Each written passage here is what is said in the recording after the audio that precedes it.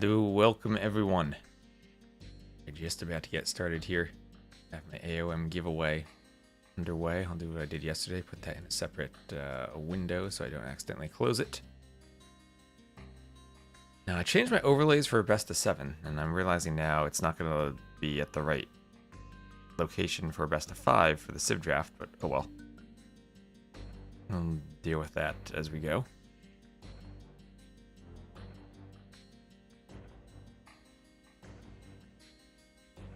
YouTube looks live.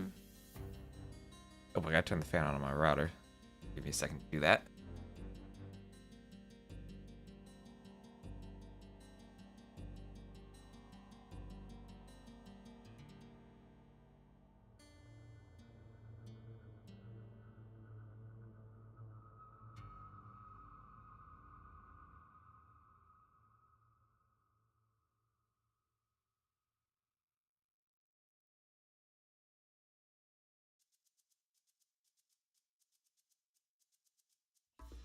Okay, the router fan is on. Super Cat Thief, thank you for the sub at tier 1. That'll count towards Partner Plus. Hello, Boy Dylan, and hello, Arbase. The T90 cast first. T90, then Doubt.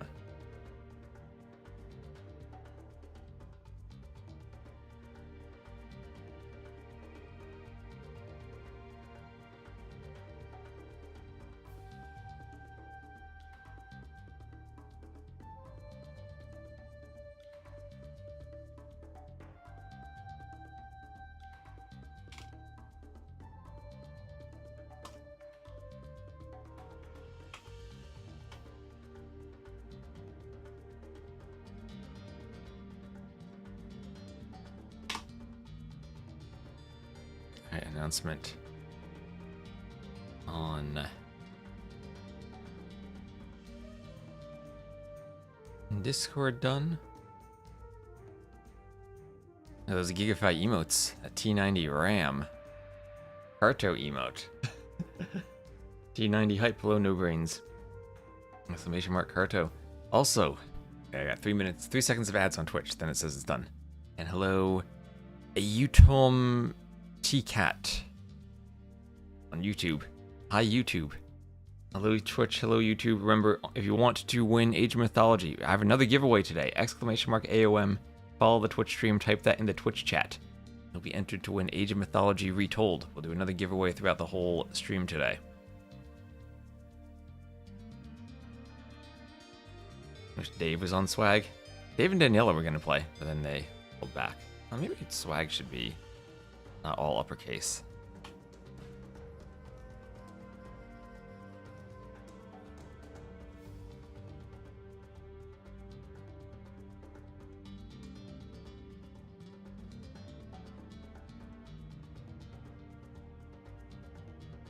The maps, wonderful.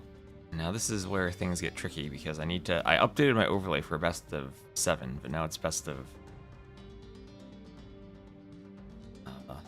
5 again. I don't know which of these Civ drafts I can use. Benny. Yeah. Got that. Bear with me for the Civ draft for a minute. I need to update my overlay to get back to the best of 5. T90 would be...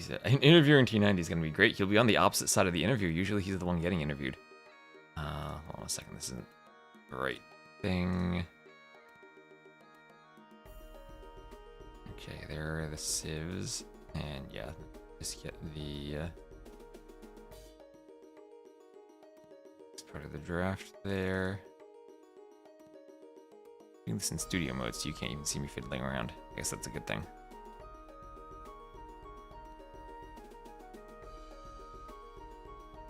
Yeah, that wasn't bad at all.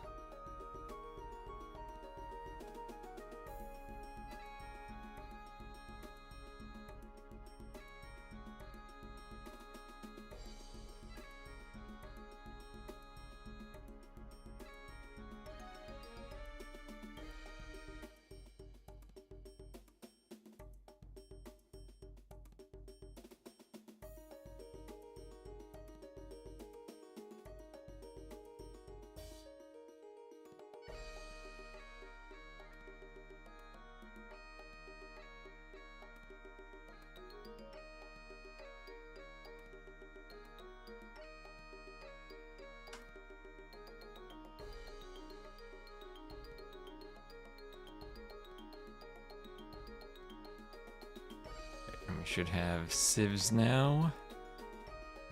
There we go, civs. Hello,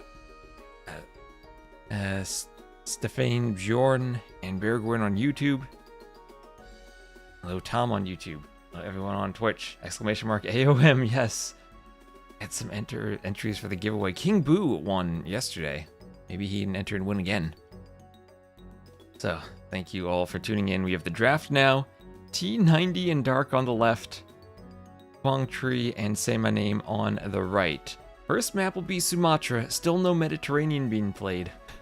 Swag! Oh man, T90 and Dark, they banned Mediterranean. Only they banned Sumatra, we could have finally played Mediterranean. They have Canberra and Black Forest as their home maps. Arabian Nomad as the home maps for VNA.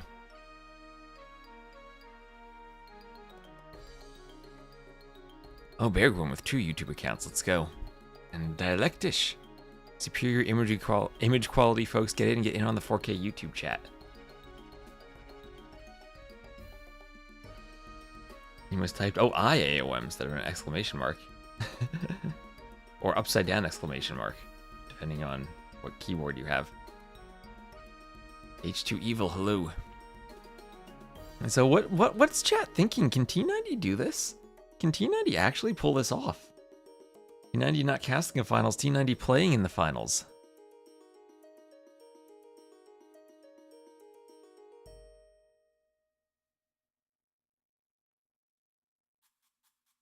And I got one more Reddit post I gotta make.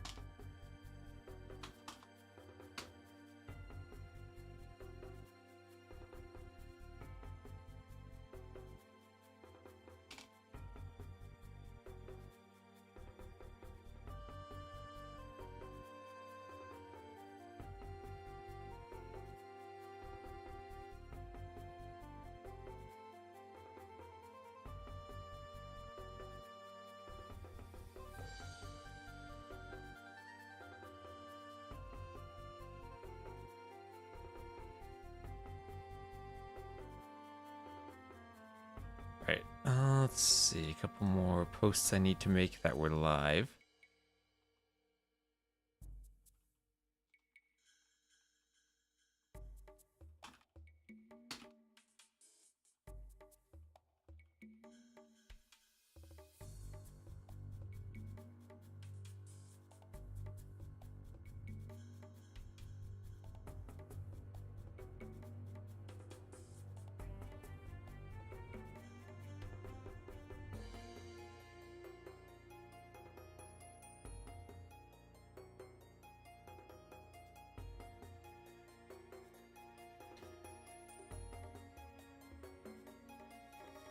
Alright, let's see. Persian's not the double first pick. That's interesting.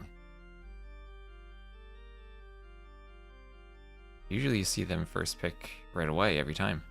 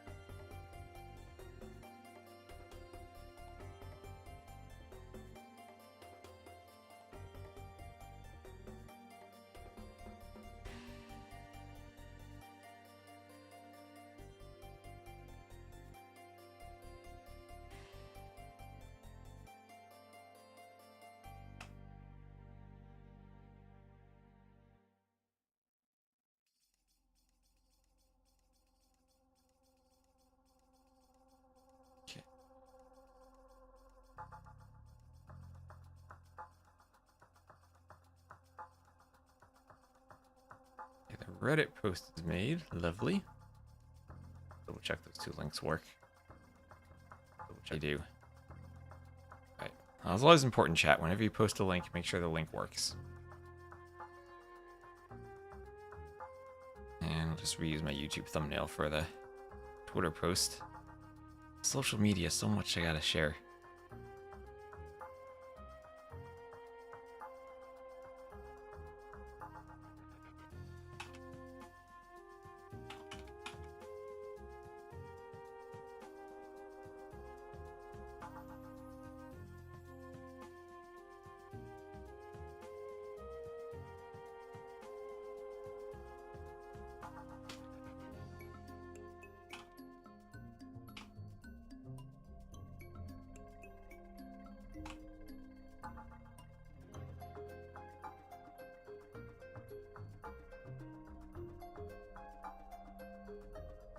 Let me spell Quang Tri's name correctly too.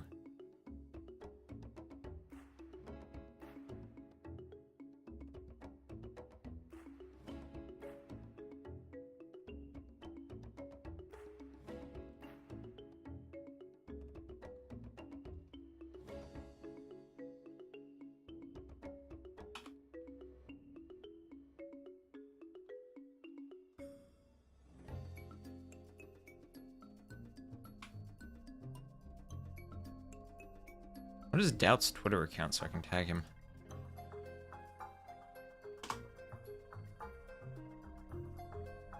GL Doubt.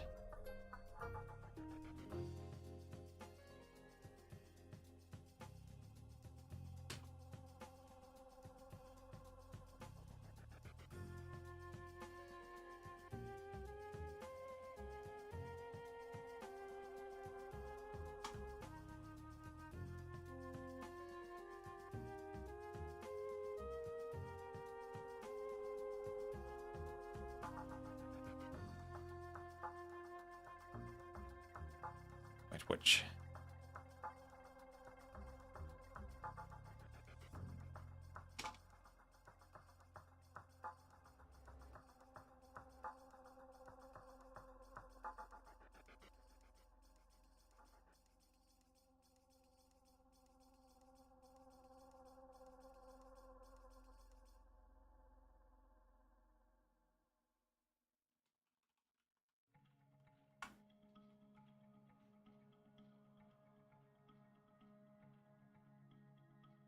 All right, chat.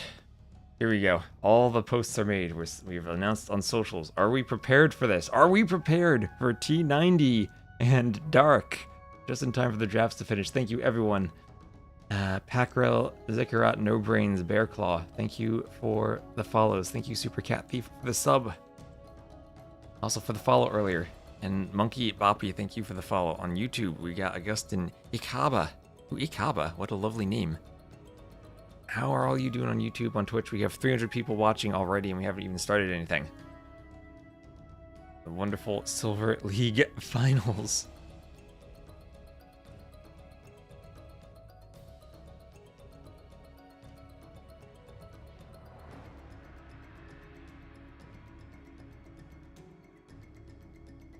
Let's update my title.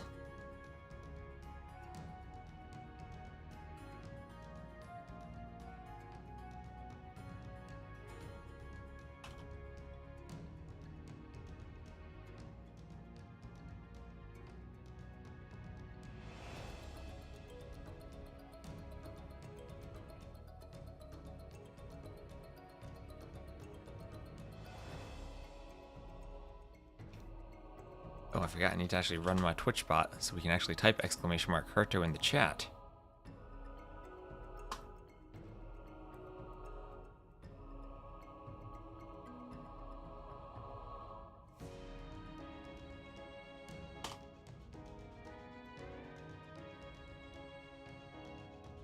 Hello, a hot cow.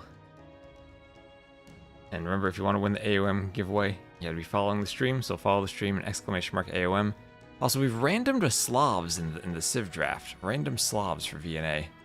Hope they're okay with that.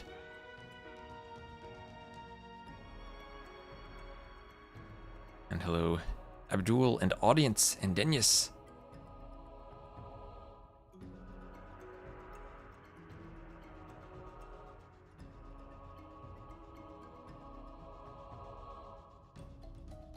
Yo comes later. You will be later. What's the prize for first and second in Silver League? Let me double check the handbook. And it will be more because people have donated. Yeah, it'll be slightly more, but right now the prize pool is $200 for second, $400 for first. 200, 400 plus a donation. So if you want to donate and help both cover the prize pool and support me for all the time I've spent on this, 50% of all donations will go towards the prize pool. And yes, as our base says, we have US, Russia, and Vietnam all playing, and we need to find a server. That's going to be difficult, but that's why we have our base here, to do difficult things.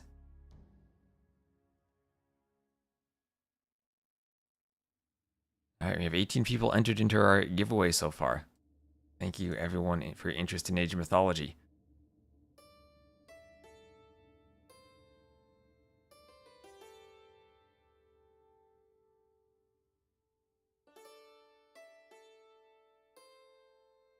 Remember, you gotta be following the stream to enter the giveaway. So I appreciate everyone who's following, everyone who's supporting. We did hit 13k followers, which is a nice boost for the channel. AOM was peak when I was a kid. AOM, the campaign was great. I wish they didn't redo the voice acting in the retold one, but you can mod in the original voice acting at least.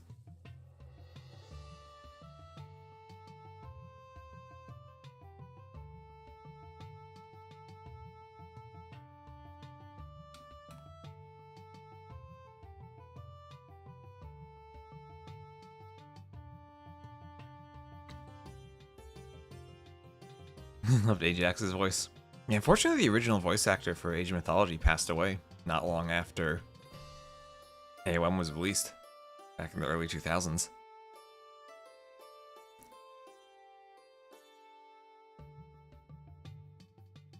Lahir is top tier. No one can match Lahir.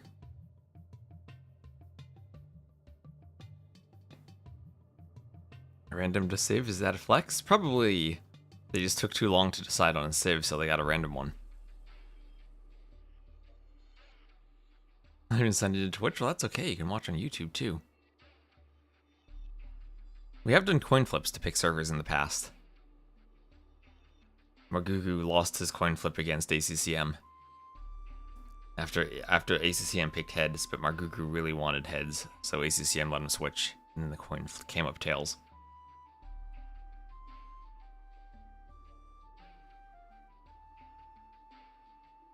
I don't know where Dark lives. Does our base know where Dark lives?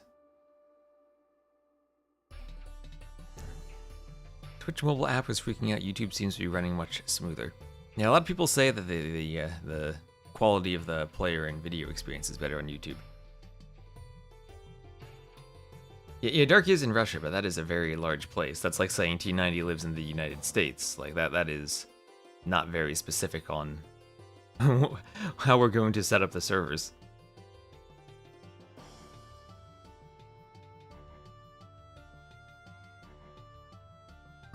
Like there's a big difference between T90 being in Florida and T90 being in Hawaii. Close-ish to Europe, judging from the ping. And Hardy, oh Hardy with the insights.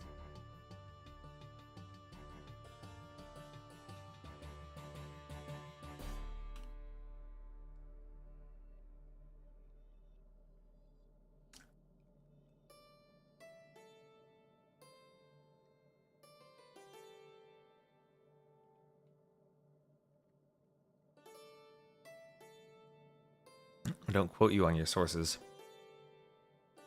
Hardy wants his sources to remain anonymous.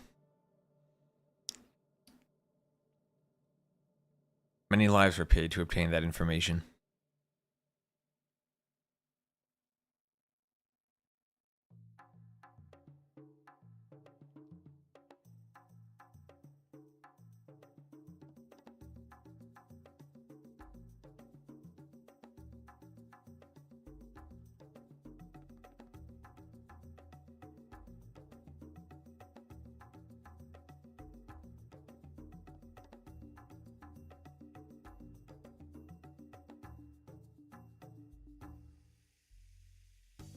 It's trust my brain that thinks it heard something like this at some point. That's the best source of any information. And thank you, we have an anonymous gift to 4 Hardy. Thanks for the gift to 4 Hardy. That puts us at 340 sub points. It would be wonderful if we could get to 400 today.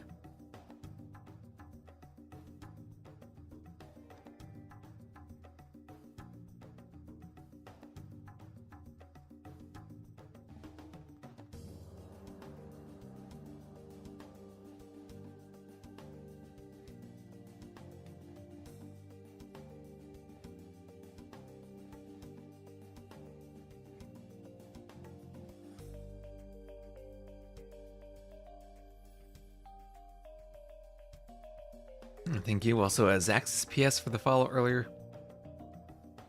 I'm getting a lot of follows during this, and I hope that this will continue being good for the stream as we move into. I guess when this is over, I'll probably cast the Medieval Masters. That'll be next week. Just like us, we had no break after Warlords. They have no break after us. I saw there were some qualifiers going on, but didn't have time for that. And we also still have the community events going on. Our base also needs to make sure everyone actually plays in their community events. I'm going to try to stream a lot of that. Pathfinder's Division is still going to be great. Oh, thank you, Korsham, for gifting out a sub. And Kuragos for the follow. And do I have my alerts on? Yes, I do. There you go. Do have the alerts.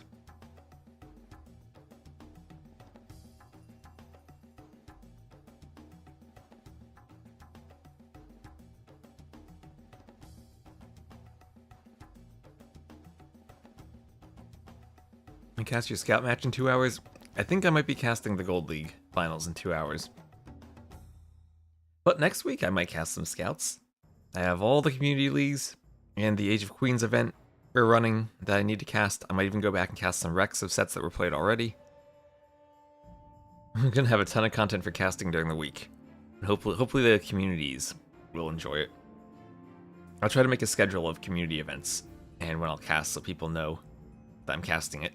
And I'll probably do that Twitch and YouTube as well. YouTube has been liking the Cartographers streams, and it's been great having the VODs there. I'll need to go back and organize the VODs and do thumbnails properly for all of them.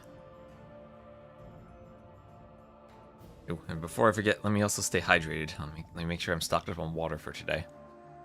As an Aussie, it's cool to see Canberra being played. Very few live there. I want to visit there, but it's our capital city.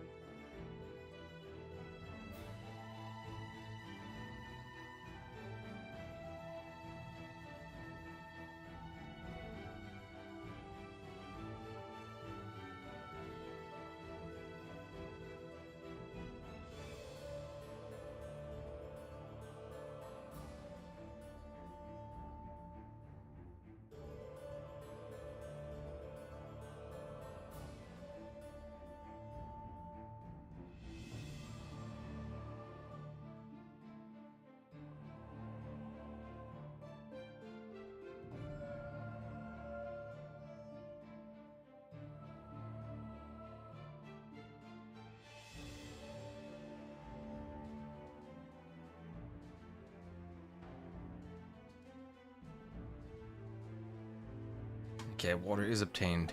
That's my opinion on AoE 3 music. I really like AoE 3 music, but it's very different than AoE 1 and AoE 2.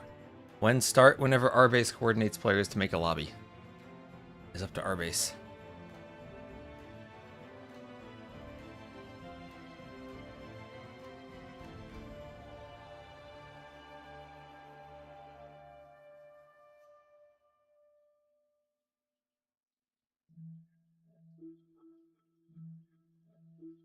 Boring piece of history. Back in the day, Sydney and Melbourne kept arguing who'd be the capital, so they created Canberra instead.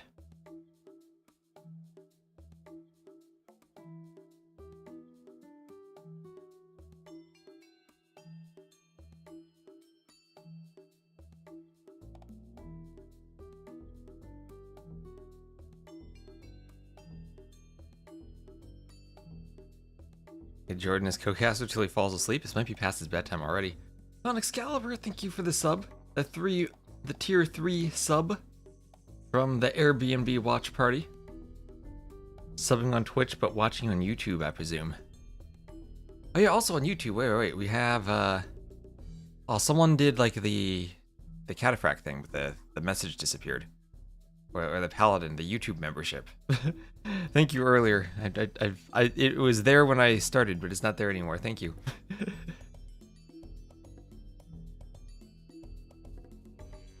And thank you, Hakuna Matata, for the follow. So, T90 in dark. Quangtree and say my name. I can't get YouTube viewers on overlay. I can, but that takes time for me to set up the overlay. That takes time. And time is not something I've had while organizing this. And hello, Adam Grib. Let's make sure. Hey, you gotta type the AOM in on the Twitch chat, Mika. As it bot's only running on Twitch. You gotta do that in Twitch chat. What encoder do I use? I have I have a 5080. I'm using the AV1 encoder. And hello, Barbara Barbaros.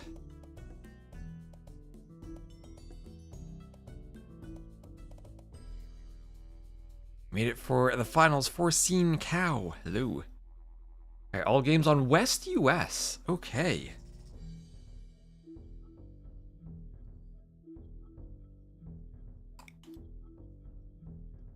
It's gotta be horrible for everyone.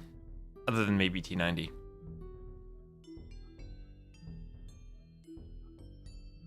Hello, Sovereign.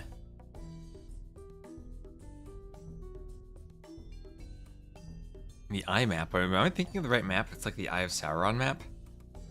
That is a very extreme map.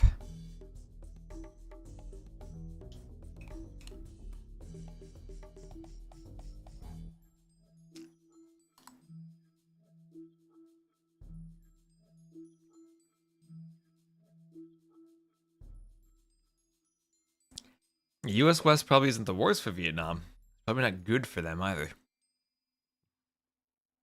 Switch to Twitch to join the giveaway. Yeah, you just need to follow and type it in the chat. You can very well watch on YouTube if you want. I'll have to do more experimentation with overlays to see how we combine the YouTube and Twitch stuff. For now, I'm just doing the Twitch because that's what I had set up before. And hello here also, hello.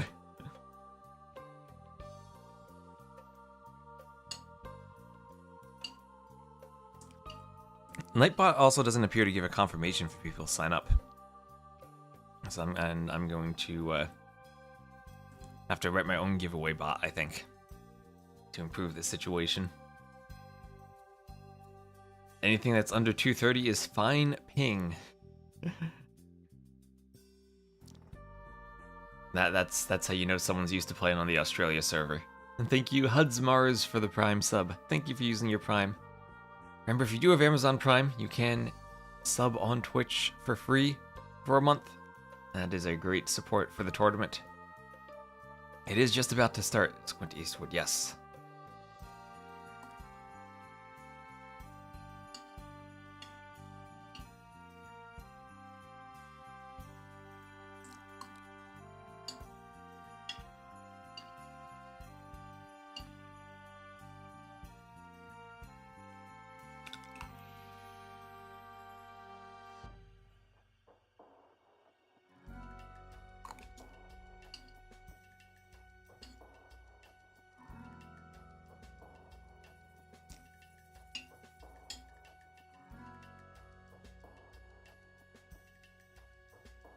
I plan on having any co-casters. Just gonna be me today. It's gonna be me. I've had so much work to do for this tournament. I've not had time to organize all the co-casting stuff. So I figure just gonna go with me, and it'll be a nice just benchmark to see how many viewers we get. And hello, Collateral. Thank you for the sub with Prime. Miss the days of all Oz NZ players always getting Brazil server for some reason.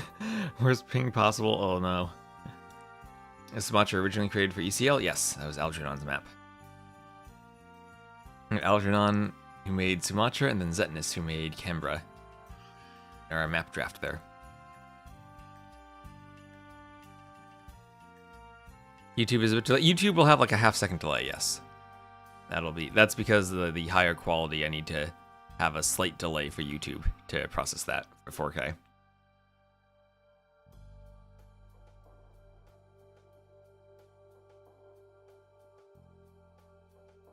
When does it start? It starts when they get in a lobby and launch the game. This is AoE 2. This is AoE 2, remember. They're in the lobby, but they need to launch. You gotta have, it's as much as it's a lot for me as a streamer, it's a lot for the players too. It's not like the days on Voobly where you had one Voobly. Voobly had a lot of windows, but it was one application. Now you gotta have the game open, you gotta have the drafts open, you gotta have the spectator dashboard open to find the lobby. You gotta have your Discord open for your voice calls. It's a lot of things and buttons to press. So, Quantry actually the highest elo at the moment, 2613, higher than Dark. Say My Name and T90 both around 2K3, but I'd imagine if Say My Name played, he'd probably be a bit more consistently, he'd probably be higher than 2K3. He's and especially at team games, he's gonna be probably playing better than that level.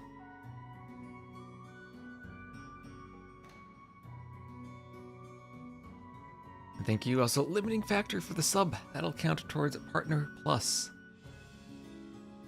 Thank you all very, very much. Don't forget about Capture Age. I need Capture Age. My best of 5 for finals and best of 7 for... The Silver League is all best of 5. Silver League is all best of 5. The Gold League finals will be best of 9. The Gold League goes longer. The Silver League stays at best of 5. And this was intended to be like the warm-up for the finals instead of doing a third place match. But it ended up being maybe even more interesting because of T90's there. For the members, we have Swag is Dark in T90, VNA is Say My Name and Quangtree. You know, 3, 2, and 5, 4 from the sets. I will be exhausted, but I will hope for that.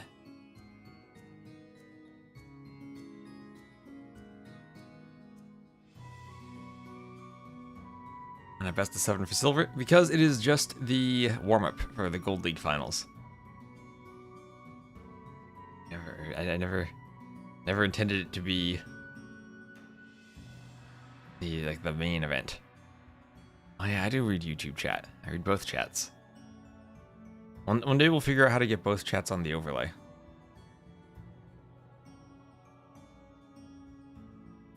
Yeah, T90 is the opening act for Doubt. Exactly. It's like if you go to a restaurant and you pay more for the appetizer than you do for the main course, then you know either inflation is really bad or the pricing's messed up.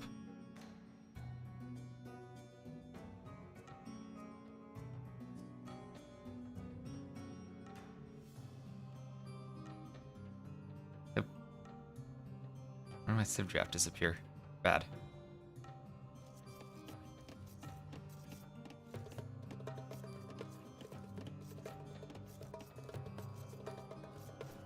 Let me just adjust my overlay real quick in front of everyone. Oh no. Overlay. What is going on? No. No, bad. I just wanted to get the thing off of the top of the overlay. There we go. I noticed there were names there. What is that? One day I'm going to learn how OBS does overlays. It's so annoying to adjust. Browser sources.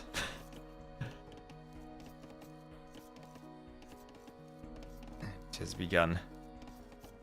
Okay, Capture Age. Here we are. And it is T90 time. Let's go.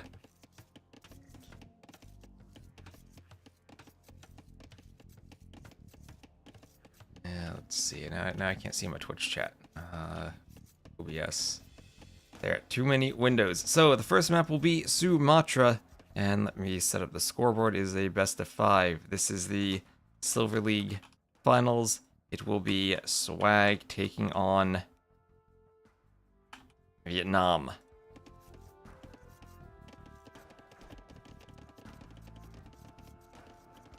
Why does VNA have a random civ drafted? Because they didn't draft in time where they clicked random. I don't know. You'll have to ask them why they randomed the civ. They ran out of time and they got random Slavs. So we will have Dark as the Hindustanis on the land and T90 as the Vikings on the water. Last time we had a set, T90 displayed some excellent galley micro, and he'll look to repeat that today as he's against Semanim, playing as the Armenians. Semanim, also known as VNS Yellow, playing in the yellow color. And then we'll have Quang Tri or Hope on the mainland, playing as the red Japanese. The game will determine if T90 retires as a pro caster and evolves into a pro player. It will. So, Sumatra, we've seen a lot of different teams come up with different landing strategies. We've seen a couple of either men-at-arms pushes or scouts rushes that end up on the islands, maybe some archers. For the most part, it's just been straight galleys. And you do need to make sure if you're on the land that you're protecting your gold. But if you do go for a landing, you could disrupt the early gold eco or wood eco of the water player and set them behind on water. So T90's docks are forward. Both gold spawns are awful. Well, this gold's usually forward. This gold's pretty good. And hello, Ray watching from the watch party. Ray with his own emotes. Oh, look at that rock. It's so close to the dock. I don't even know if you can sail between the dock and the rock. Wait, we have a pause. Why do we have a pause? We need a sec for T90. Alright, T90 needs a second.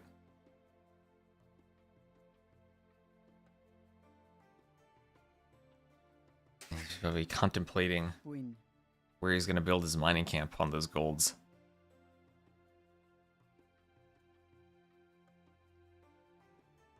Getting a ping. T90 asked about his gold. Yeah, it's not a re.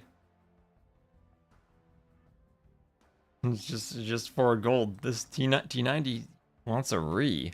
For this? This is a perfectly fine gold. It's not bugged at all, it's just forward. He's forward gold. Our base is never gonna admin another T90 event again.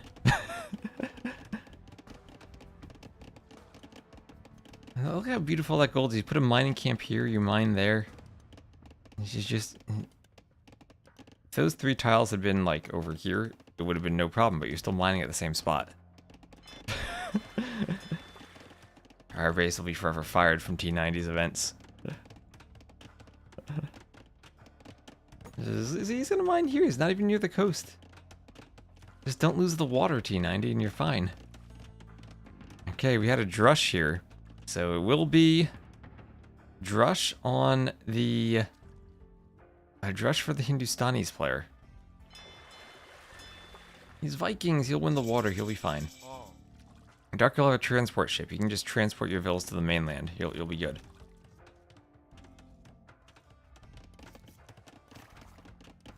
So we'll have Quang Tri did not scout the dock, did not scout the barracks. He's just scouting around the mainland. He might know something's up if he makes a circle and doesn't see a barracks.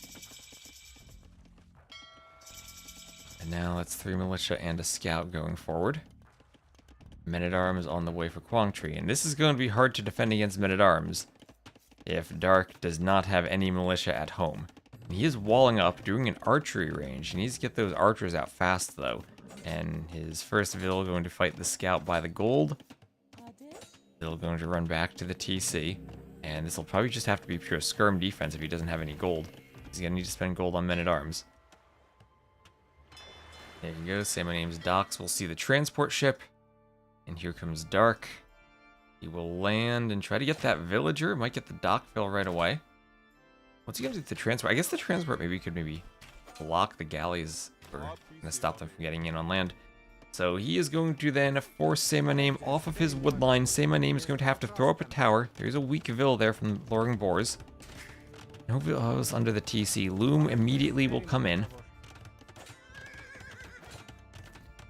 And that one tower in the mule cart's going to have to do a lot of work for keeping Say My Name safe. And honestly, at this point, you've forced the tower, you've done the damage, killed the scout. It's tricky to do anything else because that tower is there. What if you just transported your men-at-arms back to the mainland and then tried to hit Quang Tri? Anyway, Dark going to be off of his gold. Has to send some skirms around the range over to the other side.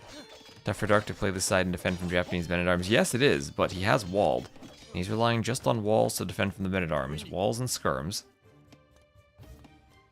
Yeah, like right now, with that tower, the men-at-arms can't really hit anything else. Why not just go back to the mainland? Where's his transport? Transport has been weakened a bit. But T90 should win the water now. I mean, Say My Name needing to do a tower, needing to run his eco all around and react to this. I still feel like Dark could just bring the men-at-arms back. Like they've gone on their island vacation. Now they can come back home. Destroy a house? Well, that's annoying to the water player. Losing your houses always affects your build, but I think Say My Name's already going to react to that by adding one more. I think it's the uptiming that should be better. So one tower, it's not all that expensive, I guess, because you already have the stone. But I guess what really hurts is when this wood line runs out. If those men-at-arms don't come back and they stay on the island, then all of a sudden that... Ooh, I don't like losing the scout there. Then all of a sudden those Vils have to move to another wood line, and then what happens? Blacksmith may be slightly delayed. On the water, T90 has 11 galleys. He's fighting over here, and Dark did manage to run the fishing ships as the galleys come in. There's still a skirm and men-at-arms war going on in Dark's base. Dark takes out a skirm but loses one of his own. Spear bit out of position for the scout. T90 picking off all of Quang Tri's fishing ships. Dark still trying to defend with that spear. More skirms coming forward for Quang Tri. Now gold being collected from Dark, finally on the gold again. He will get some hits on that scout. The villager is going to have to fight back against men-at-arms, but it's Japanese men-at-arms. One man-at-arms goes down, a second one also goes down. That will make it back to the TC successfully. Skirms are here. Up, another Vil goes down. The skirms are defending still. On the other side, men-at-arms still destroying more houses. Looks like a couple of men-at-arms did go down to the TC, though. Dark ran into the TC. Unless they're somewhere else on the island that I'm not seeing. Nope, he had to run into the TC. While he was microing at home, so hard to micro in two spots, and now the skirms are going to be taken out and defended. And Dark right now is defending this. Right now, Vietnam up by a few villagers. 4 fishing ships still left for Say My Name, but they are not going to be working efficiently, as it's 16 galleys to 9 in favor of T90. And T90 should be winning the water, and should have a nice uptiming with all the disruption that had been caused on Say My Name's island. Say My Name doesn't even have fletching yet. Dark loses a fishing ship. Galley's going down. This is really messy. Yep, the blue and red are on land, yellow and green are on water. I kept the blue player on the land and the green player on the water. I figured that's easiest to see on the mini-map.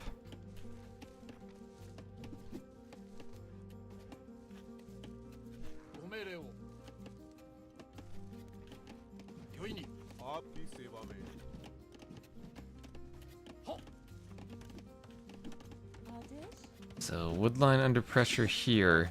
More men-at-arms from Quang Tri. Alright, so he's taking advantage of being the Japanese, adding in those men-at-arms.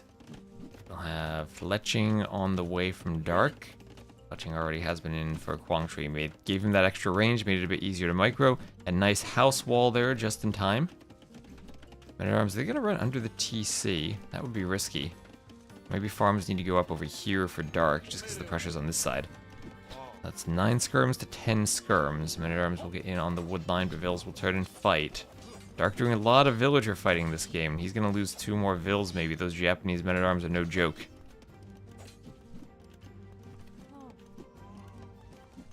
Not at all. And there is a scout. So scout transition. TC will take out that man-at-arms. Scout transition for Dark. As the scout comes out on the water, or scout comes out on the land to fight the skirms. On the water, it'll be T90 and Say My Name still fighting. T90 up by 2 galleys. This fight, he's equal in numbers, though. Yeah, T90 up, though. T90 up, and he's going to have a smooth castle age time. Say My Name's been running his fish around. T90 has 8 fishing ships. And once he gets up, he'll be the Vikings. He'll pump war galleys, and maybe even have a chance to go for longboats if he wants. A couple of scouts now coming in on the skirms. So scout skirm versus scout men-at-arms. Archers now being added in for Quang Tri. Scouts going for the men-at-arms. Not really the unit you want to be fighting with the scouts. They will go down. Skirm's going to focus on the archers now. But Dark has lost all of his skirms. Dark has lost the skirms. And right now, Dark needs a second archery range for more skirms. But he also might need a tower at some point. He's mostly walled. This has been such a struggle for him to defend against those men-at-arms when his men-at-arms are forward on the island. Trying to give T90 the advantage on the water, and Say My Name still has not clicked up. So it's T90 up to the castle age. And this is going to have to be a T90 carry if this team wins, because Dark is falling behind on land, and there are red dots hoovering all around his base, while Quang Tri has not been harassed at all. I had to nerf T90 by settling him with Dark. More scouts for Dark. Going to have double range skirm production. He's just going to try to hold on to this as much as he can. Dark's selling stone for gold. Not going to have a tower then. Might have to delete that house he just built to run the vills from the wood line. So that's a scary feudal age army from Quang Tri. As Quang Tri and Say My Name both go up, but T90 up, he's doing war galley right now. He's gonna be able to camp these docks and completely win the water. He should be able to win it. Needs to find these galleys from Say My Name. Make sure he doesn't lose vills on the wood line. But he has a nice advantage on the water. His team has the score lead, but they're winning water but losing land. Scouts going for the man-at-arms. Pick him off by himself. Mobility of the scouts being useful. They'll pick off a skirm too. Skirm will try to run back. Nope, they won't go for him. He's a bit too close to his army. More walling from Dark. Ballistics for T90. And when you're the Vikings, you always have to wonder, how do you actually transition to the land? And what are you going to do on land? Good infantry civ, but the Japanese probably a bit better than that. Samurai to counter berserks.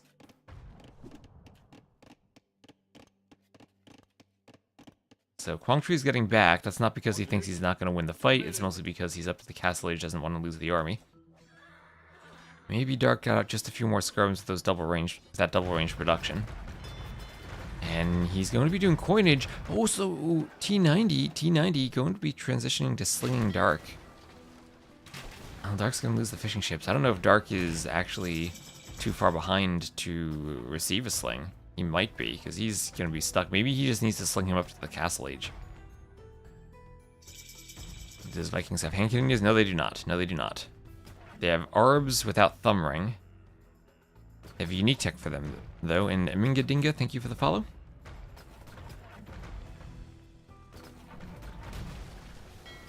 Galley's going down.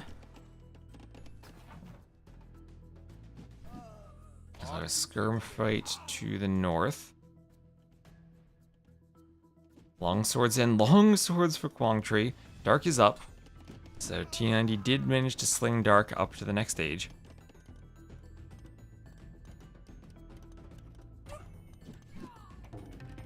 It goes down though. And Dark still doesn't have a tower. He will be potentially losing vills on that gold as elite skirms come in. T90 still fighting Say My Name on the water. Importantly though, he did not let Say My Name land. So Say My Name is trapped on his island. War galleys out still. And T90 with a huge score lead from winning the water. But now Dark just gonna go triple range skirms, try to get to elite skirm on land. And if you can get to elite skirm while killing the men-at-arms or killing the longswords, you might be okay. I mean, longswords do not have much pierce armor. They need gambesons and both their blacksmith upgrades even to fight elite skirm. Should transition to expo like Cav to counter skirm longswords. I think if he has enough skirms, he'll be okay. The problem right now, light cav are really expensive for him. Light cav are 80 food. Skirms are much easier to pump out from 3 ranges, and also will be decent against the longswords. Right now, he's still walled, trying to do a castle. Maybe he's thinking Gulam, but then Samurai should counter that. Maybe he's just thinking, should show the eco panel. Just thinking towers. Maybe he's just thinking do anything he can to hold on. Stone wall. Wait for T90 to get a boom. T90 with another TC. On the water, T90 still fighting. Those extra Armenian arrows look so small compared to the the bolts that they shoot. But 1 damage is still 1 damage over time. 29 to 19. T90 needs to just engage that. He needs to bring the rest of his galleys forward and just take a fight. Same name trying to micro with some fancy dodges on the water. And T90 coming forward. Same name trying to win the fight. T90 doing some dodges too. T90 might need to get back. He's investing into some of his own eco, but Dark is still trying to find the light. He cannot do anything against all those long swords. He can get all the skirms he can, but now the Pierce Armor is there. He has Bodkin, he has Elite Skirm. He's almost fighting. He's fighting long swords with Vils. That is not good. That is not good at all. Say my name and Quang Tri take the score lead now. And I don't know if T90 can do anything to help. He's still fighting on the water, but kind of even on the water. Dark needed to fully wall up. Well, that's the thing. The men-at-arms came in so fast, he wasn't able fully to wall up. He's been fighting this whole time. Maybe he needed to just go to stone and get towers.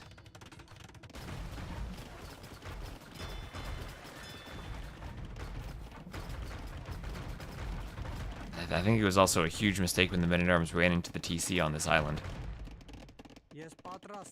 Because then you're just losing a lot of value. So, 62 Vils to 19. Dark has 19 villagers. Dark's just gonna hold on and hope that maybe, just maybe, T90 can boom and then carry on land. If T90 can stay with a lead on water, and then get to, like, fast imp Arb, maybe there's something he could do. It feels like his water lead isn't even that much anymore. That's the tricky thing about these galley maps. As long as you're running your galleys and not fighting, you can make up for a difference in castle time. Longboats are useless versus galleys. I don't know if they're useless, but they're usually galley versus galley is, you see the Viking players still going galleys because they have that discount. So not only is galley versus galley probably, I don't even know if, like, 1v1 the longboat might still win, but cost effectiveness, the galleys are so much better for the Vikings.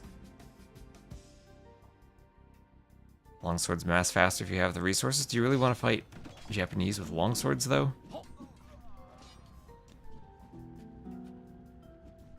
Armenians do have the better galleys because they shoot the extra arrow, but Vikings being much cheaper usually give them an advantage. Oh, longbows mass foe. Longbows? No one's making longbows, boy. Dylan's no Britons in this game. I mean, longboats mass faster, I think. And Ducks, thank you for using your Prime sub.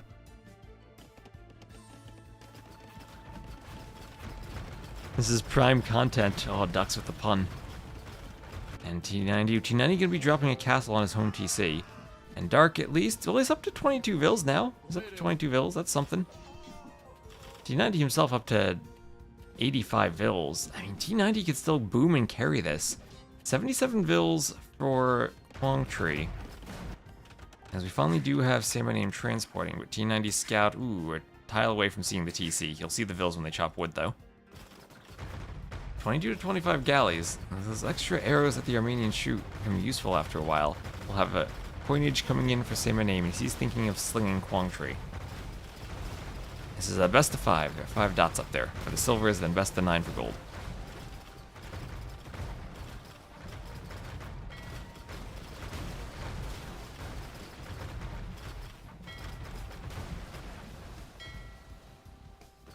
And Sam and Aim starting to take an advantage in the galley numbers. 20 to 12 now. There are dozens of us, almost. There are just over 2 dozen vills. And Sam and Aim slinging Kwang Tree using the market. He's about to go Imp. How is T90 on his Imp timing? This game is all down to T90 now.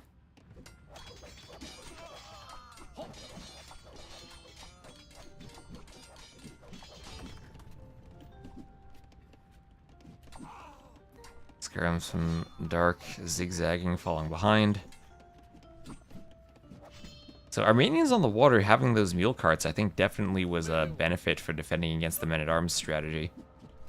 It was so easy for Sam and Aim to put all of his eco right underneath that tower at the start that the men-at-arms didn't really do much damage.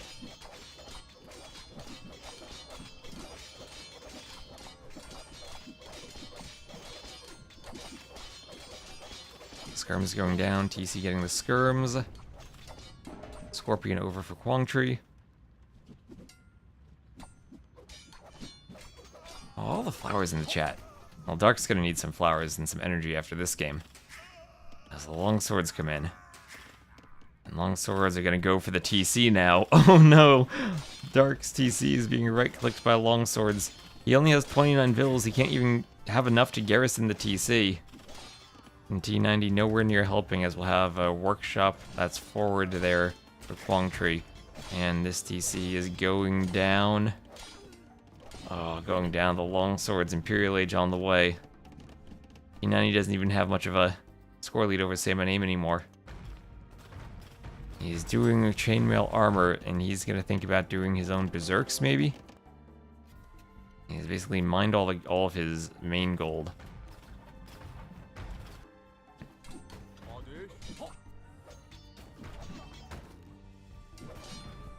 Skirms going back and forth in this fight.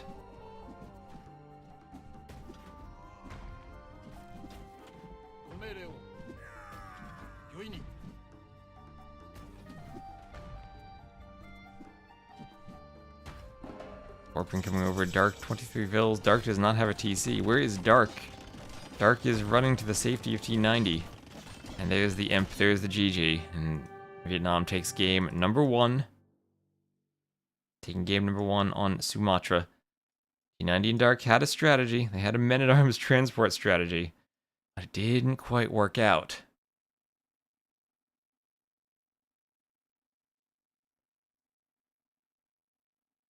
T90 was not building towers by Dark. And thank you, Moin, for the sub. I feel like the overall strategy would have been better against a civ other than Armenians. Like, if this were Dravidians here, and like right at the start, Sam and Aim was able to put all of the mule carts right underneath this one tower, and all of the economy was safe. One tower defended the gold, defended the wood line, and even gave him access to mining some stone because of the mule cart, and the vills could long distance mine that for other towers. If this were another civ, like say Dravidians on water, or even like a mirrored Vikings on water, then the men-at-arms can probably do more damage as one tower, maybe defends a wood line, but it's hard to defend so many different resources with one tower if you need to move the drop sites around. And then if you need to rebuild drop sites instead of moving mule carts back and forth, you're spending more resources. So, in some sense, now that I see this, Armenians might be the best civ for defending the men-at-arms landing. And I think the problem was just that the men-at-arms didn't do the damage that they wanted, because it gave T90 an advantage on the water. But it wasn't a big enough advantage where he was able completely to take Sam and Aim out of the game. And at that point, Dark, without men-at-arms, needing to defend against men-at-arms, put himself pretty far behind on land. With how quick the aggression came in, he wasn't able to get himself as walled as he wanted. It wasn't on the gold like he wanted. And when he goes for scouts, the thing is, Sam and Aim still was running forward and sniping off fishing ships, so it's not like he has a huge food eco for scouts. The advantage would have been, this team keeps all their fish alive, T90 snipes the fish and wins the water, and then maybe Dark can make up for the men-at-arms by having the food eco. But Sam and Aim was running around hitting the fish well enough that Kwang Tree still had the better eco to go up much faster. I mean, Dark still had 95 kills. He did a great job of defending. And then by the end, this KD represents what happened at the end after T90 was slinging and moving to the mainland of Boom. Yeah, he did have by far the biggest deco, but Dark was idled so much by all those skirms. Skirmisher, the best unit in the game. Yeah, right, and Slinging Dark also has an impact on T90 going up to Castle 2.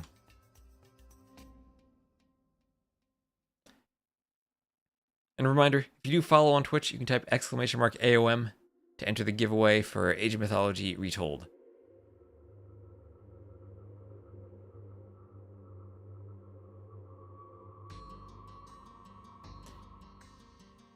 We reached a point in balance where eating TCs with longswords is a valid strat at a high level. Amazing. Yes, we have. Yes, we have. The spectator dashboard is temporarily offline. I'll need Arbase to send me a lobby code then, if I need to spectate. Oh no, temporarily offline spectator dashboard. The worst time this could happen.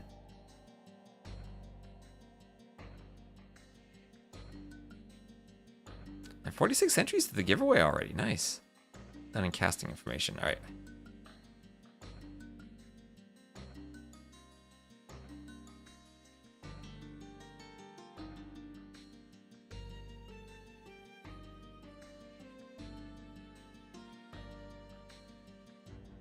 All right.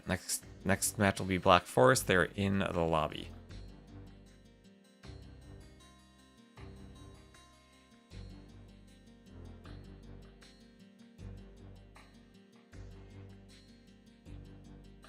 Tito's got the code. Nice.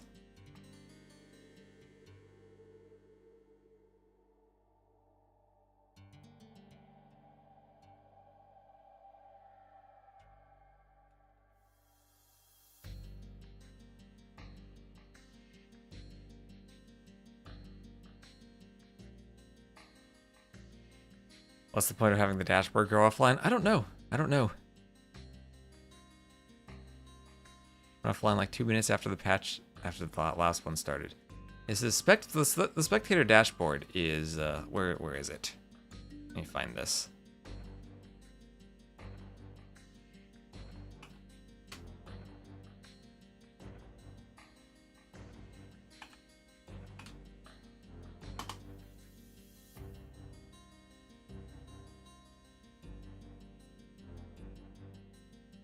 Let me show you what the spectator dashboard is. This is... The spectator dashboard is how we find the games that we join. And... I need to update my scoreboard. The spectator dashboard is basically right here. You see, this over here is Microsoft spending $500,000 on tournaments in the next 12 months of the tournament calendar. And this right here is the spectator dashboard and everyone's ability to actually watch the games from that investment. This is what the spectator dashboard is. Thank you. Let's see, Old Xavier and Xeno Architect for the subs. Thank you, Leah Mao 94 for the follow. This is Happy Leaves has a big responsibility, and Microsoft should probably be taking some of that money and just giving it to Happy Leaves, because this dashboard is what we all use. Anyway, this does give me an opportunity to update my scoreboard. You trust the Nebraska people? I don't even know where Happy Leaves is. I know he's in the U.S. Maybe it's Nebraska. So there's VNA taking a 1-0 lead. If you look at the maps, they did win Sumatra. And what was that, Civs? There's Armenians. And Japanese over Vikings. And Hindustanis. So I guess the good news is Vikings and Hindustanis were very low on the draft. So in terms of civs, VNA definitely used more of their civ draft potential there.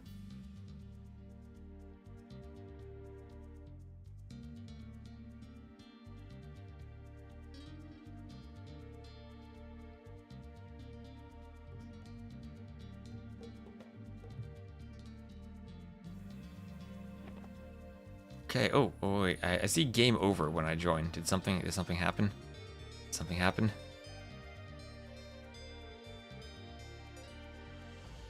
I need another spectating code. I joined it and it said game over.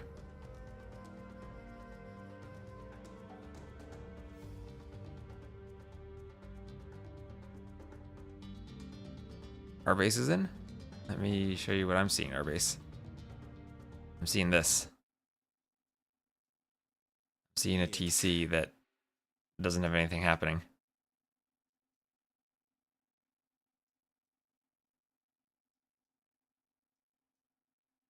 This isn't what I'm supposed to be seeing, is it, our base?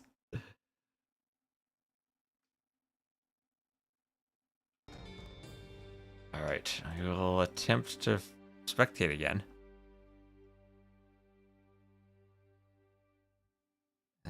Our base, you said you're in. Is this another lobby code I gotta use? Hold on. We're gonna figure this out. To attempt this again.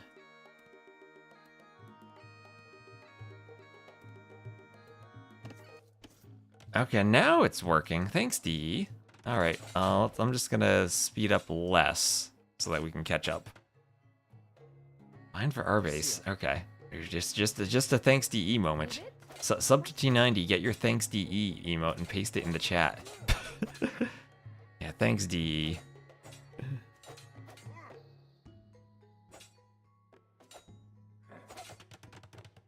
And forward wall from Dark. So T90 and Say My Name, they have more of a Swiss cheese map, and they have quite a few wolves here and there. So Say My Name going to be bringing 2 boars. And also being forward with a couple of ills. T90 is the Mongols. Mongols in Malay. Unfortunately, the Mongol player is the one with the pond against Turks and Teutons. So I think I probably prefer Mongols out of all the civs here, but Turks still can be pretty good against them. And Say My Name is forward. What is Say My Name going to do with these vills? What is Say My Name doing with these vills? He's on the lumber camp of T90. T90 has to turn and fight. T90 has to be careful of his pigs too. And Dark is stealing 3 boar. Dark is trying to steal 3 boar. Well, he has them walled off. Dark, finish the wall, finish the wall. Don't let the boars run back. Dark, what do you don't know? They're running back. Dark, your boar, you were stealing them. You could have walled them off. Oh no. Dark, disaster. Oh no, he loses the scout too. Absolute disaster. Dark, they ran past your villagers. You could have shot them at any point. He was luring a boar at home at the same time. Oh, Dark's gonna need T90 to carry him this game. T90's taking a boar. His team does have the score lead. And Dark did get a very forward wall at least, and he is bringing in 1 of those boar. He's okay, he's okay. If the Vil makes it, he's okay. Uphill hit. Okay, she has 18 hit points. Loom. Dark lost a Vil. Oh wait, Dark lost a Vil? Dark did lose a Vil. Dark! Lost the scout, lost the Vil. At least he got the pigs in. Not MVL confirmed. Dark. Oh, you know what? He has 3 boar down here. Okay, let's see if he can do it successfully. As we do have a successful boar lore over there from Quang Tree. And 1, 2... Okay. Oh, wait. Where's that boar going? Hello. And 3. And I'll bring them in.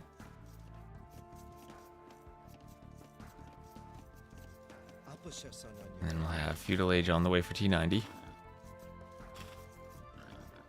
The T90 up to Feudal fast as the Mongols. And Dark will get 3 boars. Okay, Dark. Okay, so he all in all, he lost a Vil, but he stole a boar. And he lured in his boar successfully. And he has a forward wall. So I don't think that's the worst Dark Age for Dark. Sneak Vil from Say My Name. Say My Name has been forward with Vils his entire time. So, T90 knows this. He should know this. He should be aware of it. Very aware, and also the fact that he's not wall off. Also the fact this is not walled off. Like this is a very open map. This might even just be pure scouts play from T90, honestly. Oh, both of them docking the pond. Both of them going for docks. Interesting. Only 1 dock here from Quang Tree. So T90 with the militia. Say My Name, though, still with the sneaky Vils. And T90 will see that the deer are dead. Right, so he's just going to see that in the fog of war. So he was very well aware that there was a ford. And he should not be surprised by this at all. I mean, don't type the T90 blind emotes. He's not blind. He knows this. He knows this. He saw the Vills down here on the wood line. He knows that they're here. I mean, honestly, a stable for some scouts just to find this could be nice. And then with how open the map is, he can just go forward. Let's see. We caught up to real time. We got caught up to real time. Okay. The spectating issues have resolved. And hello, a funky tree on Twitch. Yeah, so laming the deer when you're forward sneaking can actually be a bad thing because your opponent sees the deer in the fog of war. That's one of the things you actually want to avoid, walking near deer, because you can scare them and they can notice your opponent can notice that the deer is scared. The deer remain visible in the fog. So it will be a tower from Dark. Defensive tower responded from Kwang Tree. 3 yellow spawned with a barracks in my forest. The barracks in an archery range. T90 doing a range himself, going for archers. Going forward, stone walls from Say My Name. And T90, you have to know this is here. This is the most obvious forward ever. You know that you're not fully walled. Dark just going to wall now. You can't play assuming that you're not gonna have archers in your base. I mean, this is even like Tower of the Gold situation. Oh, T90, you gotta notice this. There's the blacksmith, archers on the way. I guess the one thing he doesn't want is crossbows. Oh, T90 has a sneak Vil too. What's that Vil doing over there? He was trying to lame. Say My Name still has a boar he hasn't taken. I mean, if T90 notices this, I'd still think his team is in the better spot. So scout, ooh, almost trapped.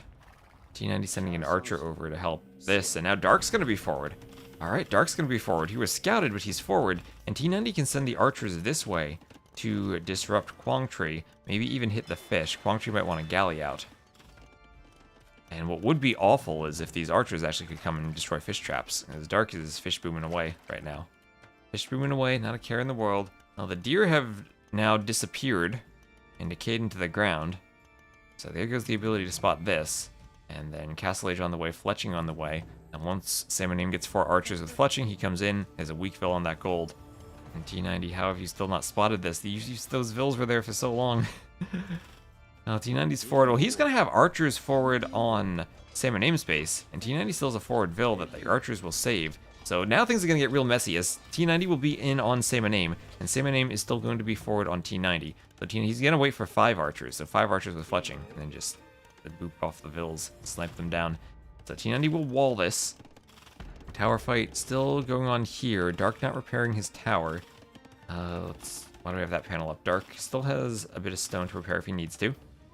Alright, T90 gonna break in with the men-at-arms. At the same time, the archers come forward. This Vil walls herself. She's safe. Say My Name's gonna wall up. Wall everything to keep the archers out. Let's have that forward stone. And here come the archers now on T90. And T90, you have to notice this. The Vils are there. T90. It's here. And he notices and he runs. He runs the Vils. Might lose 1 because it's weak. Nope, he's okay. And he's going to wall up behind this. Won't have the gold, but still could tower that. And he's going to need galleys. And he's going to need galleys right now. Double galleys from Dark right away. Oh, and T90's going to wall the Vils in. He's going to wall the Vils in, and he's trapped the sneak Vils now. They're going for a dock, but they're trapped. And the galley should pop out in time.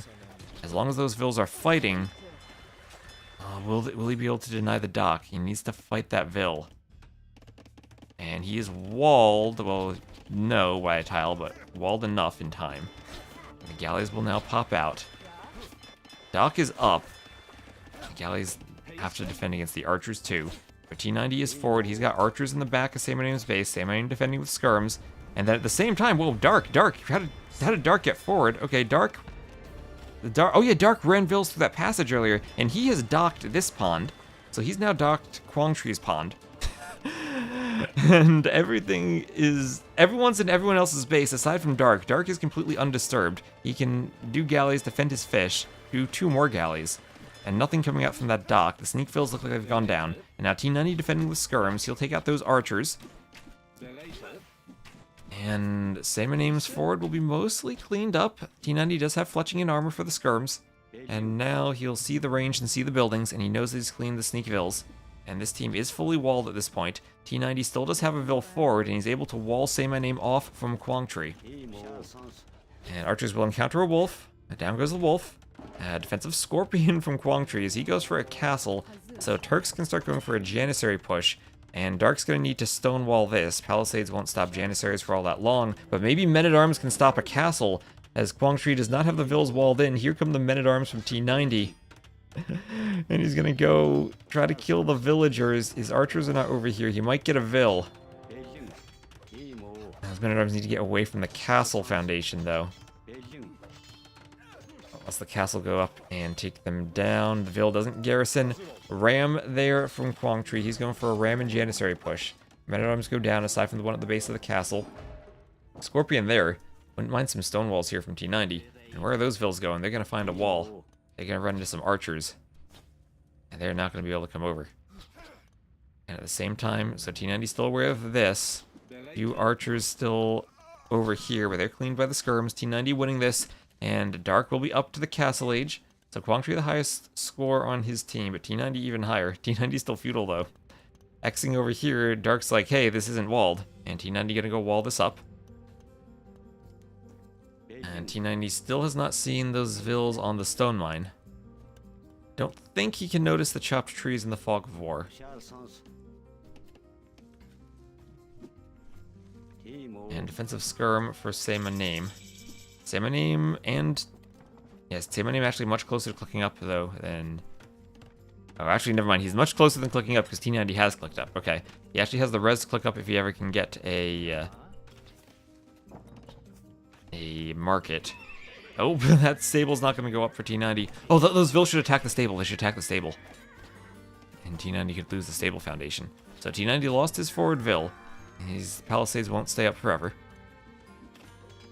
And now it's Janissary time here from Quangtree as he pushes forward, and Dark might just need more layers of stone wall or a castle. But forward castle there against the Turks could be risky. Maybe not though when you're the Malay, and you might still get the faster uptiming. As Dark has a really nice fish boom here. 15 fish traps. This game is absolutely crazy. So tower on the goal to protect it from these docks. Tower will destroy the fire galley. And Dark still has sneak Vils here. These Vils never were cleaned. Dark literally could do a castle here, go up, and then just spam karambits. Not even go up, just do a castle and spam karambits. He could do 2 stables and spam Malay elephants. So castle to hold this. Gill net's on the way for Dark. Brackets are, if you scroll beneath the Twitch stream, you can see the brackets. I've linked them there.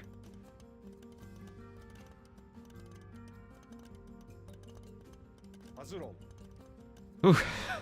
Alright, castle on the way for Say My Name. He's the final one to go up. And some skirms in the range. So we'll have 12 houses over here. Yeah, Say My Name not getting the fish. I mean, this team has both ponds now. This team has both ponds. I mean, you also open up the possibility for Malay cannon galleons in this pond. Those Vils are walled. They need to stay walled. You want to keep the sneak Vil alive back here. Not want to lose that Vil. Enough HP there. Janissary even targeting the full HP one. Bring a house in the back. 1, 2, 3 TCs for T90. Still, he's cleaned this with the skirms. Has to be extra careful in case anything comes out of here, but it will be heavy plow and wheelbarrow for T90. Investing into some economy right now. As the Janissary push is continuing, and this will be a team fat slob as Dark and T90 both go to wall this up and make sure that the Janissary push stays away. They cannot not let this in, but Imperial Age on the way for Dark. And what does he do when he gets... What wins between a galley and a Janissary? And galley has so much HP. So Sneakville's still here. I'm imagining Thalassocracy coming in for the Harbor Dock, and the Harbor Dock kills the Janissary on that pond. So Dark had gone for the gate, but the gates are the weak spots in your walls usually. Now, what happens if you're the Malay? You just end up running Karambits into Janissaries. That probably dies. What could happen though is T90, he'll do a defensive castle himself, and he should get out some Mangudai And since this is the gunpowder push and not the cav archer push from the Turks, Mangudai will be very effective at stopping this. He just needs to bide his time and get his numbers and hope that Samanim can't come forward in the meanwhile. If Karambits can kill anything, they cannot kill elite cataphracts backed by Jaguar warriors and hand cannoneers and Teutonic knights. Unless you do indeed have infinite Karambits. But even then, maybe some monks for healing in the back, infinite Karambits wouldn't work. So elite skirm from Samanim, and T90 never cleaned up those buildings, so he will have to deal now with elite skirms, but at least their fishes wall off. And now, as he wants to amass Mangudai, he has to worry about the skirms. He'll need a defensive scorpion to come back. And there we have a forward university from Dark.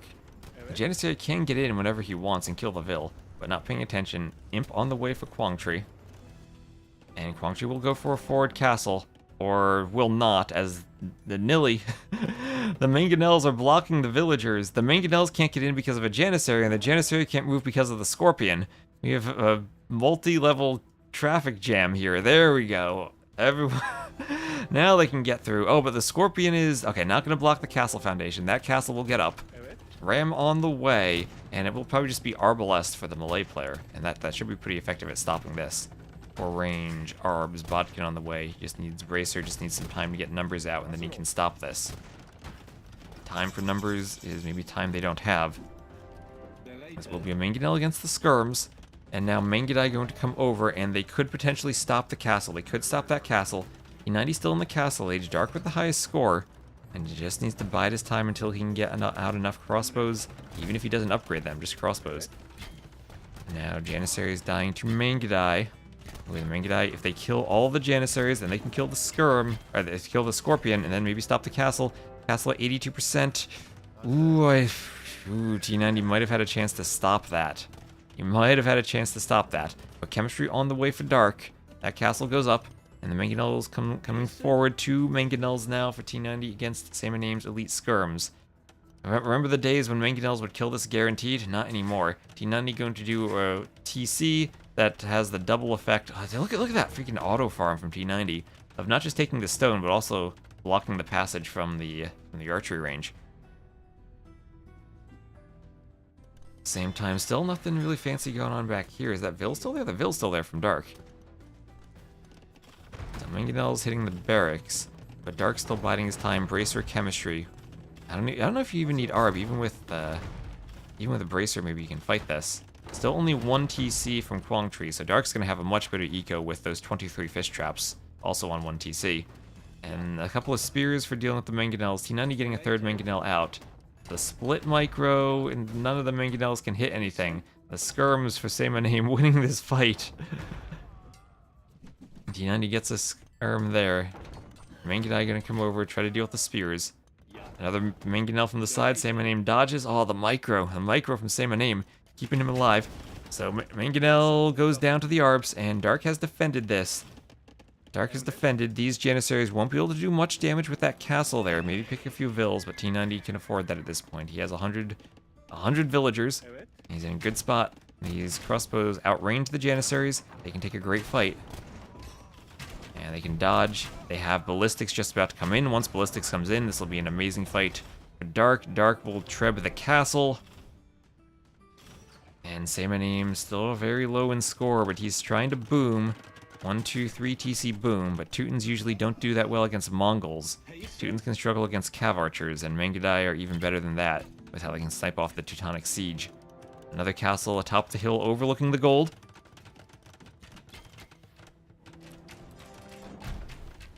And Treb trying to take out the castle. Repair is there for Quangtree, but not enough Vils to repair, especially if a second Treb were to come. And now Janissary is trying to find value, but just they can't do anything with that castle there. T90 with the stable, that can be for upgrades for the Mangudai, and T90's up to Imp. T90 up to the Imperial Age. He'll have 2 castle Mangudai production soon. He has his Mangonels trying to clear up these forward buildings from Samanim. And once he gets up, he should be effective at pushing this back. His castle almost down, but bombard cannons are forward. Bombard cannons are forward, and Dark has to be careful if those cannons can hit the Trebs. Oh, but he snipes off a cannon with his cannon. And we do not have artillery in yet. So the Malays still have an option for siege engineers. You have siege engineers, right? Yes, they do. And the castle will go down. Did Red kill his own cannon there? That would be really. I've never really seen that, but I guess he could have. That's why we have chat. Chat can see. We got 600, 700 people watching this. You have more pairs of eyes than I do. And here come the Mangudai, but they will run into a stone wall.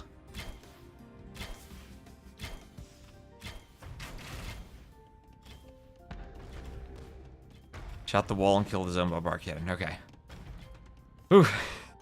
This has been a crazy game of Black Forest. Ville's coming forward. And we'll have that set of walls coming up for Same Name on this passage.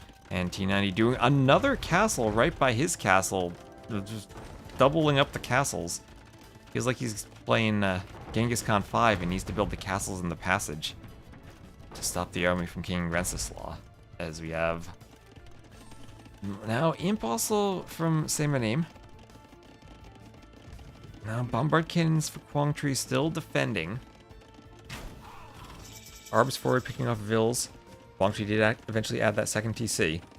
But now about 100 Vill lead almost for the Swag team. As T90's up to Imp. Bracer, Thumbring, Husbandry, Conscription, all the Mangudai upgrades on the way. Thumbring coming in for these Malay Arbs. Vill's going down. A couple of cannons going for the castle.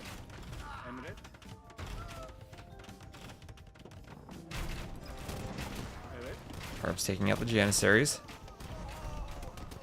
Cannon taking out the Janissaries. That was a nice cannon shot.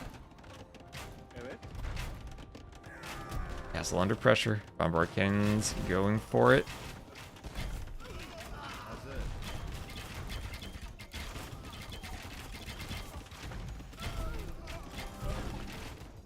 And there's the GG from Quang Tri.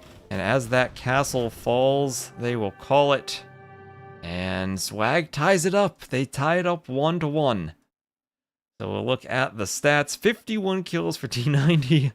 Eventually, he spotted that sneak and they reacted to it. What was this game of Black Forest? I don't know, but they won. More res collected.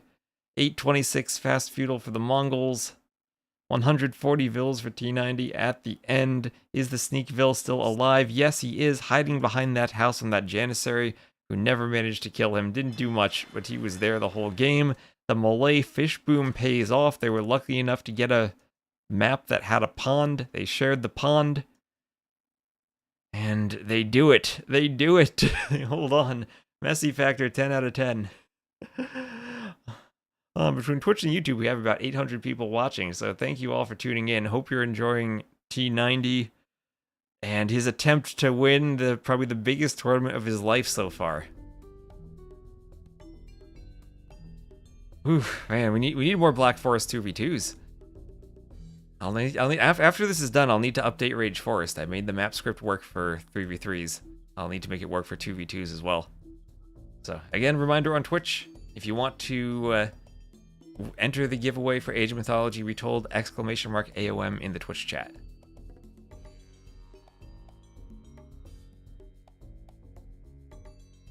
And I'll just reset the ad counter, play the ads between the games so we don't get them during the games. And if you want to watch without ads, you can always go over to the YouTube stream.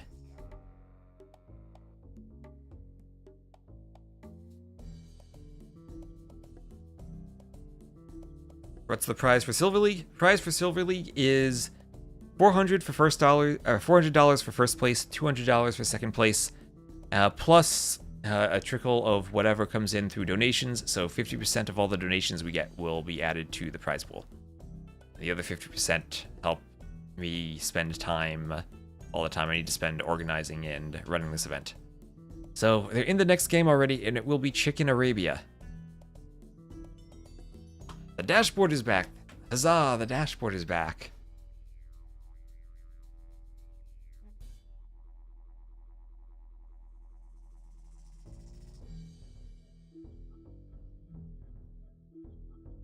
If T90 wins, this is just more Titans League funding, right? But ads, yeah, if you're subbed on Twitch or if you have Turbo, you don't have ads. And thank you, Hammer and Genghis Connor and Tang54 for the follows. And I think I read Xeno Architect's sub earlier. Thank you for the sub.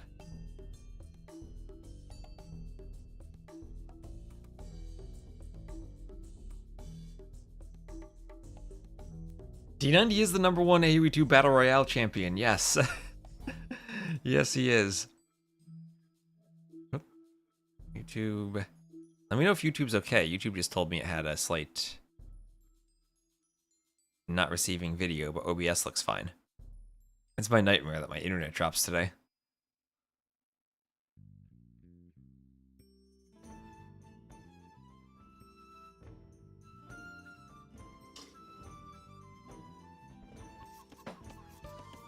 Okay, and here we are on Chicken Arabia.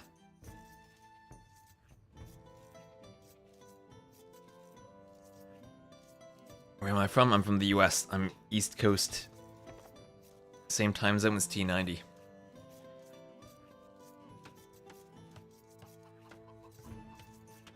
The map better not be broken.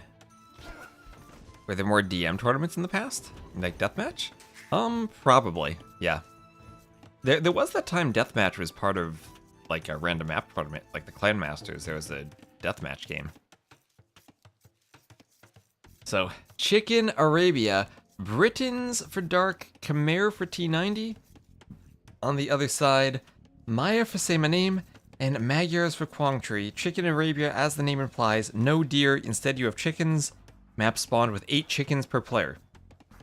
This is the very snowy version of Arabia. I made the Arabia script kind of Chinese themed based on the DLC that just came out.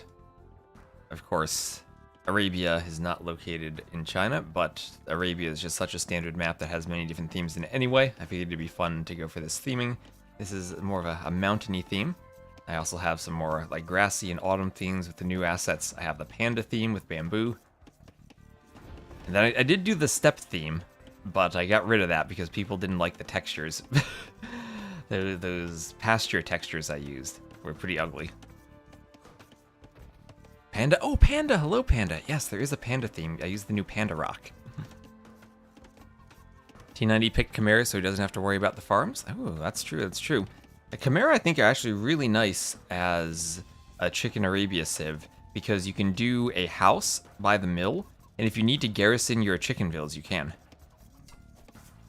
His first house is by his lumber camp. Eagle coming over. And that's the tricky thing about the Eagle. If the Eagle has a hill and you don't have loom, and you split your vills up on the lumber camp, 2 on one side, 1 on the other, the Eagle can pick the vill. And, oh, Philip, thank you for gifting 5 subs. Appreciate the support. We're passing, 352 sub points. I did set the goal of 400 sub points. We'll see if we reach that. Yeah. If the most subs I would need to unlock more emote slots is 550, so we're a ways away from that. I thought that was one day Jeremy just went crazy with the sub gifting.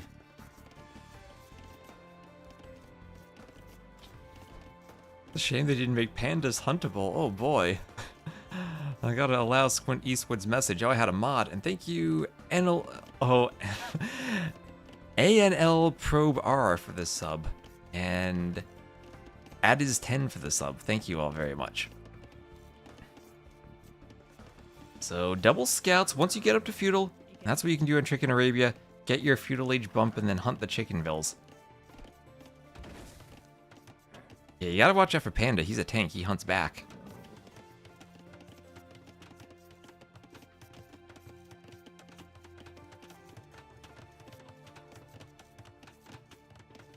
And Figgle Squidge, thank you for the sub. So we have chickens just about to hit feudal, and they will jump the vills. As the other scout comes over.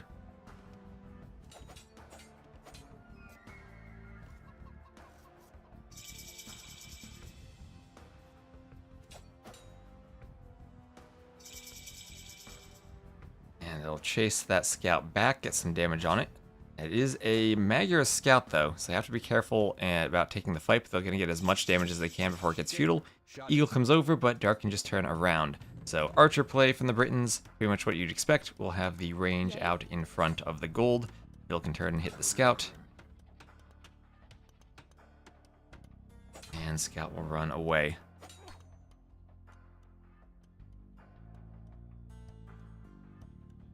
They're really close to picking that off, and they love to pick off a Magyar scout in early feudal. If it gets stuck on anything, then they'll get the hit. And he has to try to run in as straight a line as he can to get back towards the TC of same name. And Dark will just be trying to get that hit, maybe as it curves around the wood line. And the walls will come up over here in front of the gold. And can it make that turn? Oh, it's really close. And he gets the hit. Down it goes. So they picked off the initial Magyar scout.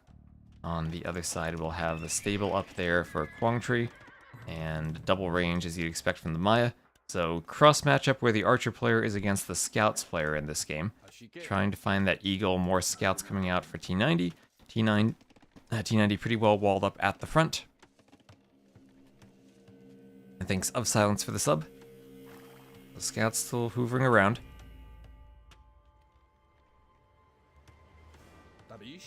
Tatars with the hill bonus. Yeah, this is the DE map script that I kind of based the hills on. Has more options for hills now. So you can have those old Voobly era maps where you basically spawn in the crater with absolutely large hills. And nice quick gate from Dark. Trying to trap those scouts by the archers. More archers popping out of the range. Did a double gate. And the scouts will run around. And Vil will knife them.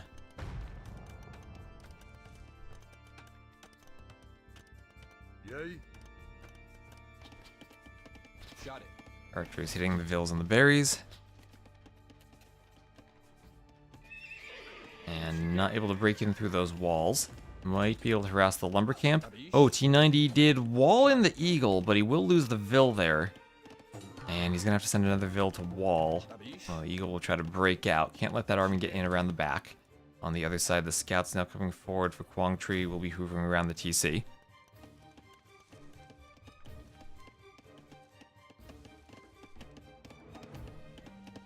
And trying to get in down by the lumber camp.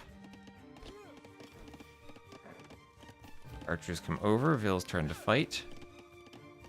And fletching on the way. And is that army going to get in? That secondary wall did go up. Scout back for T90, and this house just needs a bit more HP. That's just a spear, he'll get it up. And great job walling will keep the archers away. They're not going to get in, and he still remains fully walled. Meanwhile, over here, the berries are... They're not milled, they're just sniped off by the archers for Quang Tri. The berries way too forward on the hill for him to take.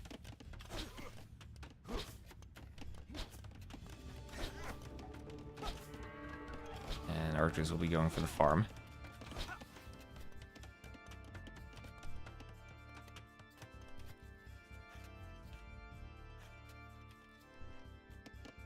Over here, scouts gonna get in on the wood line, and finally something getting in on T90's base. Wasn't fully walled, just walled out the front, and that's gonna be Magyar scouts able to take out the Vils. 1, 2 Vils going down, but he'll bring his own scouts over and get ready to defend. Maybe forgetting that he was Khmer, not having a house nearby to garrison in. Could have maybe tried to go for that house. He's still down in numbers against the scouts and has to wait for foraging before he even thinks about fighting. So lost 2 Vils, but not that bad. Still, he's trying to pressure over on Quang Tri's base, has 8 archers looking to break through a palisade. And Dark on 35 Vils. Now, Maya versus Britons, both of them having production bonuses. Britons with the faster working ranges, Maya with the discount. That Vil will get back to the TC, and you always got to keep an eye on the archer numbers for these civs, and try to see if either can gain an advantage in numbers. As right now, Samanane will be moving forward with archers, and the question is, does he go for Dark, or does he turn around and try to hit T90? T90 going to finish walling up. Has to be careful about walling on this side too. Archers want to break in through that wall. Through that house. Not much HP left. And Dark's going to force Kwong Tree to throw up a tower on his farms. Ready. And scouts will find a group of archers from Say My Name, pick them off at the front. And Say My Name's archers still grouping up with the scouts in the middle. Looking to run around and find that army from Dark. And this could be a tricky fight for Dark. As the scouts are there, T90's not nearby and he is downhill. That's the worst position he could have been found to take that fight. And he's just going to run and try to get the scouts down as best he can. Bloodline's not yet in. Bloodline's not in, armor not in. The wolf even going to get involved. And he's killing a lot of scouts there. He'll lose archers, but he's going to trade them for quite a few scouts. And that was actually good timing on the fight, as much as possible, to lose the... or to kill the scouts before Bloodlines. And that could have gone much worse for Dark than it did. That could have gone much worse for him. With all the scouts he killed, he microed that as well as he could have. As the video freeze, oh, I am getting a bit of a drop for a second. Just a mini F. Hopefully just a mini F. I did drop a couple frames. Yeah, yellow, no fletching hurts. Yeah, he killed almost every scout. Why is T90 actually pro? He cast enough games, maybe you'll actually learn how to play the game. Video slideshow audio. Looks like it should be okay now. I dropped a couple frames.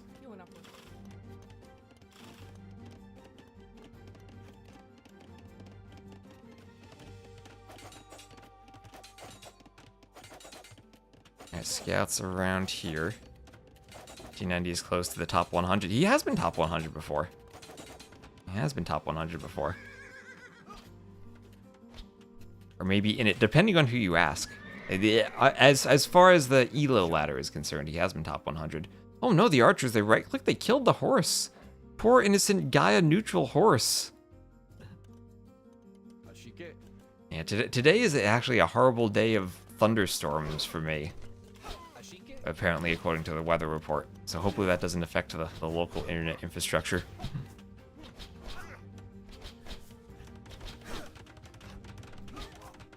Archer's hitting the gate. He's 96 in tournament elo.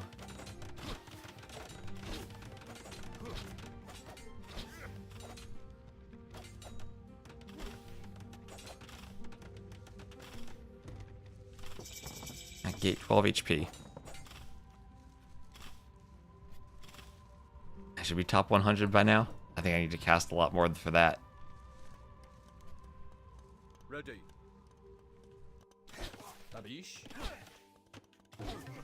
I was like 600 or so when last time I was playing 1v1s, but I've never really grinded 1v1s, and honestly in all the years since DE came out.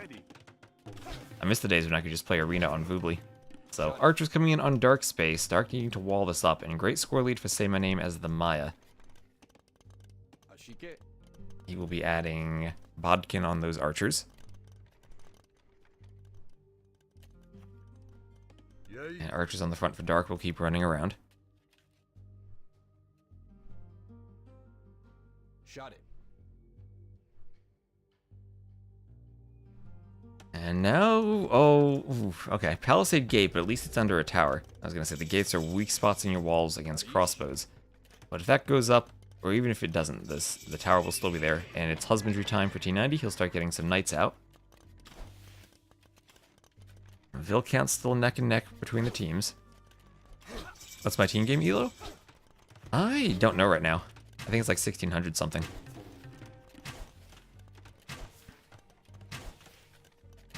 So, crossbows will break in. Nice walls in the back for T90. Might lose the Wallingvilles. Oh, nope, he's gonna hop in the houses. Remember, he's Khmer.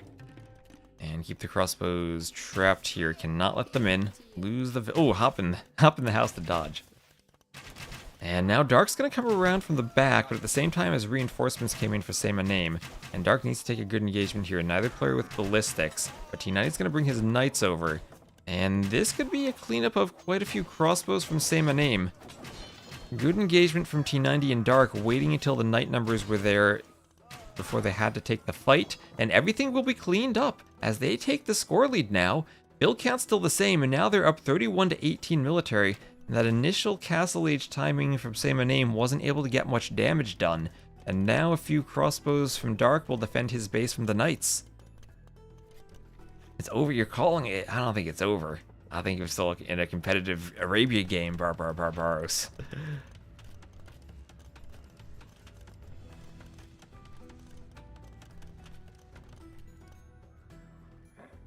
Knights for Quang Tri still running around. And the two armies will try to move forward. And the Knights here from Quang Tri shouldn't be able to do damage for T90. You might want to re-wall that. And you will see the Knights coming over. But no spot for them to do damage with that tower. Oh, what the?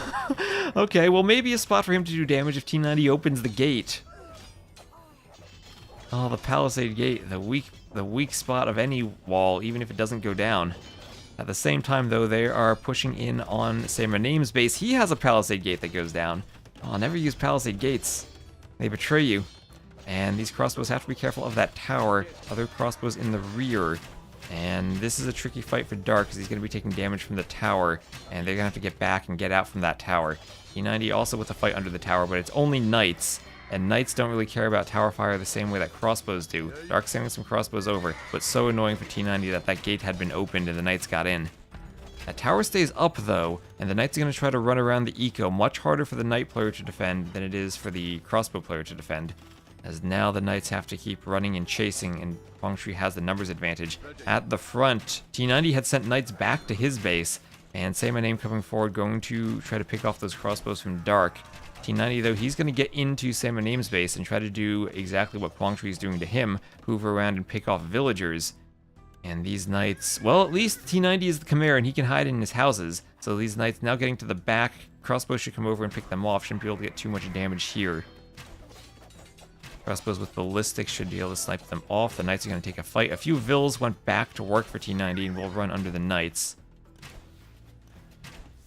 So now we're getting into a situation where the two players in the south have the advantage. It's the crossbow player for T90's team and the Knight player for the Vietnamese team.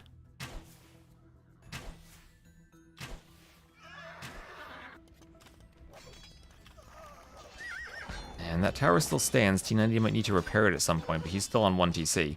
And Dark adding in extra TCs right now, those cheap written TCs, are a great boon for adding into your eco. And this is how the hills work. The hills are so large that you have flat spaces on top to add your TCs. So there's actually kind of a really defensive TC up there. Another TC on the gold. And Dark has a lot of crossbows out here. 18 crossbows, 9 Knights. Ooh, actually the second armor hadn't been on the Knights for a while. So armor coming in just now for Dark. And now this is a spot where T90 could struggle to continue adding in Knights at the same rate as Quang Tri just because of the eco differences. He's now down by about 15 Vills. If they could find that army and pick it off, that'd be one thing, but I don't think they have the crossbow numbers to do that just yet. Now, Palisade Gate. Oh, T90 is going to get through the gate. T90 taking advantage of the gate himself, getting some revenge, and he's going to start picking off Vills from Say My Name. Say My Name's army is going to come over, but Dark was not patrolling, and he gets massacred by Say My Name's crossbows at the same time, and T90 is just going to dance with the Knights, try to get him some opportunity to run away, get to the hill. Britons have the extra range, but didn't quite get advantage of it there. T90 is still going to run in and try to get Vills. He's going to get in on the lumber camp, and Say My Name needs to wall this. T90 needs to recognize it's open, and there he goes. Wall's not up in time. Knights get in. Those Vills have to run, and they will be picked off. So Say My Name taking a lot of damage, and Dark's going to start pulling ahead in eco over both of these enemy players. He's even going to deny a TC. Stonewall, so he won't be able to get in. Some Knights coming over, and we'll see how well Dark can micro this, and how well the pathing will work. Remember, the Knights do have +2. Dark's just going to find a little corner to hide in. Little corner where he might even be able to get a hill bonus if he goes into it properly. And yeah, this is a great spot for Dark to take the fight. The Knights can't get their full surround, and they're not going to be able to clean up the crossbows like they want to. They might even still win, because there aren't enough crossbows really to punch through the armor of the Knights. But this will be very annoying for Quang Tri to deal with, and it will take him a while, at best. Meanwhile, T90 still hoovering around, doing damage to Say My Name. Say My Name losing villagers. He'll defend with crossbows, but T90 has a lot of knights that are going to come over and hit Quang Tri. They're going to come over and hit Quang Tri. And Say My Name somehow has the score lead on his team, when it feels like he's the one who's taking the most damage. So Quang Tri will clean up those crossbows finally. TC will go up, but T90 is here. He has a few knights, has to avoid the spears, or just kill the spears. Whatever he decides to do, and this will be a 2v1 fight, as the archers now come over from Dark. Now, there are 41 crossbows from Say My Name, but where are they? They are at home right now. They're at home, so there is a timing window now where they can do damage to Quang Tri. And the danger will be what happens as soon as Dark is able to click Imp and go Arb. And will he be able to get the timing such that Say My Name won't do damage with that large crossbow army he has? As Dark has 31 crossbows himself, and as the Britons doesn't have to take fights if he can avoid it, although maybe he can't avoid taking one here. T90 wasn't quite in position with the knights, but he will micro away and take the best fight that he can. And as T90 comes over, they will be okay. Still TC out there, a few vills idled.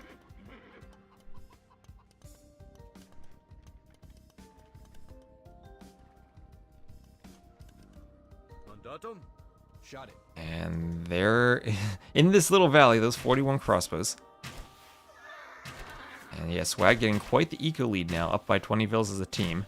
T90 though still only 47, still on 1 TC. He's just pumping knights. So who has the army advantage here? Huge advantage for Vietnam, but can they take the fight properly against the Britons? And they're just going to try to hold the hill, and this could be a great fight for Vietnam. More crossbows coming over for Dark, and Dark's just going to try to run away. And if they can get the knight numbers down, then this army at least can't chase.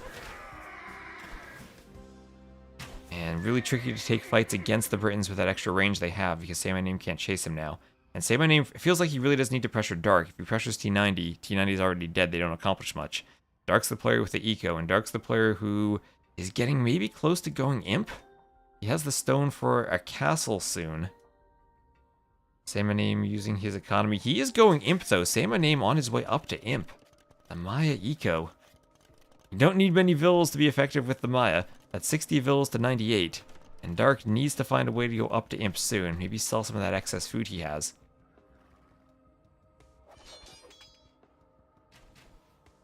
Ready. Because he does not want to have that huge timing disadvantage.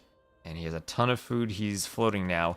He's doing a market. And he's done all this without a market. And finally hitting a point where his eco wasn't quite properly balanced. And the question is, does he actually have 2 buildings? I know he has to have the university for ballistics, but where's his second building? Does he have a monastery? Here's the university. He's going for a castle in the middle of the map, but he really needs to think about Imp, because he is now at 2k food. He's selling food, and he's going to go up, and he's going to panic build a monastery. 5 vills on the monastery, and once that goes up, he'll click Imp. But he's going to be down by about 2 minutes, or about between 90 seconds and 2 minutes. So he needs to make sure that now they're not going to suddenly take a huge loss to Say My Name once Say My Name hits Imp. And they're being forward and they're being aggressive. They're going to hope that that aggression will not let Say My Name spot that castle. And now the scouting for Say My Name is important, as they're going to have their armies hoovering around this hill, and Say My Name saying, hey, let's hold up, I'm almost Imp, I don't want to take the fight yet. And T90 still no second TC. It's gonna have to be Dark winning this game here. And I mean, is this a situation? I'd say almost where you want T90 to sling Dark, but Dark is already up to Imp, and once he gets his Imp upgrades, he's okay. Dark just kind of wants to get Imp upgrades and get to 200 pop, and then maybe even start slinging T90 to get him back into the game. So Say My Name's up to Imp, and there we have another 90 seconds they'll have to hold. Castle is up. Remember, Yeoman is in the castle age for extra range for the archers. That could even be a decent upgrade. Yeah, it's Dark. It's just that Dark needs to do all of his upgrades and get to 200 pop. And since he's the Britons, he stays far away from the fight, so he's not going to be losing crossbows if he micros properly. He's going to need just to sling T90 to get T90 to get Imp so he can do armor for the Nightline, and then get Knights in front. As right now, Quang Tri cannot fight all those crossbows. Crossbows have to run away from the knights. Or maybe he can fight the crossbows if Sam and Aim is there. And T90's knights are pretty useless against the Arbs right now. And this is a big surround from the knights. Dark was really far forward. And he could lose his army before he gets Imp. 7 seconds from Imp. He'll get an immediate +1 range of the Britons once he does get there. But more knights from Quang Tri going to be surrounding this crossbow army. T90 going to be sending knights towards the Arbs. Now, those knights will die. They're Castle Age knights. And, I mean, not that many Arbs here, actually. Only 30 or so. So all the crossbows do get cleaned up, though. They were not going to become Arbalests. Only 19 crossbows now to 60 Arbalests for Sam and Aim. And Dark falling behind in score. And T90 really can't do much with Castle Age knights now. So Chemistry, Bracer, Arb on the way, but that was not the timing they wanted on that fight. So Dark, just a few little things. That market and that monastery not being up probably cost him maybe 2 minutes on his Imp time. If he micros that a bit, or manages that eco a bit better, then he probably could get up to Imp actually ahead of Sam and Aim. Well, a good thing for the Britons, though, even if they lose everything, they are the ones with the faster working ranges. The problem is, if he needs to pump out all those crossbows again, he's not going to be able to sling T90 back into the game. And as much as T90 can dance with the knights, that's all he can do right now. He's just adding in his second TC, and there's nothing that T90 is going to be able to do to fight Sam and Aim now. And he's so far behind Quang Tri.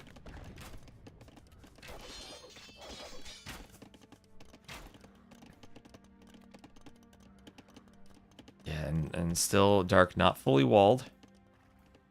Army's running around in the south. And Knight player on 56 Vills is questionable. Yeah, and Archer player on 75 Vills, you don't need anything more than that. You're just using your pop on Army. Oh no, Dark. Don't do it, Dark. Don't run into those Arbs. Where are those Vills even going? He's trying to get castles up to defend T90 maybe. T90 moving out to that stone. T90 doing light cav because T90 also needs to make sure that he has gold. And he's running out of gold now. His TC is only gold. And those crossbows will move atop the hill. Now Dark's still pushing, and I still think Dark is in a much better position than say my name, like in a 1v1 matchup. And still has an option to carry this game if they can maybe just do damage to Quang Tri, because Quang Tri is clicking Imp, but what's Quang Tri going to do when he gets Imp if he only has 90 Vills as the Cav player? Maybe in a position where he's going to take some damage. So Arbs pick off the spear.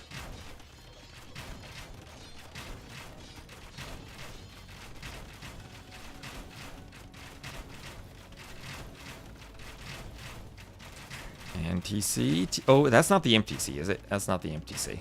Where's the Imp TC? Imp TC over here on the hill. Oh, if that were the Imp TC and that went down, that would have been crazy. But now 1v1 Arb versus Arb. Britons do have more range. No thumb ring for Sam and Aim, but Britons have more range. So T90 taking damage on the TC. Arb's going to try to take out his Vills. 66 Vills for T90. Still not up, but 200 pop now. 200 pop for Dark. And there's still nothing Quang Tri can do in this fight, and Sam and Aim really can't fight the Britons either. Waiting for Dark's horse. Dark doesn't have horse collar. Dark. Oh no, Dark. Well, he's Britons. He doesn't need food now. He just needs Arb. And yeah, Dark's sending Sling to T90. Ready. He has 10 range Arbalests. He does indeed. Oh, he doesn't have Yeoman, so he could do that and go up to 11 range. But 10's probably more than enough as long as you outrange by 2 the Maya Arbs. Could do Scorps. He could do Scorps. Right now it's just tower defense. The Arb is going underneath 2 towers. They're not going to like that. They have armor at least. Or actually, no, they don't have the final armor.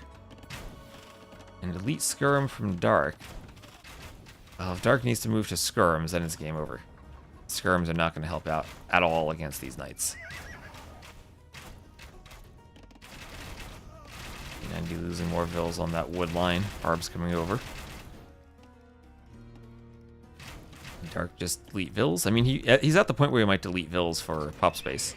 But he is pressing Quang Tri. Quang Tri is not going to be able to get too much in the way of knights out. He has armor and cavalier, but only 21 knights. Arb's hitting the TC.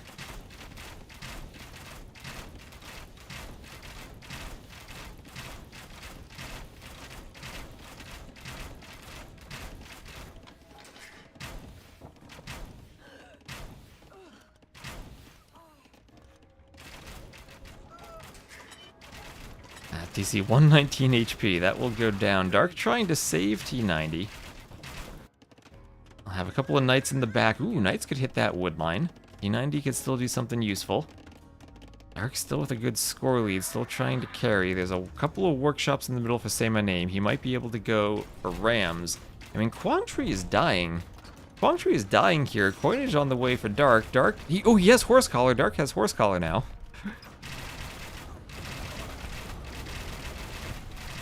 And Tower and TC will go down. Just Say My Name is going to really struggle to take a 1v1 fight against Dark with the extra range. Arb's still 10 range, still saving T90. T90 now 1, 2, 3, 4 TCs, 80 villagers. And is T90 almost up to Imp? A Paladin clicked for Quangtree, but what eco does he have to do Paladins? He's doing Guard Tower. Trebs will take that out. He's still losing Vills. T90's soon gonna have more Vills than Quangtree. Like, as a team, Swag still has more Vills, and Banking coming in for Dark, he's gonna sling T90 back into the game. Oh, some Cavalier raids coming in, though, and that's going to be hard to deal with. Managing to get into the back, they're not fully walled. Where did they even come from? I feel like at some point Dark needed to get walls over here, but that's still a very big area to wall. Now, Dark and Quangtree going to be sharing a stone in the south. And T90 needs to deal with Cavaliers, and that's... I don't know how he deals with that. At the same time, I don't know how Quangtree deals with this. Those Cavaliers soon going to become Paladins. If T90 were Imp, at least he could make Halb, but he's going to lose Vills now. Those neutral horses just going to wander around the back. As he's losing Vills, T90 needs to notice this. Run his Vills somewhere. Just don't lose the Vills. Cavaliers under the towers. Paladin now in. So Paladin for the Magyars. But Paladin for only 78 Vills. Only 13. There's 13 military, but all of the military right now is in T90's eco. The TC takes enough damage that the Vills come out. Arb's going to try to clean this up. T90 with a few light cav. Paladin's doing a ton of damage. T90 now down to 60 Vills again.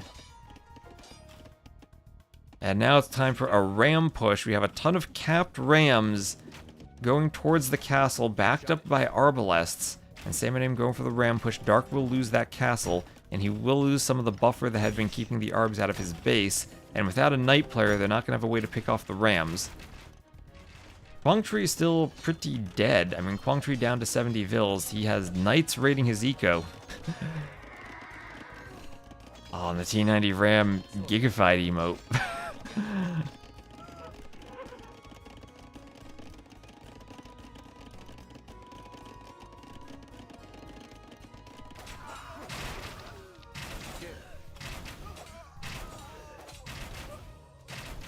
And all the Vills go down.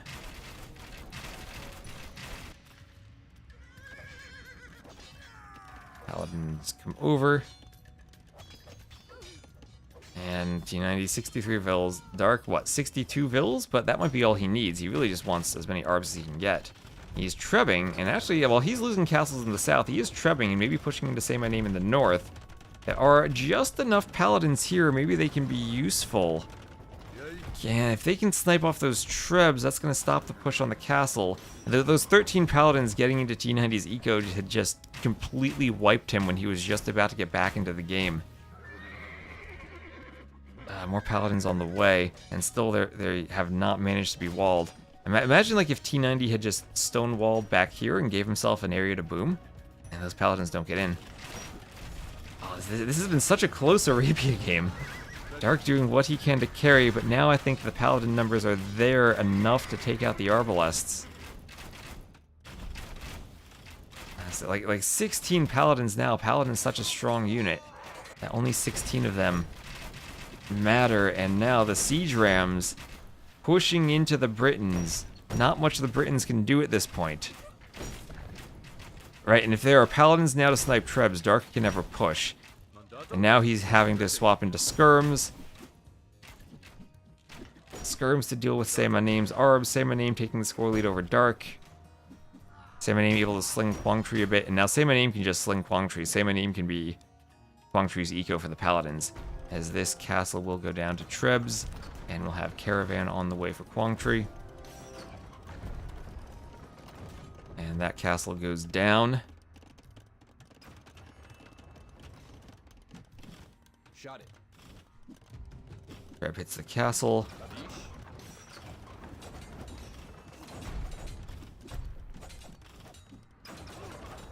Phil's fighting off rams.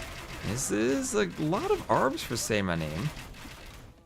And T90 dancing with the cav. Actually, Say My Name is still struggling to take fights against the Britons. Still no Yeoman for Dark. Still no Yeoman for Dark. And only one castle left from which you could potentially research it. We'll have Elite Skirm and... well, we're finally going to see the Mayan unique Javelin tech for the Skirms. In a team game, no less. Now, T90 up to 100 vills. Dark down to 43, though. And Dark... I mean, he has 120 military. Maybe he doesn't actually need vills. But they're going to call the GG. And Viet will go up 2-1. And looking at those stats, you can see the difference in the kills there with T90 being down, not being able to make the Knights. Huang Tree actually with a positive KD at the end. Man, what a game that was. 69k res collected for Dark. And if only T90 didn't let those Knights in his gate. That Knight raid on him was kind of a turning point. But man, what a game of Arabia. Back and forth, both teams kind of throwing armies at different points. T90 just saw this gate. This funky looking gate on the hill. Betrayed him. Ooh, GG. Also, what are we doing on YouTube? We have 400 viewers on YouTube. That is, I think this is going to be a new high for YouTube viewership. So thank you there. Will the Gold League Finals start after this? Yes. Gold League Finals will be after this.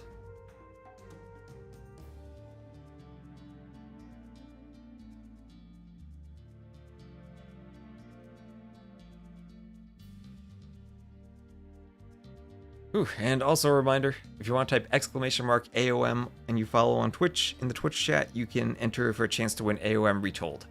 You're in a giveaway, we'll do the giveaway at the end of the stream.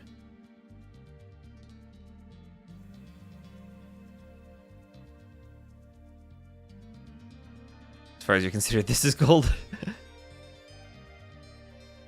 And let me get my scoreboard updated.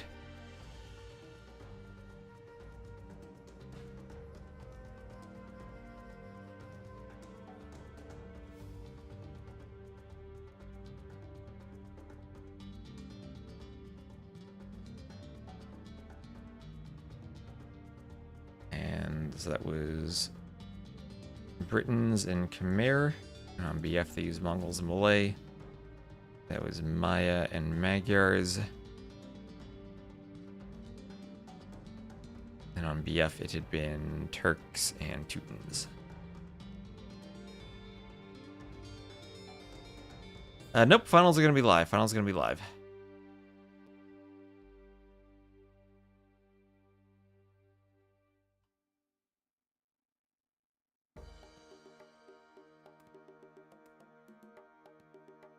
And it will be Canberra, a sudden death map, as the next match.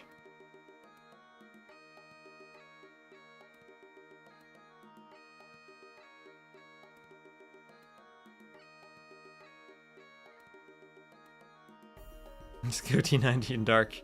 T90 and Dark actually are the higher seed.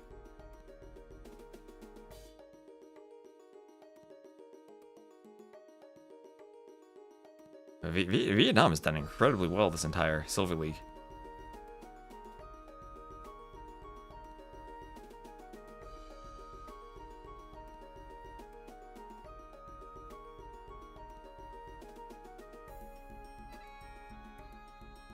Does the map have lots of roundabouts? Well, I guess there is kind of a roundabout of water in the middle, being a circle of water.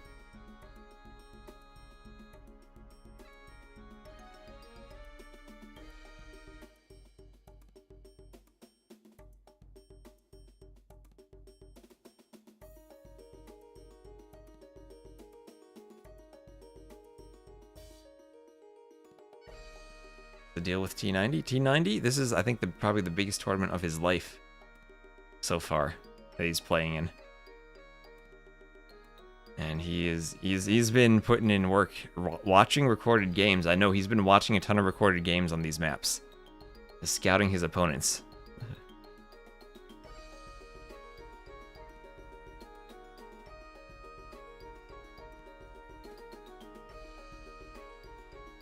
Yeah, I will. When the giveaway happens, I will message whoever wins, even if they're not here. But of course, it is a bit nicer if you are here, because then I can message you and send you the code right away after the stream. And Project Mersh, thank you for the follow on Twitch. Yeah, you don't have to be present at the end to win. I will as long as you have your pay attention to your Twitch whispers, then I will message you.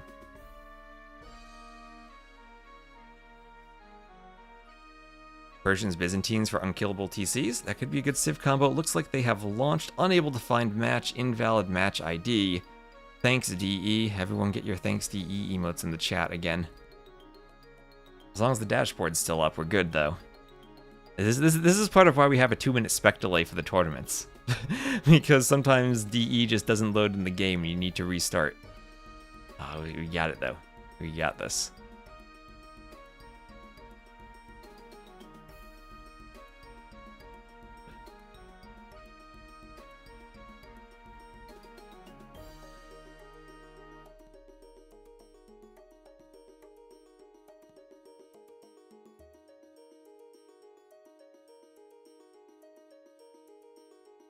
Let's go, DE. You can start.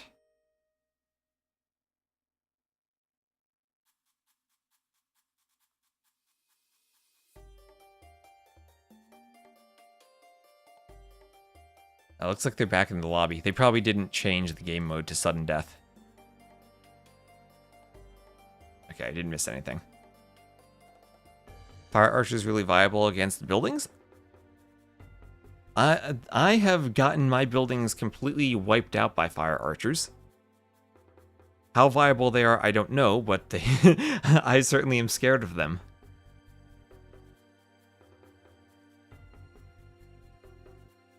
We haven't really seen Fire Archer versus building happen that much yet. At least in this tournament, but we'll have to keep an eye on it, I guess.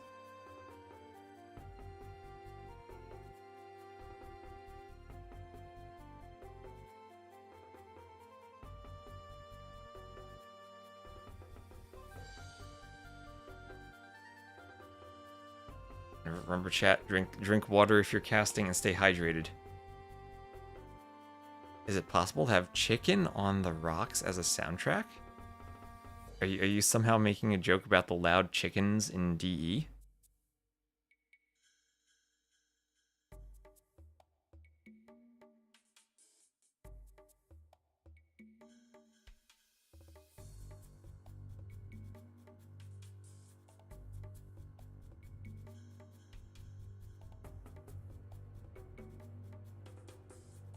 Let's see, are they launching now? Yes, they are.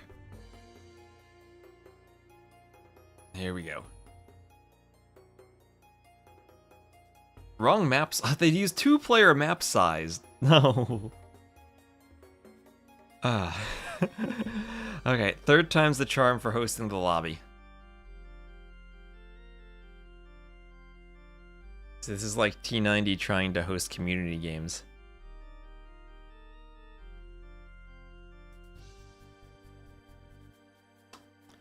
And getting the settings right for his players.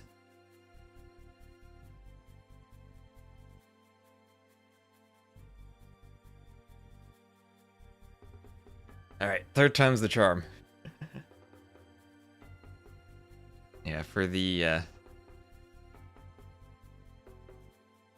I'm thinking Arbase, next time I do a map pack, I will, since if you saw some of T90's videos where we did the 36 by 36 maps, we can change the map size. So I think that next time we do this, I will just have a tournament map pack that automatically sets the map size and the player resources to be what they should be for the tournament. So regardless of settings, if they get it wrong, it'll still give them the right settings. Yeah, and then we can always delete that after the tournament in case people want to use them for different use cases. Is what I do now is if they forget to set sudden death or regicide, I auto defeat them on the map. So we very clearly have a quick turnaround time there of rehosting the lobby, but for other stuff like map sizes, I might be able to change it. I don't think there's anything I can do. Watch them set regicide. Yeah, remember, as our base says, all players are equally responsible for the lobby settings.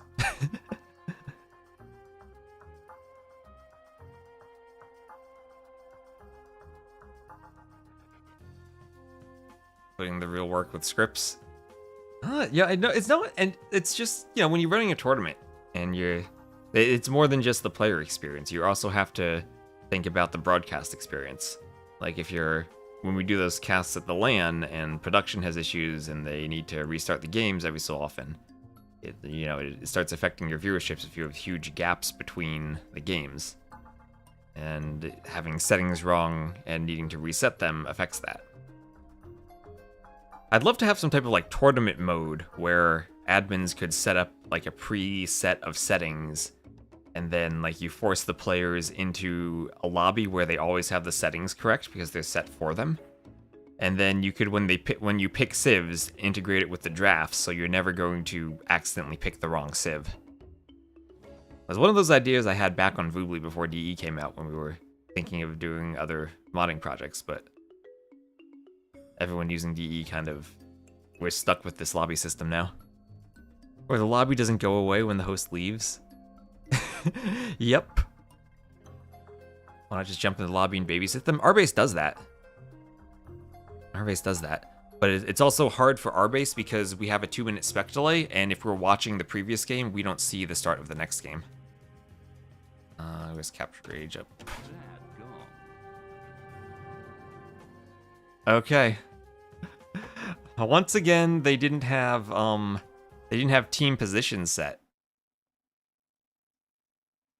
They didn't have team position set. Oh, they didn't have team position set, so they started across from each other instead of on the same side. Our base, can you go hop into the lobby and babysit them? Or so admins can set up the lobby and then leave? That would be nice. Okay. Once more. 4th time's the charm.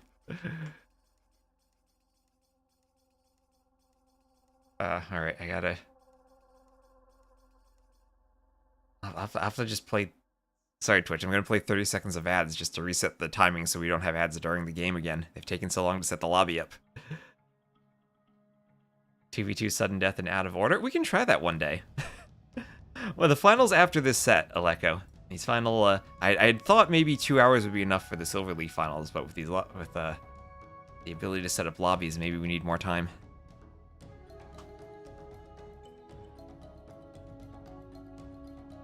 How much AoE2 relies on me alt-tabbing to the spectator dashboard to find the games.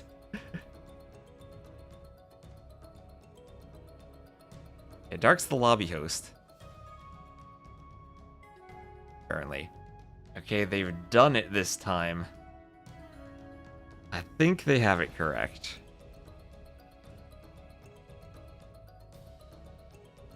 So it'll be Portuguese and Byzantines for T90 and Dark against Saracens and Burmese for Say My Name and Quang Tri. Ooh, Saracens. Very scary with extra archer damage against buildings. I'll talk about fire archers and obsidian arrows. Saracens are the real threat. And Dark 20230404, thank you for the follow. And here we are. And let me set the scoreboard up so it's red versus blue.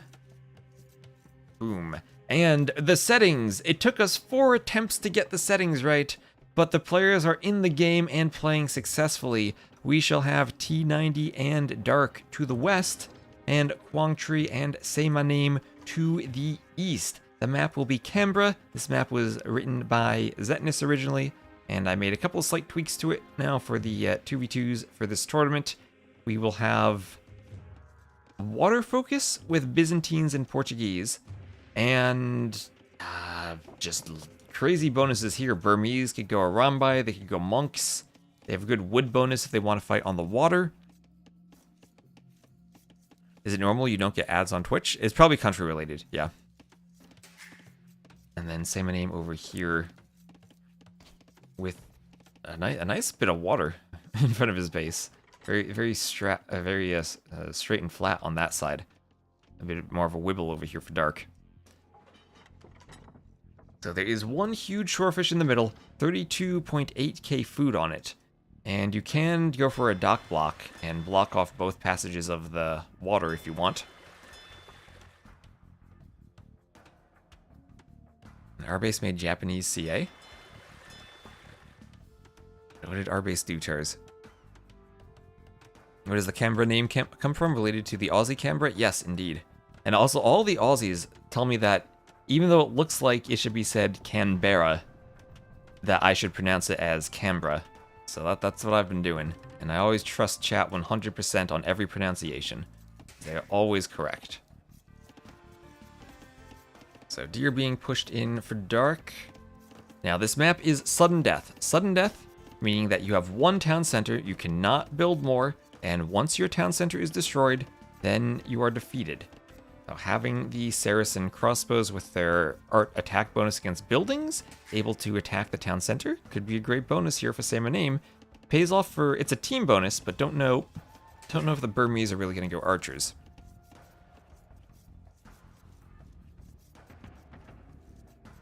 Yeah, Arbrecht, I need to... Ugly has a bunch of meetup photos, I can post them. If she's okay with that, I can try to share some meetup photos. We had a bunch of people go to medieval times last night.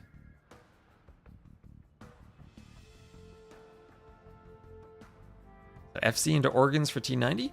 That could be a possibility. Could also go FC monks. How do organs do against a Rambai? That I'm not actually sure about.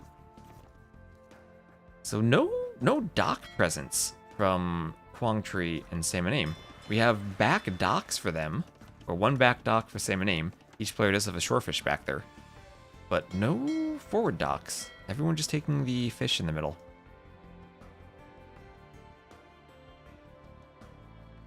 Saracens also do have faster firing galleys, so a bit of a nice bonus to have on the water, but Byzantines and Portuguese with their fires should be OP. Fast, all that extra fire rate from the Byzantines and the extra HP and the discount for the Portuguese. So everyone up to feudal, T90 up latest, and maybe that does mean FC into organs. Well, he does have the barracks. He did go for men-at-arms archers the last time they played this, or didn't go for towers, just archers. I have a barracks there for Quangtree, and Quangtree will be going for men-at-arms. So men-at-arms push for Quangtree on T90, but with the... Ooh, T90, he's going to scout them. And he absolutely has to scout that because he's sending Vils forward. Oh, he was one tile away from seeing it. And he sees them. He sees them now. And he really sees them because they're attacking his scout. And he's going to lose a lot of HP on the scout, but at least he saw them. And he was thinking of going forward with Vils, but he's going to have to go back now. And have to worry about a forward range from Quangtree.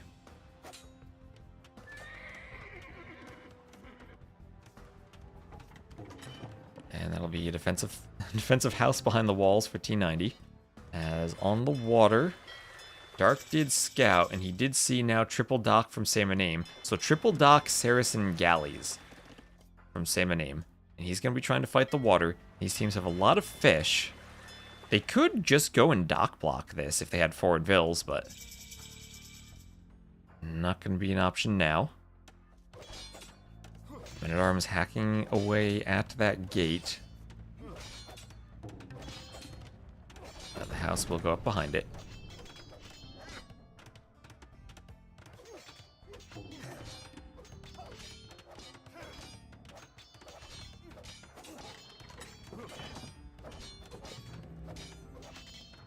And range going up here.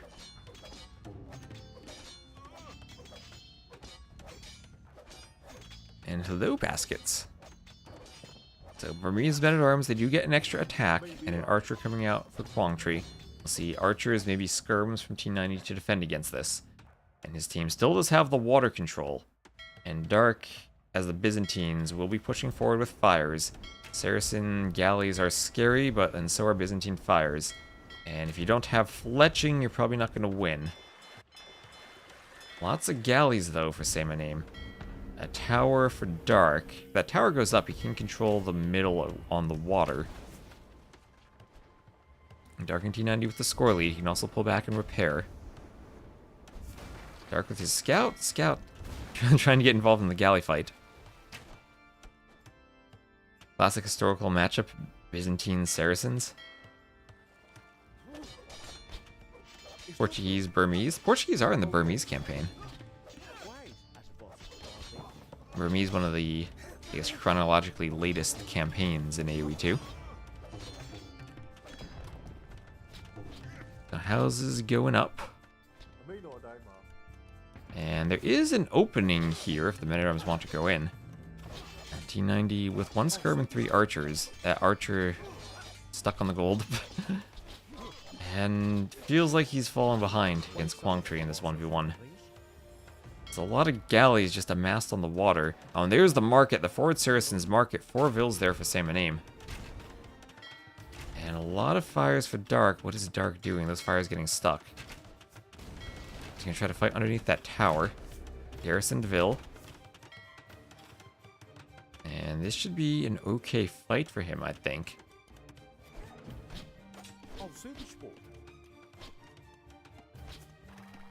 Archer's hitting the scout. No demo. I mean, it's tricky to use demos against galleys. Demos would be if the fires start to sail down the river, you'd get demos from B-stocks. And we're starting to get a galley added in, even from the Byzantine player. There's only so many fires you can have. He has a demo. Probably would have been better to keep the demo in the dock. He's hiding it behind the dock, saying, "Oh, don't notice me. I'm not here. Nothing sneaky going on." Bloom on the way from Dark as well. But behind all of this, this team has been fishing, right? So T90 has had 3 fishing ships. Dark's had 3 or 4, and even if they're just intermittently working, that is fish that they're going to have that the other team doesn't have. So they will have a bit of an eco bonus. Deer going down.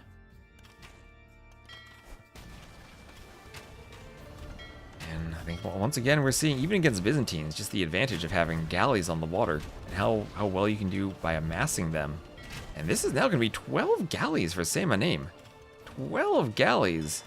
And he's just going to be able to go right here and take out all the fish. So the fish will die. And if the Byzantines were to get to fire ship in the Castle Age, then they'd probably dominate the water. But right now, Samanim taking out the fishing ships. However, behind this, we have had a lot of idle time on Samanim's TC. He's down to 29 vills, and 4 of them have been forward for a long time. You're gonna go for that tower. Dark's only had 1 idle vill. Okay. And Dark is up to the Castle Age. So remember, a bit of extra HP for the Byzantines on their docks and on that tower. And if he can just get fire ship, he should be able to retake the water as long as he gets enough of them out. And Samanim with 2 on food, 3 on food. Yeah, and Samanim is forever going to be feudal unless he's Saracen, unless he uses some Saracen's market magic. So he has a huge score lead over Dark from having won the water and kept the galleys alive. But now we get to the point where if Dark gets up to the next stage, he can redock back here, do War Galley, and get a couple of fire ships out. And the demo, will it hit the galleys? No, it won't. And that's why you don't do demos. That is why. And we're going to have, what is this? 16 galleys. The question is, how many fire ships do you need to pressure? Ooh, this could be a good demo. Yeah. It was a demo, at least. How many fire ships do you need as the Byzantines to win against this? Considering there's going to be 4 dock galley production behind it, and Samanim is not letting up on the galley production. He's not even making fires, that's true. He's doing another dock. I mean, is he just going to go War Galleys and hope for the War Galley upgrade plus Botkin? Because Quang Tri is up too, but then so is T90. So T90 up first. And the advantage of winning the water is going to be map control, but it's not going to be fish for this team. They're not adding in any fishing ships. Now, galleys can hit the TC, and maybe could even double team against the skirms from T90 here, against all those skirmishers. But T90 is maybe going to want a castle at some point. And if you can go 3-range Portuguese skirms, elite skirm, maybe that could work. Can't really take that fight though, his numbers are low. Yeah, and Castle Age seems big as they're both up faster. These galleys are going to have to run. T90 will lose an archer there. There's gold, there's fletching. As Dark is up. Dark is up, he's doing War Galley. And he, with fletching and then bodkin, will have 4, 8, 9 war galleys against 19 feudal age galleys. He doesn't have bodkin yet. War galley just on the way. He can start making demos from those docks if the galleys get too close, though. It's a lot of war galleys now. Remember, war galleys produce faster. They also pathfind more weirdly. And they'll have extra range. Saracen's galleys fire faster. And I think Samanim could still win this fight. Another war galley on the way, a demo on the way. But that's going to have to be a big demo. And I don't think he's going to have the timing on the demo those galleys can run. Ooh, Samanim. Yeah, he's running. He's prepared for a demo. He's prepared for the demo.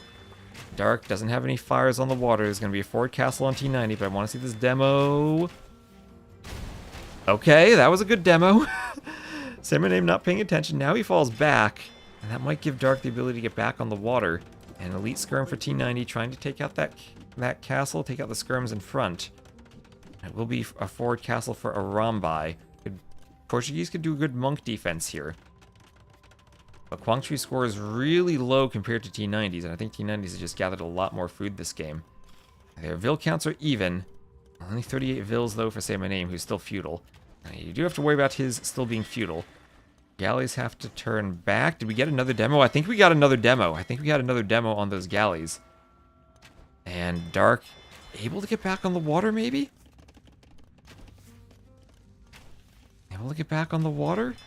I mean, I'm still really worried for Samanim about being feudal. How many petards take out a TC? 5. 5 petards. That's a number that I know. There's a stable there. Skirms T90, risky to leave the safety of his base with the skirms. Okay. And a bunch of skirms over here for Quangtree could come over to pressure Dark. Samanim finally up to the Castle Age. Redemption monks on the way for T90. Samanim using the market to go up. The Byzantine player really isn't too far from going up, though. And now he's getting Byzantine fires on the water. Byzantine fires, the skirms helping to take out the fire, though. And we have only 3 galleys left, so we did have 2 demos from that dock. Not a Byzantine TC, though, but T90 is the Portuguese. Oh, over here, though, we have a push. We have a push. Dark has gone to the outside. He's done a monastery, and he's doing a mangonel, and he will be going for a push on Samanim. He's in the feudal age, and rams are coming forward. As long as the ram is behind, or the Vil is behind the ram, the tower will not be able to hit the Vil. And mangonel going for the tower. This Byzantine faster healing monks are great. There's one wall in front of the tower. Now the tower is going to be rammed. He needs maybe to repair that mangonel. Everything just being healed and repaired. That tower doesn't have the DPS to overcome Byzantine monk healing. And Dark is in. Dark is in. At the same time, skirms are coming forward. Mangonel forward for Quangtree. Quangtree might need to go petards on the TC. And the gate is down. Skirms are in. Skirms are in, hitting the Vils on that gold. And now eco disruption for Quangtree. Losing Vils. This team's starting to pull ahead even more in villagers. Demo on the water. Nice hit. That's a lot of fishing ships for Samanim, but they will go down to Byzantine fires most likely if Dark comes back. And the TC is being rammed. The TC is being rammed. Vils are going to chase away the mangonels. This mangonel hitting a house. A couple of monks there. I think Samanim holds this, but he's going to have a lot of disrupted eco for it. As the mangonels, they can just splatter the Vils now.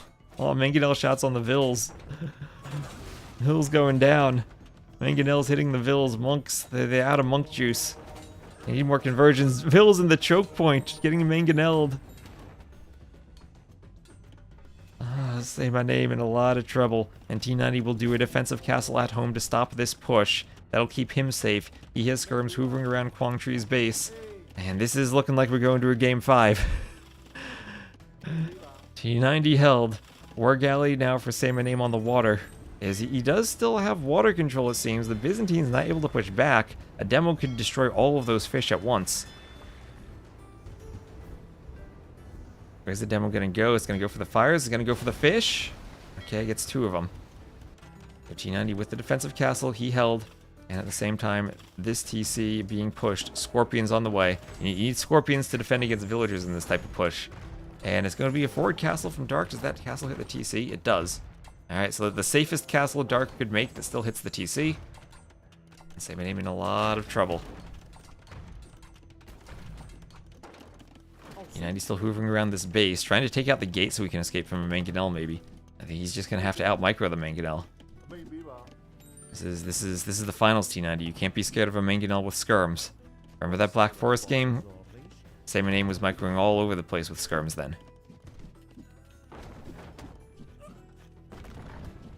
Gate is down. Oh, he dodges. He anticipated that. He's anticipating the dodge, picking the Repairville. Oh, there, he's going for it. He's taking the Mangonel. Sidestepping. He's getting the Mangonel. T90 microing. And he has the numbers advantage now. He will take out the skirms. Meanwhile, the castle and Mangonel push on this TC is continuing. The castle goes up. A couple petards could end the TC. Vills don't really have the ability to repair. Imperial Age on the way for Quang Tri. But if this TC goes down, then Dark can just win the water easily. Go Imp and Droman the other TC.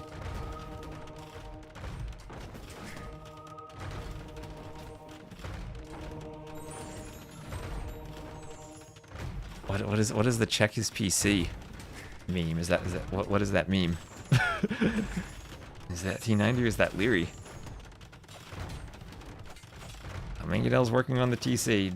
Desperation repairs from Say My Name. Dark with the Cataphract. We get to see a Cataphract Mangonel in the face. At least, oh, he's going back to the monks. At least he can get some healing. At least we see Cataphracts. Favorite unit. Oh, Mangonel again. Dark Mangonel his Cataphract, ran back, healed it, and then Mangonel it again. I have Imperial Age on the way for T90. And one more rush of Vills, but this time they're rushing under a castle.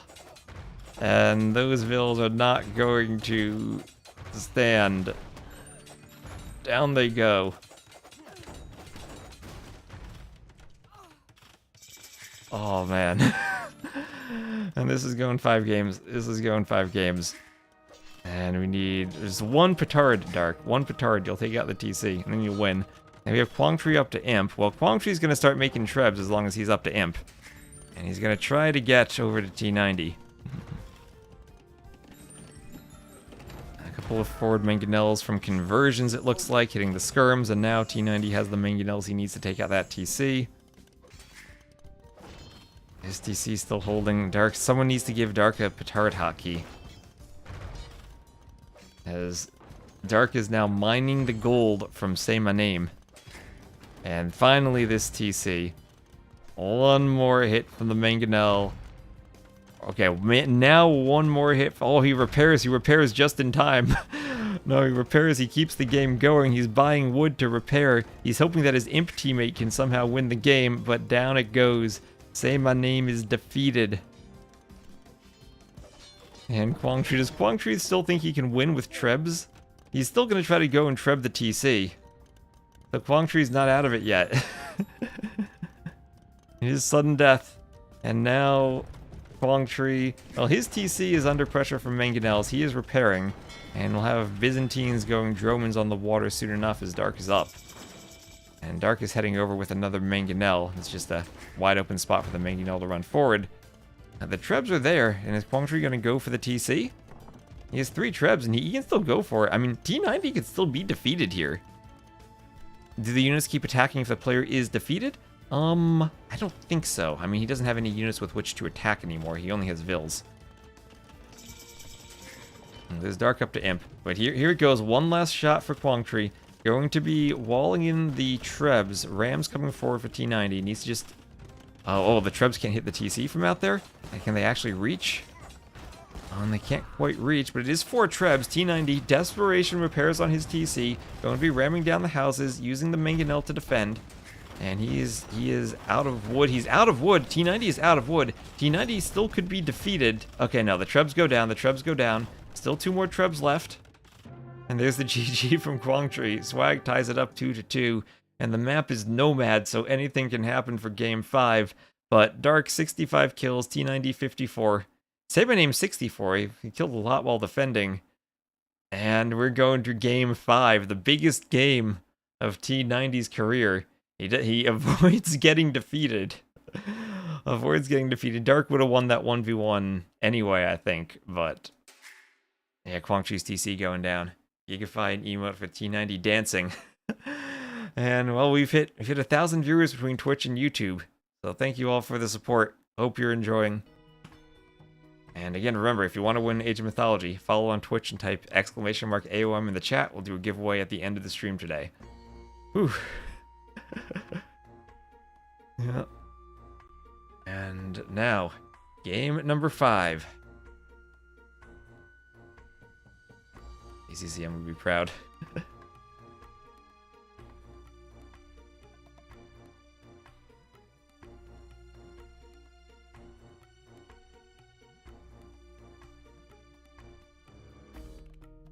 Dashboard is still up. They're in the lobby. It will be Nomad. The map will be Nomad.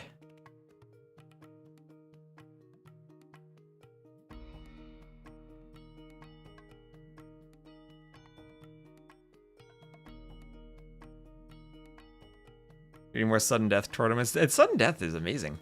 This is a great game mode.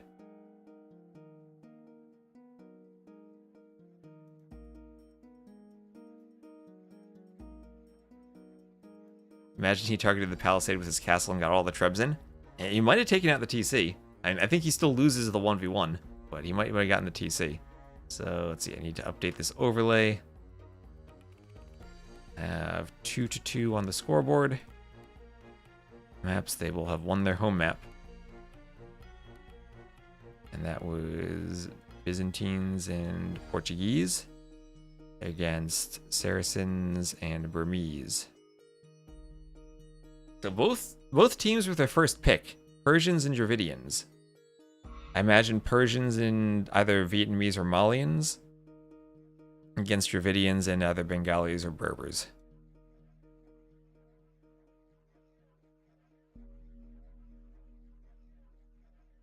They have launched. We have a spec delay. And yep, it will be Persians, Vietnamese against Dravidians, Bengalis.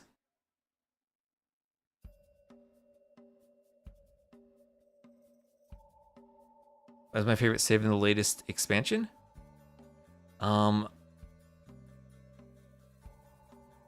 That's a good question. I honestly haven't really played any of the saves in the expansion because I've just been casting so much. And I feel like the save that we've seen the most has been the Khitans, but I don't really have a good feel for them to have a favorite. And if I were to design it, I'm no history expert, but I think the expansion would have been more appropriate with the Three Kingdoms as a chronicle thing, and then you can do a proper medieval Chinese expansion, and then maybe you can like do some type of deal where you include them together. But you have your like standard 5 Civ AoE 2 expansion, and then your Three Kingdoms chronicle expansion. The Shu have been doing very well as an archer civ, I have to say though, for cartographers.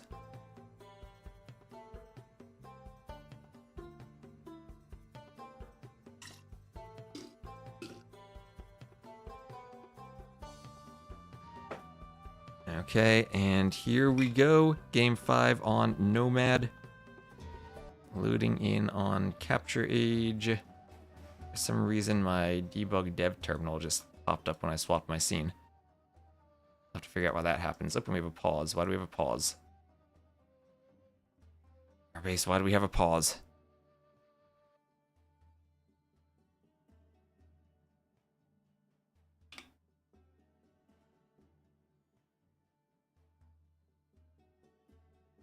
What is the pause? You have no pause? Why do I have a pause? Oh, okay. I might have just... the pause might have been... I accidentally pressed pause while I was swapping scenes. Anyway, it is Nomad, and the teams will be far apart. The teams will be far apart. T90 and Dark will be to the east. Quangtree and Say My Name will be to the west. And just be aware, they did swap colors from the previous game. So Say My Name will be in the yellow. VNS Yellow will indeed be playing yellow. And then Quangtree will be in the red. So Dravidians and Bengalis. Dravidians for Quangtree, Bengalis for Say My Name. Against Persians for Dark and Vietnamese for Say My Name. Whereas the landlock, no landlock on this Nomad. This Nomad map, I asked Mr. Yo for his opinion, or I had Ornlu ask him for his opinion, and he said he preferred Nomad without the landlock, so that's what I went with when I scripted this Nomad map. I did script all of the maps for this tournament.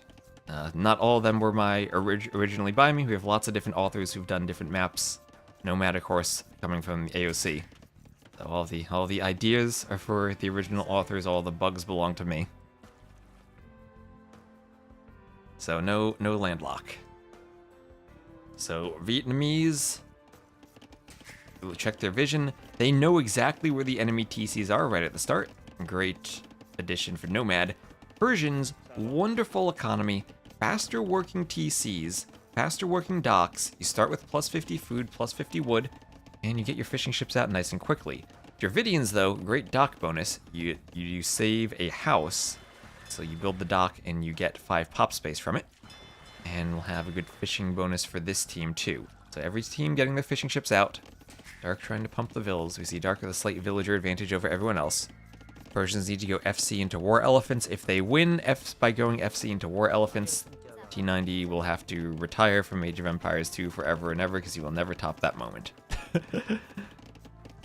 So the swag team docks look horrible. I mean, they actually have quite a few fish for how close these docks are to each other. But yeah, that's true. The docks for Vietnam are spread out. Quangtree in the east, Say My Name to the west.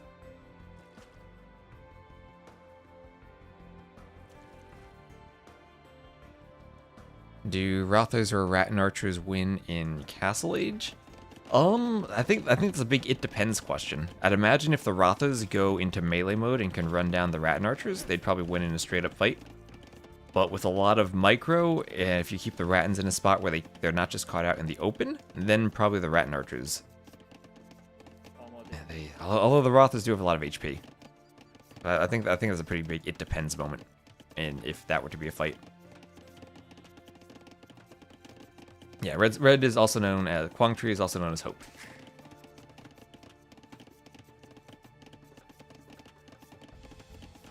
So, Feudal Age on the way first for Quangtree. He'll be the first one up.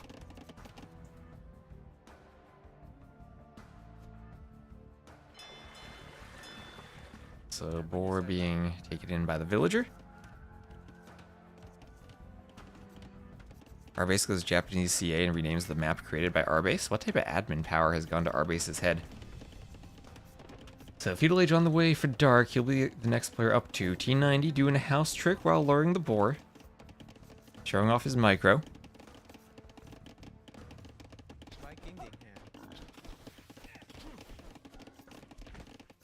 And Verskaviter Ziebsen, thank you for the follow.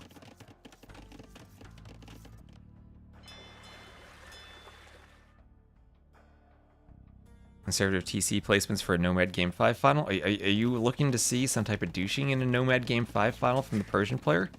Now that would have been one heck of a strategy if Swag went for it.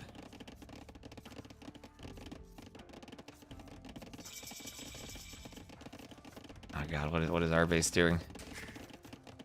Consuming the copy pasta on the chat and Twitch. I gotta go to the YouTube chat now where it's safe.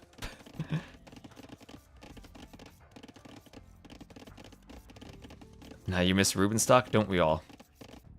So expanding to the docks to the south is Dark. So after those initial docks, kind of in this little cove, going down at the bottom of the map where there are more fish will be nice for him. Great thing for the Dravidians on Nomad is that their fishing ships carry more food. So if Quangtree ever were to say get docks up here, he can fish from farther away more efficiently. That's the key to fishing, and fishing efficiently. So far apart, and it feels like if this goes late game, I mean, Dravidians, Bengalis both have battle elephants, but then they kind of double up on each other. Do Dravidians have cannons? They do have cannons. But it does kind of feel like both civs want to be going elephant archer. I guess Dravidian halbs will be nice. I mean, our Persian war elephants will take, like, no damage from the elephant archers, right? I mean, could this be a late game where the Persian player just wants to go elephants and have the best elephants in the game? Yeah, the elephants aren't as cool as the Persian ones. And similar to rocket carts, Persian elephants are going to be much easier to micro because they're so cool you pay more attention to them. So blacksmith for dark. And are they fighting on the water? Yes, a couple of galleys from Quangtree coming around by the docks to the south, but hunted down by Dark. Dark stacking the galleys on top of each other to chase.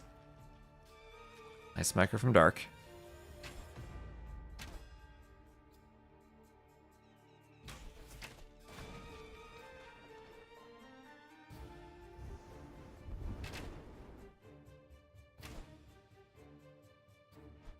Fires will go down to the galleys.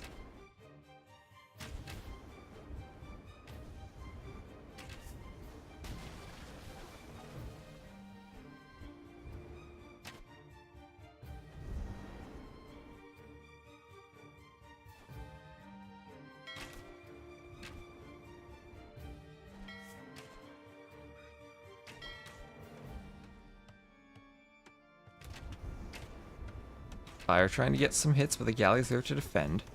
So shouldn't be able to take out much, if anything. Nice defense from Dark. And T90 will be the first one up to the Castle Age. Still fighting on the water. Could be an option for T90 just to do a couple of fires and go War Galley since he's up so fast. So far there's been no water presence here from Say My Name. T90 finally... T90 plays all the time, he just doesn't stream when he plays. I'll often cast his games.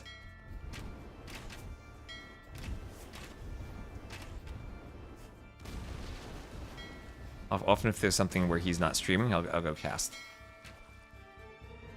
And I'll catch him playing games. and then he watches my casts back and sees all the mistaken farms he placed and all the vills that died.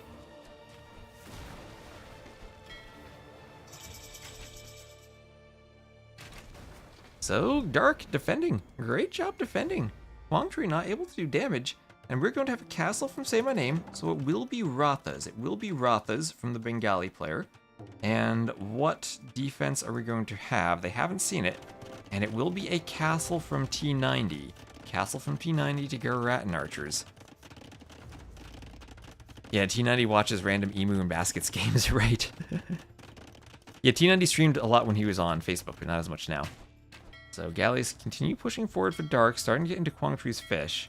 The good thing for Vietnam is that the fishing ships for Say My Name have not been disrupted. So Say My Name doing what I thought maybe T90 would have an option to do. Being the first one up to the Castle Age, could do War Galley and pump out some fires.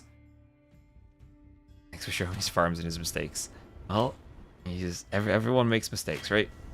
And no matter how good you are, you're still a low elo legend. Even Viper, right? He's a silver boy.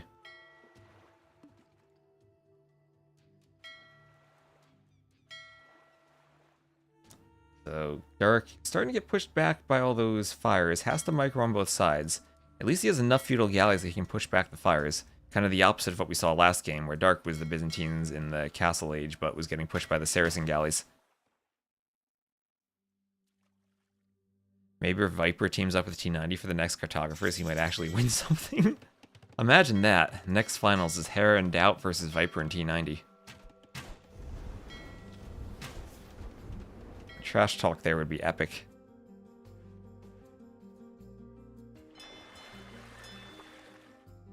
The Castle Age on the way for Dark.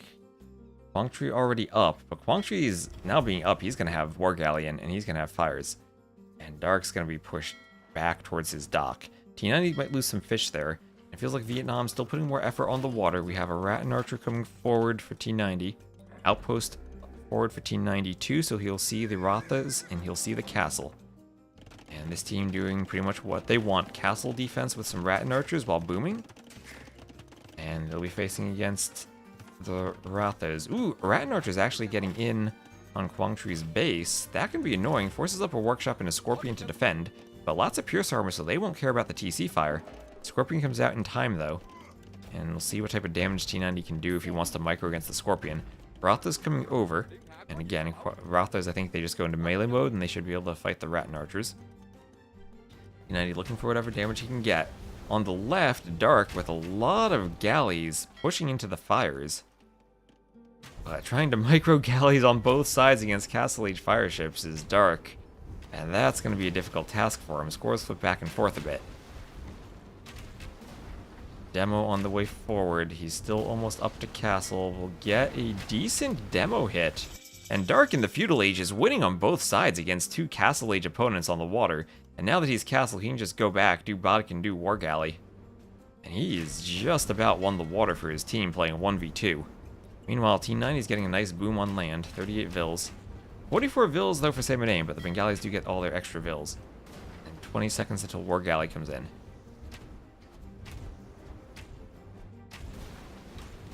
Dark's still holding. Dark's gonna need to get a boom behind this, though.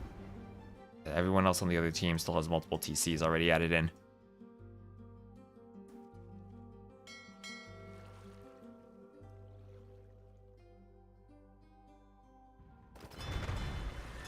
Argali is hitting the dock, and Say My Name still has quite a few fish in the corner, but he is getting pushed by Dark. Dark with the highest score because of the water, but now they have to worry about Rathas. And they're gonna have to hope that Rat and Archers can defend against the Rathas. And can they? And 40 hit points. I'm still worried about melee mode, but maybe, just maybe, with the Pierce Armor, T90 can take proper fights.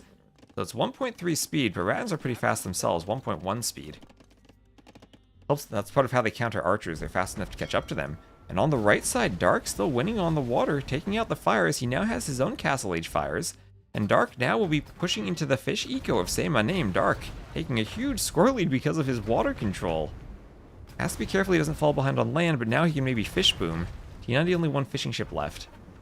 But he can add in more if his teammate wins the water. A big investment to control the water, but maybe worthwhile if he indeed controls all of it.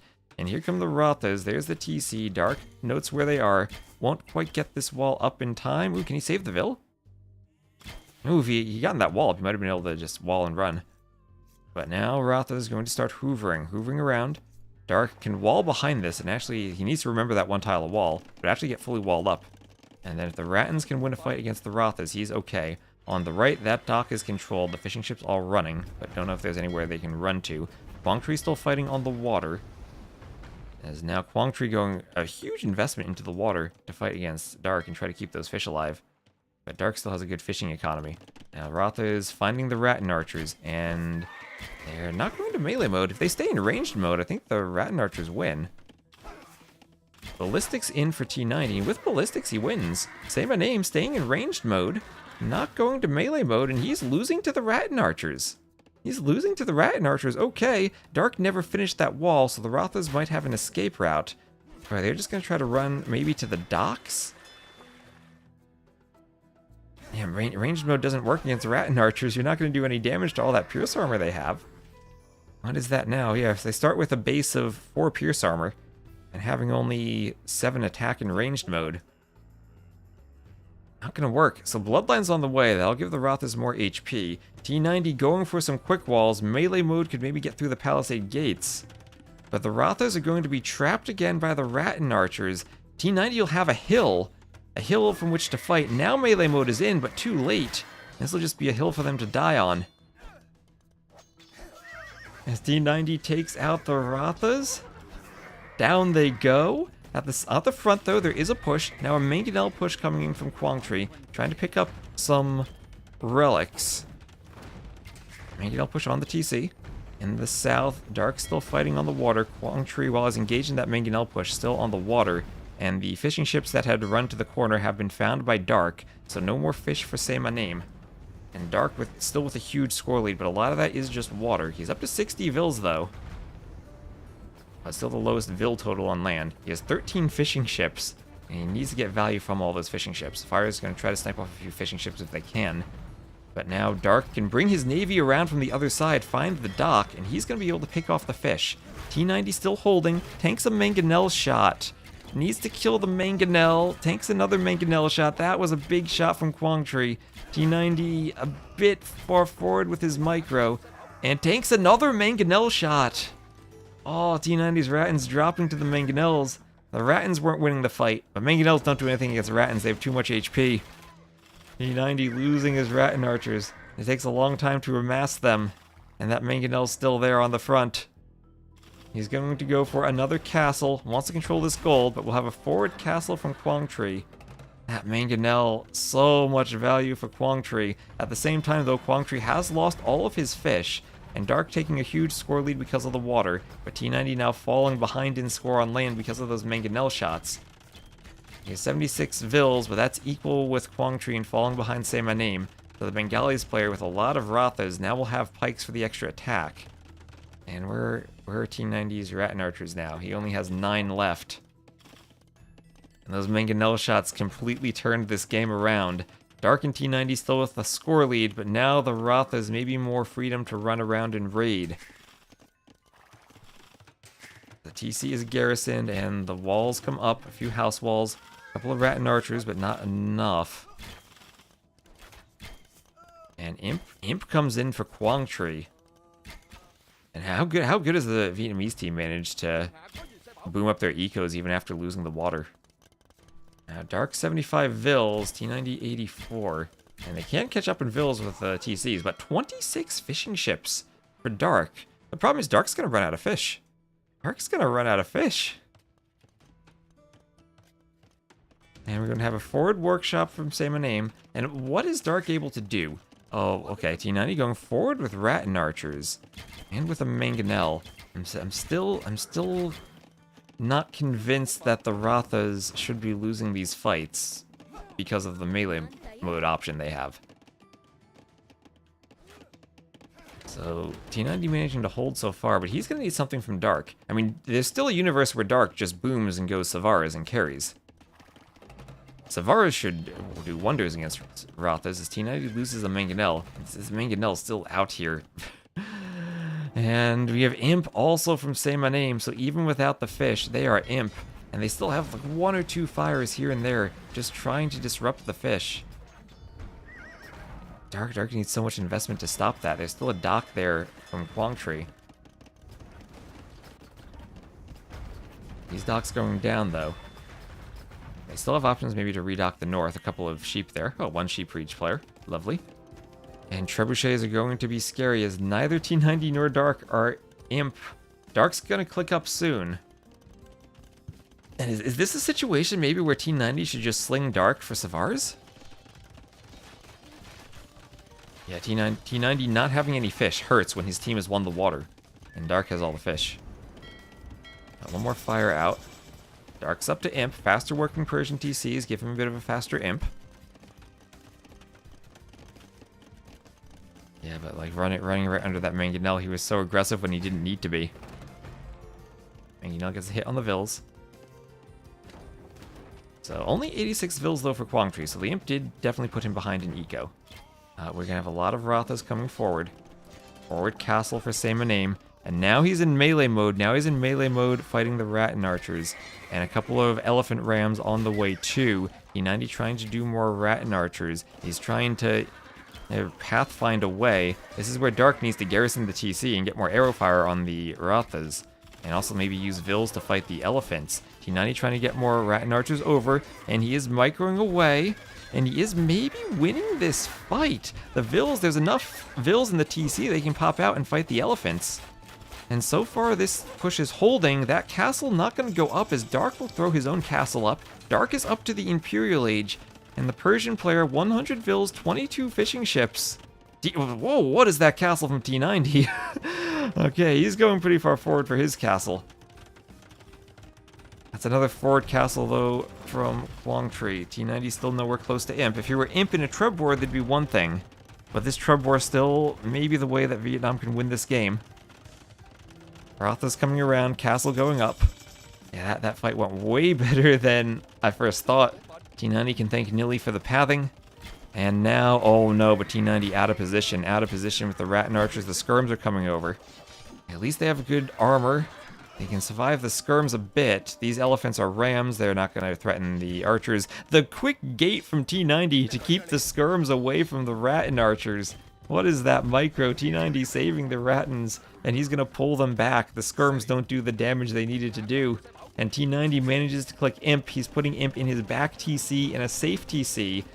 Cavalier is on the way, Bloodlines is on the way, and Dark just needs to click Savara and they might win this game. Now, ecos are pretty similar, but Dark still with all those fish just needs Savars. The only concern maybe for Dark is that he had so much reliance on fish that he only has 30 farms, and the fish are going to start to run out soon. But so far, he's ready to click Cavalier, he's doing armor, he'll need all the armors and Savars. So Say My Name and Quang Tree now take a lead, and they're trebuing the castle. Dark with Savars though, and just nice villager management here from this team. Has kept their ecos alive even without the fish. T90 still doesn't have any fish of his own. He's losing his castles, slowly but surely. And now with Rattan Archers, it's Rattans versus Dravidian Skirms. So he's going to need Savars to clear the Skirms. And how much cav does Dark have? Not much right now. And he needs the cav to deal with the elephant rams, but he should be able to deal with that. That shouldn't be much of a problem for him. If there's any moment where the Savars can just go late to Imp, so late to Imp. Castle goes down, and T90 slowly but surely getting pushed in the north. Elite Ratha. Armor on the way for Dark, and I don't know if Dark actually can afford to click Savar. He's using the market, and he needs to get Savars. And there it is, 2 minutes away. But will they be able to hold for 2 minutes? They're getting pushed and not going to have much gold left. Rattan Archers hitting the Rathas. Trebs coming in, attacking the TC. And Swag has indeed lost that Vil lead. Rattan Archers coming forward. 40 Rattan Archers, though. 40 of them for T90. They're getting Bracer, they're getting Chemistry. Savar is on the way in. And remember, you don't need much of an eco once you have the Archer mass, as long as you maintain them and don't lose them. And right now, with all that Pierce Armor, ranged mode on the Rathas isn't going to do anything.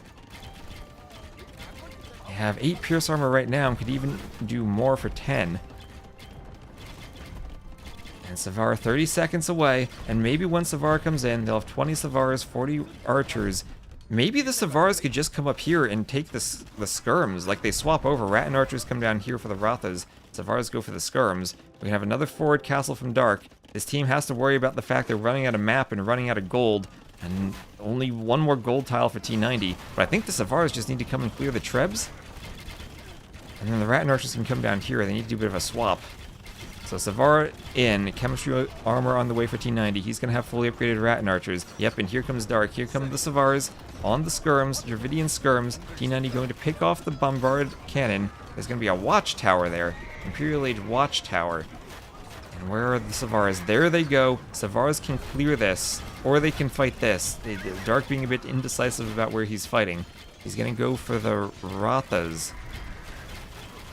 Rattan Archers around here. Those now guard towers for Dark. Okay, there come the Savars to the north. Still only 25 Savars for Dark. Dark's going to have to use the market for gold. One last castle for T90. Halb's starting to come forward, but these Trebs will be picked off. Trebs will go down. That's a lot of Rathas still. It's a lot of Rathas, and even more forward castles for map control from Say My Name.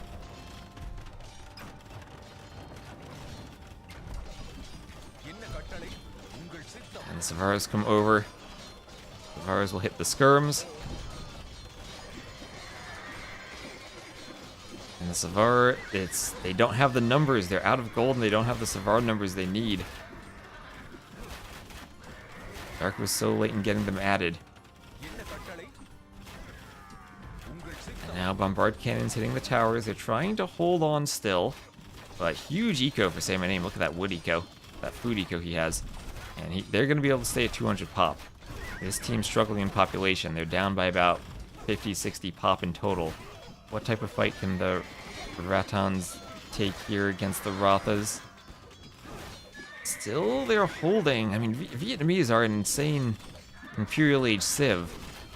But now it's Dravidian Halbs against the Savars. Savars not really able to take that fight. And there's the GG from Dark. There's the GG, and Vietnam does it. 3-2 win for Vietnam. Finally winning Game 5 on Nomad. T90 and Dark, they came close. They came very close, but the Silver League champions will be, say my name, and Quang Tri. Congrats to them. What a set that was. Oh, and man, T90 is going to be kicking himself after those Mangonel shots, I think. But man, that it felt like they almost pulled it off. If they could have gotten that Savar timing just a bit earlier. Oh man, what a game that was. What a game. And T90, congrats to him, congrats to the Dark. They had never played together before this tournament, and they made it all to the Silver League Finals. Put up a great show against an incredibly strong Vietnamese team of Say My Name and Quang Tri. And we'll look at those stats. 141 for Say My Name, 141 kills, 126 for Quang Tri. And yeah, huge eco advantage for the Bengalis. Those Bengali vills. It feels like maybe Dark was spending so much time fighting on the water that he didn't get his TCs added in and didn't get the Persian TC boost as early as he wanted. And yeah, you can just look at the imp timings here. Much smoother transition, focusing on land. And wow, GG. And that's just the warm-up. That's just the warm-up. I was expecting this to be the warm-up before the Gold Leagues. I think my plan of doing Silver League Finals rather than a third place match has worked out better than I ever could have imagined. But man, what a set. What a set that was. There's more Vanilla Donut. There's the main event now. We have the finals coming up. So, I mean, we're running kind of late. I don't even know if we take a break. I'm going to say like maybe a quick 5-minute break, then we go. Yeah, our base. Next set in 5 minutes. There's more.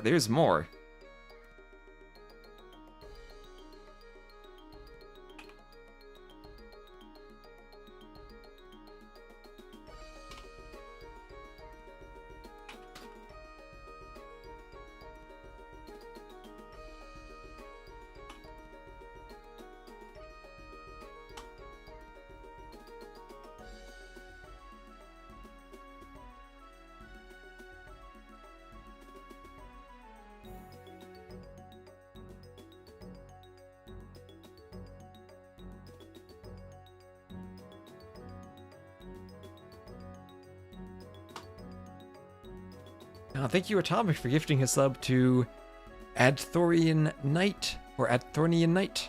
Thank you very much. Oh, man. So is T90 casting the finals? I don't know. He said he might, but we'll see how he mentally is feeling after that. Because that was definitely a struggle. Yeah, so we'll have about 5 minutes or so, then we will cast the grand finals. So once more, congrats to Say My Name and to Quang Tri for being the Silver League champions and for going on an absolutely insane run, like pulling off upsets left and right against everyone. So we're already running a bit late, and I know this is way late in the evening for Yo and Lix to be playing. That's kind of the unfortunate part of their time zones. But at least they're hosting the LY tournament, so they might even have a good time zone tournament for themselves coming up next year. So what I will do, I'm just going to reset the ad timer on Twitch. Yeah, Yo works on EU time anyway. They're used to it at least. I mean, super late even for Quang Tri and Say My Name. So I'm just going to reset the pre-roll ad timer on Twitch. Remember, we are still doing that AOM giveaway. You can type !AOM in the Twitch chat, follow on Twitch, and type that to enter, and we will give away another copy of AOM Retold at the end of the Gold League Finals.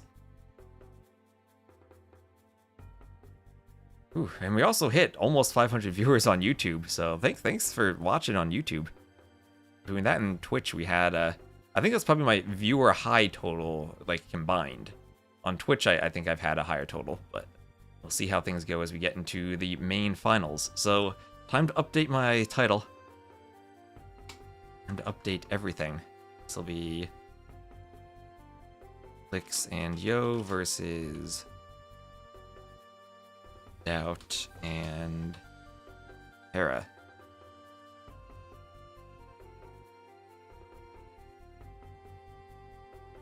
And let's get the scoreboard updated. Our base can tell me if we have maps anywhere.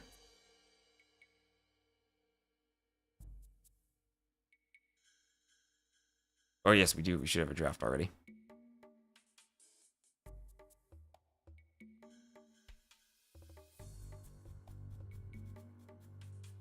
Let me just update the score. Be best of 9.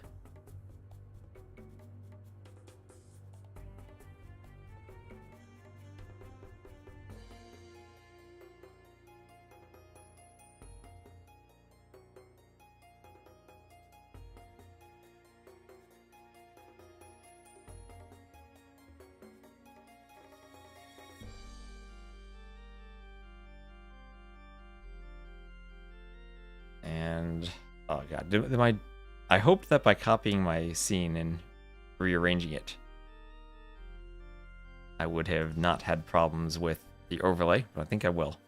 So we're gonna have to real quick rearrange my overlay.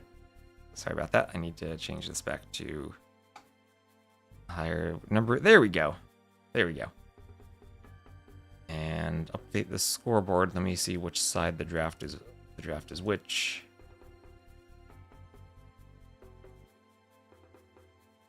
And Hera and Doubt are on the left. Right. And thank you, Dark, for the raid. Everyone, give Dark some hearts in the chat. Give him some hearts. That was an incredible set. And did I spell Linguan correctly?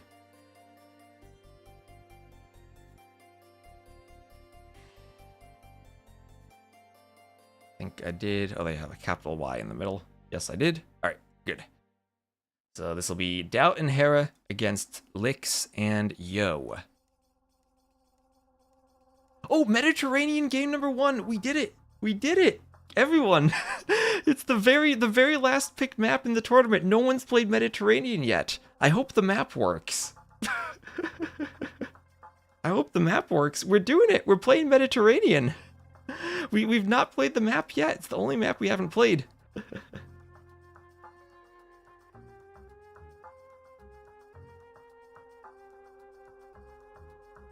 Alright, I'm going to be back in 1 minute, and then we should be getting the finals started.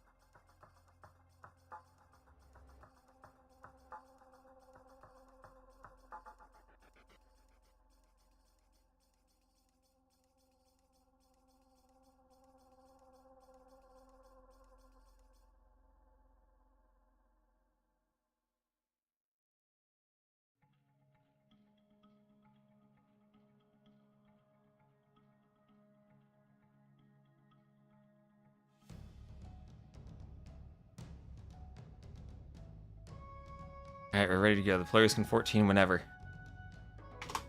14. Sending the signal to Petito, and we're good.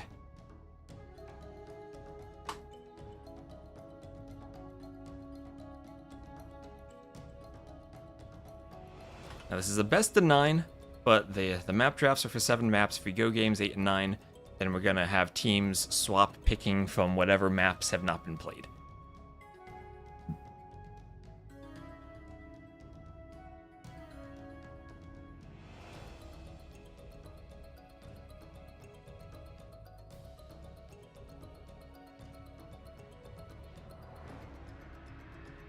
Is it modeled on the AOM map Mediterranean? It's modeled on the AoE2 map Mediterranean.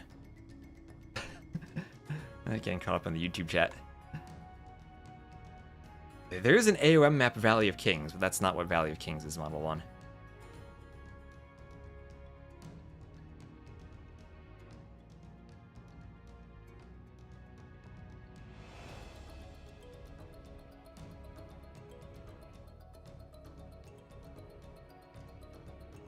And have they launched? They have launched. Lovely. DE's loading. And we will have the grand finals. Best of 9. Doubt and Hera against Lix and Yo. Lix and Yo technically are the higher seed, so they could choose whether to pick first or second in the draft, and they, as they did in the previous round, opted to pick second. And still had Nomad. So thank you all for tuning in. Had a wonderful warm-up with T90 and Dark against Salmon Name and Quangtree. Again, congrats to the VNA team for winning the Silver League. And it's time for the Gold League. Game number 1. First time we're seeing Mediterranean played. And we are launching.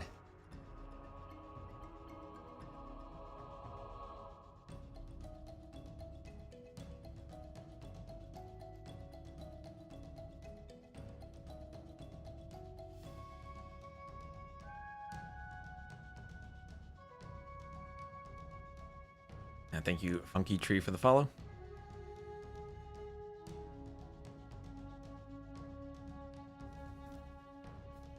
Viper will be Silverborn next iteration. maybe. I don't know. You need to get past T90.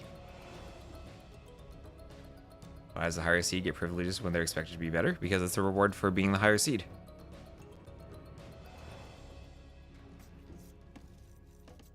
And here we are at the grand finals, game number 1, and the map shall be Mediterranean. Now, every single time players have played in the water map category, they have picked to play on Sumatra, aside from one game each in the Silver and Gold Leagues, where they played islands. And now, finally, it took until the final set, and this was the very last map picked in their draft, but we finally have a game on Mediterranean. We can finally talk about the map. We roughly have an oval of water that kind of splits the teams somewhat in half. So you can have lots of options for land aggression on the sides. It's tricky to wall off your map, but you can go all the way to the edge if you want to. And then you fight over the water. It's so beautiful. I hope it is. There's a lot of trigonometry I use to make sure that this matches up with the orientation of the players and always splits the players. So it's a classic map. I've worked on editing it quite a bit so that it's pretty consistent. And can you wall the coastline? Yes, you can. You can wall the coastline, just like classic Mediterranean. We will have Doubt in the green as the Wu, and Hera in the blue as the Vikings. They'll be to the southwest. Then we shall have Lix in the red as the Romans, and Yo in the yellow as the Koreans. Let me set their names up on the scoreboard. This will be Gamer Legion A against, I'll type it full out, Lingwan A. There we are. And just for my sanity, I will make this Yo and Lix. There. Boom. This map is good for 2v2, says Langzander. I played one practice game on it, and I thought it was a really fun game because I won the water, then I got killed on land, and I ran away, and then Ornley was pushing on the land, and then we ended up losing the water, but then he had enough land that we pushed back, and it was crazy. And I enjoyed it, and now we get to see it for once. For once. So, I mean, Vikings, you can't get more classic on the water than Vikings. The Woo, our new wonderful water sieve that we've gotten because military production buildings and docks plus 65 food, and that will also benefit from the Viking minus 15% discount, so we could see Doubt just building lots of docks to get a discount and then food. We were even? Maybe, something like that. Well, I think I was winning the water until I got pushed, and then I was like, oh no, and then I lost the water. So over here we have Doubt scouting Yo. So the key though on this version of the Mediterranean is that the roughly oval shape of the water always is going to split the two teammates. So it's going to be tricky to find ways to help each other via only land if you don't have water control. And the land being here makes it a bit harder to wall off each of the sides, so there's more opening for land aggression. Imagine this combo in 3v3 with Dravidians added in. Yeah, again, the plus 65 food is only a civ bonus, not a team bonus. The team bonus is that houses are built faster. So build those houses faster, I guess. Well, less of an advantage on the 9-ville start, I guess. Because you start with 2 houses and don't need to build them.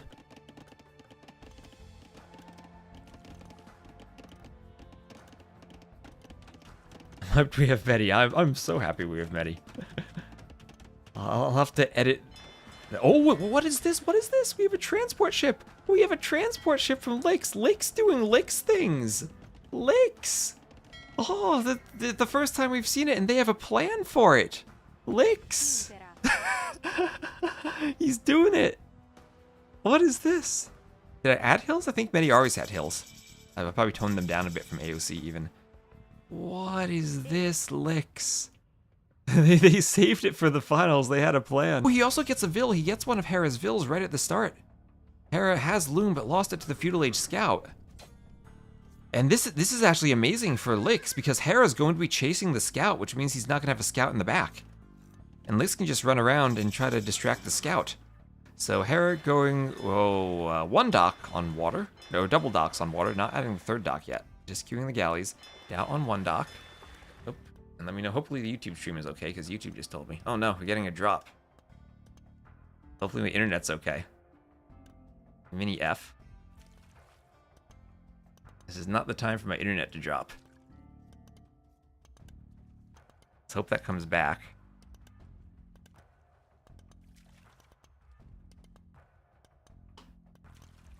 Let's hope the internet comes back.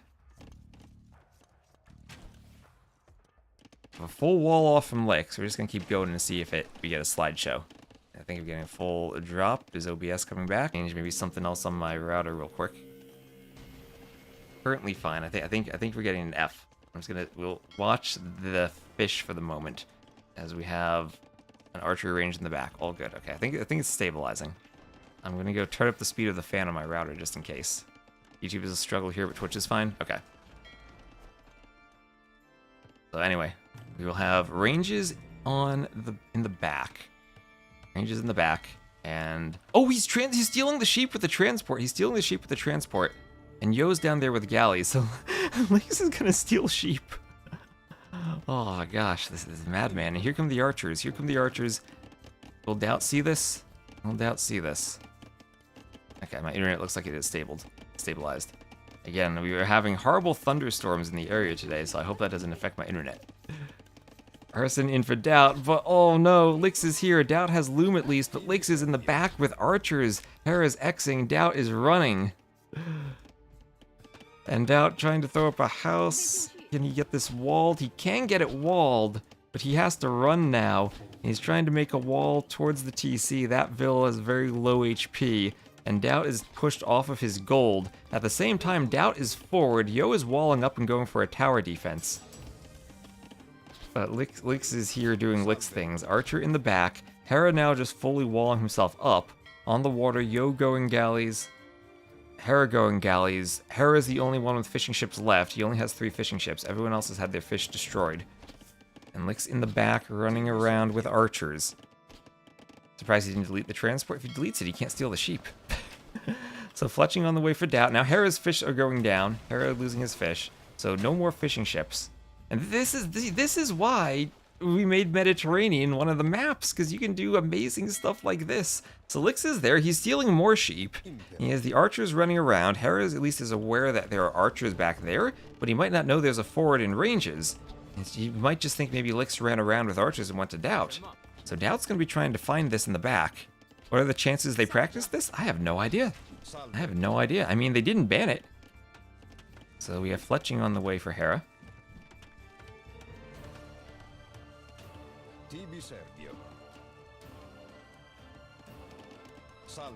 And Archer will be running around in the back. We have fletching on the way for Yo. So in the back, Doubt's still walled out. Doubt's still walled out. Yo going for stone walls. He is not going to let Doubt in. The men-at-arms, though, he's even doing more houses behind this. Oh, he's realizing that there was a hole behind that house. You're a refugee from YouTube? Is the YouTube stream working? It says it's good again. It says it's good again.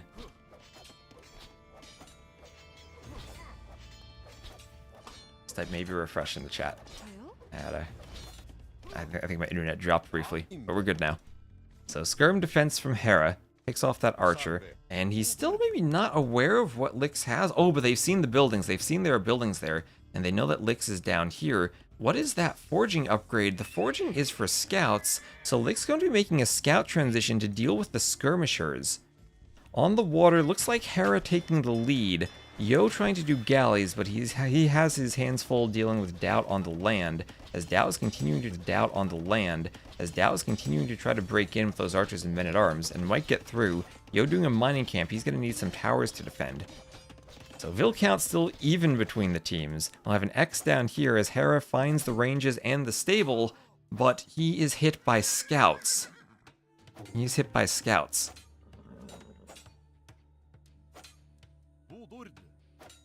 And these archers can now run away.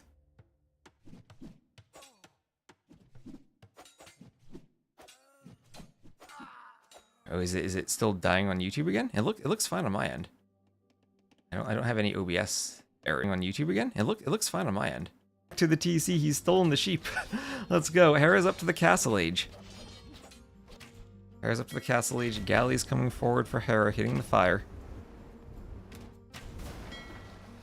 And at least the Twitch is fine. We're doing better than Red Bull. So Galley's gonna water just as he goes up. Although Hera does have the option to go longboats. As the Vikings, and those can be scary. Switching off of YouTube at the watch party now? Okay. That seems to be dying. So Doubt's slinging Hera. So is Doubt gonna swap to slinging? Well, Doubt may be trapped in the feudal age. As there's army from Lix running around, and Doubt had been forward pressuring Yo. Yo with a tower, Doubt not gonna notice that his archers are going down. Archers and men-at-arms all going down. And tower will shoot them down. And the sheep have made it back to the TC, and Lix will be feasting on the sheep as he will do a market. And Yo is winning the water now. Doubt in a bit of trouble. Doubt had started slinging Hera, and I wonder if that will continue, as Doubt right now doesn't have any gold. He's not on gold. Lix has a nice army running around the front. And Hera and Doubt still have a score lead, with Hera super far ahead in score. And Hera's going to go forward for a workshop and look to pressure Lix. These are just palisade walls.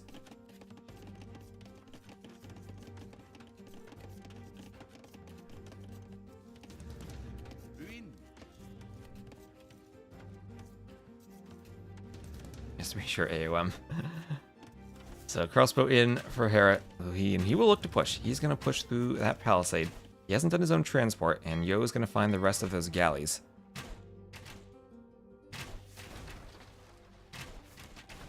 He'll take out the galleys.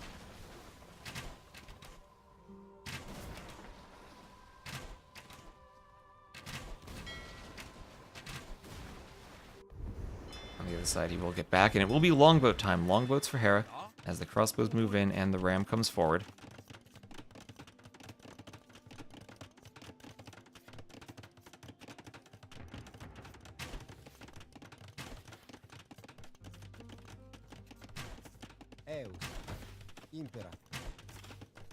Crossbows try to take out the vills. Crossbows also will go towards the vills in the back. Impera. Salve. And we'll run around.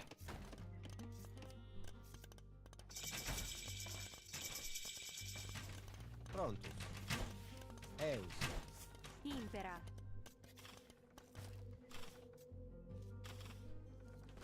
And try to pick off vills on the farms. Vills going down. And defensive tower for Lix.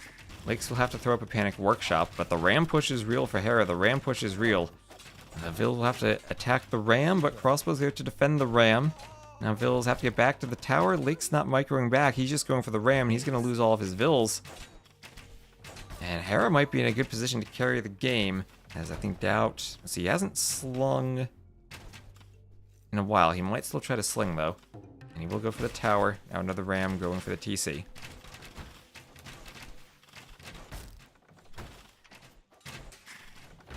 Eus. Crossbow's going to take out the Vills on the sheep. And this tower will go down. Yo's just going to boom and kill all? Well, Yo's going to need to get a good boom going, because Hera is slung, and that sling is going to be giving him a nice boost against Lix. The problem is Doubt is futile.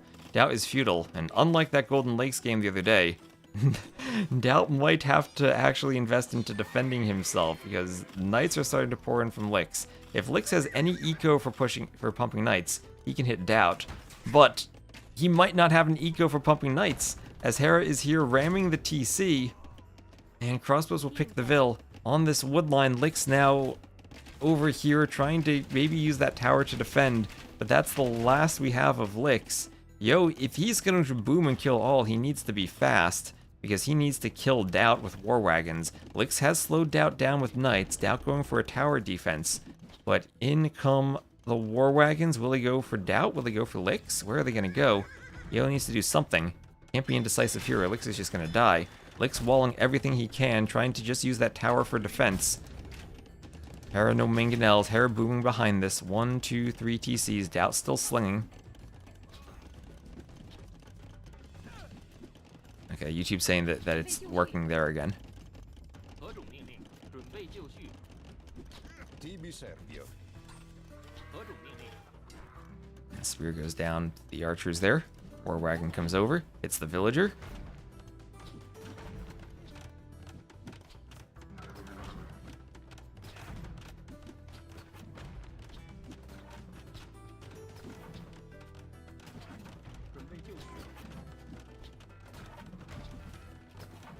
And we'll hit the Vills on the tower.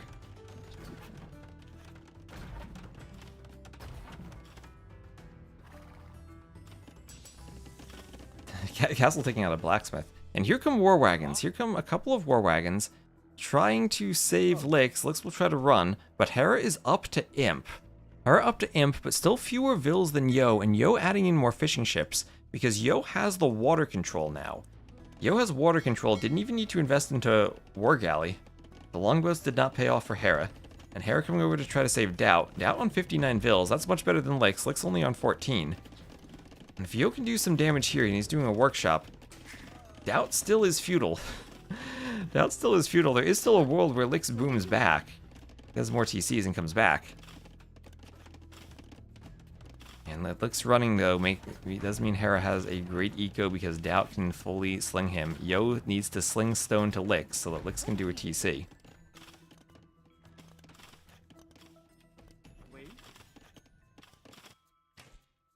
War Wagons and Galleys working together, though. Galleys can maybe help with the skirms.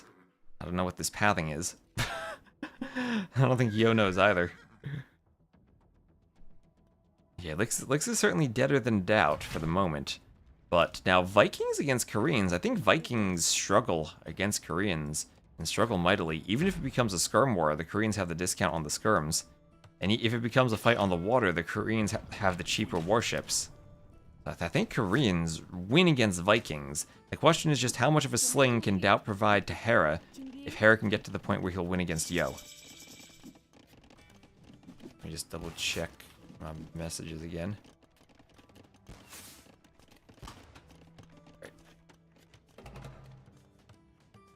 Rocket cart coming forward. I have gill nets on the way for Yo. I'd love to see Link's Reboom back here.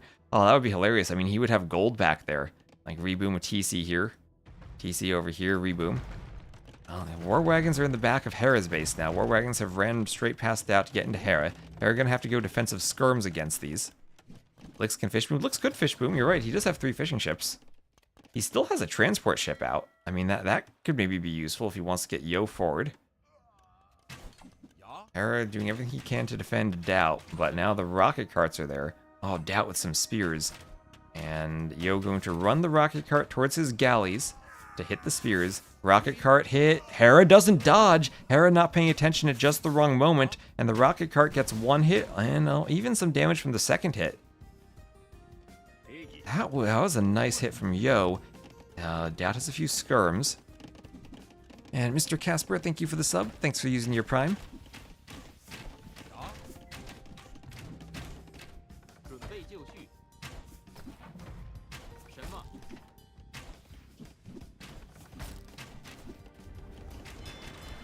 And Galleys coming forward, still denying Hera's ability to redock and get on the water. Yo up to Imp. Still more Vils than Hera. And still going for War Wagons. And Doubt up to the Castle Age. And Doubt can get Elite Skirm, then he's going to be useful against the War Wagons. Even Castle Age Elite Skirm at least have the potential to kill them. As soon as Yo goes up, he's going to get that free +2 armor. And that's going to make things maybe a bit scary. As Hera's still trying to redock and get back on the water. This is going to mean he loses Vils though. And Kai Cladden, thank you for the sub. Thanks for using your prime.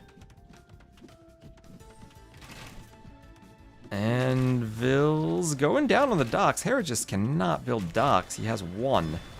And he's losing more Vils. Well, he gets 2 docks up. That's it. Yo going to be doing War Galley. And if Hera can maybe push Yo on the water, force him to invest there, Doubt could maybe force a fight on the land. But the rocket cart comes out. Rocket carts feel like they don't actually hit when they hit units like that. It's not like one big mangonel splash. Well, Hera's army is cleaned. Hera's still with the overall score lead, but maybe that changes when Yo gets up. Yo's still with a good economy. Licks on 27 Vils. And Doubt going to be adding TCs. So I think Doubt's ability to reboom here is just going to end up carrying because Lix only has 2 TCs.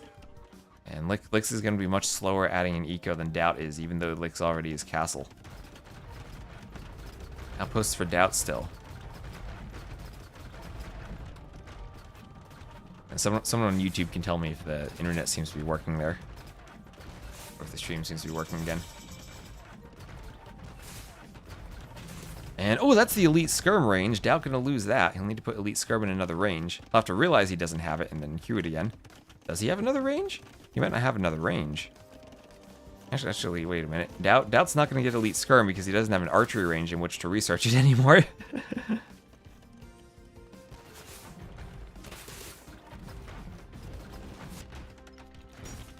Now, stone walls from Lix. He's walling up. He's gonna hope that he can hold and reboom. I have no idea how well the Wu will do in the late game if they have to fight the Koreans. I do still think Koreans should win against Vikings. We'll have coinage from Hera, chemistry on the way also from Hera, and he's gonna swap into slinging Doubt back.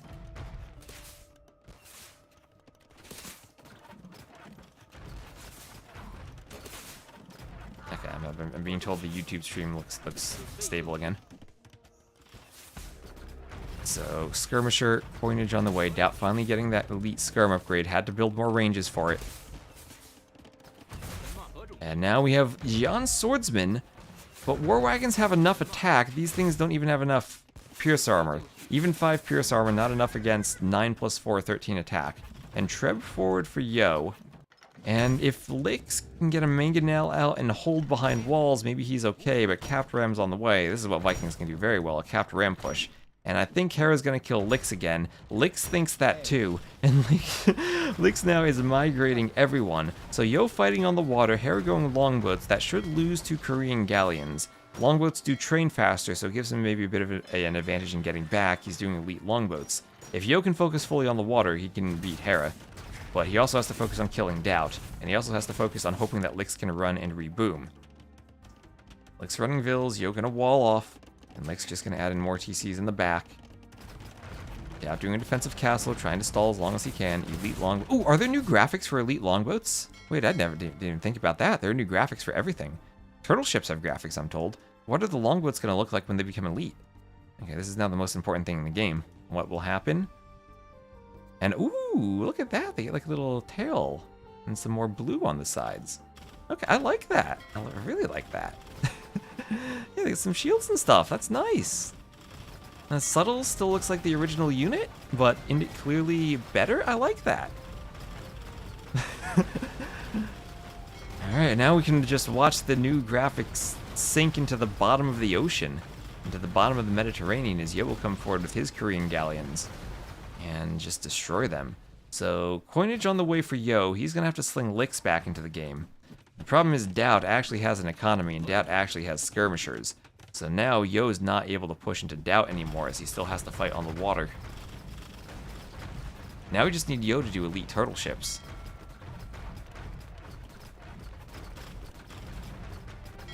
And, well, they can clump up on top of each other. That just lets them all sink in the same spot. Sink right on the coastline.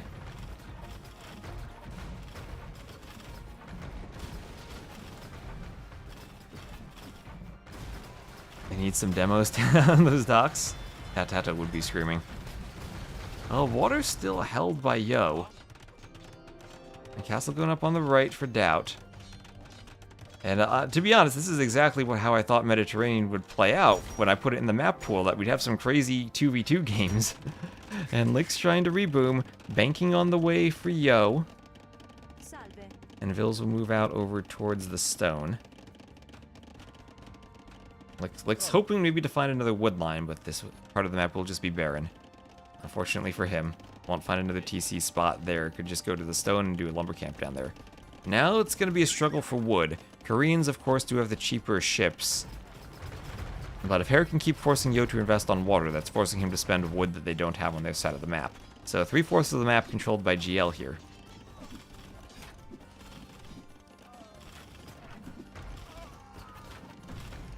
Water's just a distraction. It's about Doubt getting to Imp. It is about Doubt getting to Imp. And I don't think I've seen the Wu get to Imp, other than that one game Doubt played already. They do have the Fire Archer. They do have Traction Trebuchets. We could see, probably not going to see the Water Cannon Galleon replacement because Yo has the water. +2 attack for the Jihan Swordsman. Okay, they don't have an elite upgrade, but they have +2 attack. And he is going Fire Archers. And we'll see how effective the Fire Archers are against the dock. They're setting the dock on fire. Like hiding the last Vils in the corner.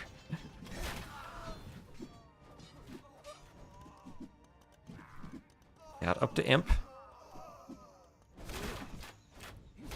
And Lix on 41 Vils, but Doubt on 132. And they just need to find a way to push Yo with the Koreans before Lix can get back.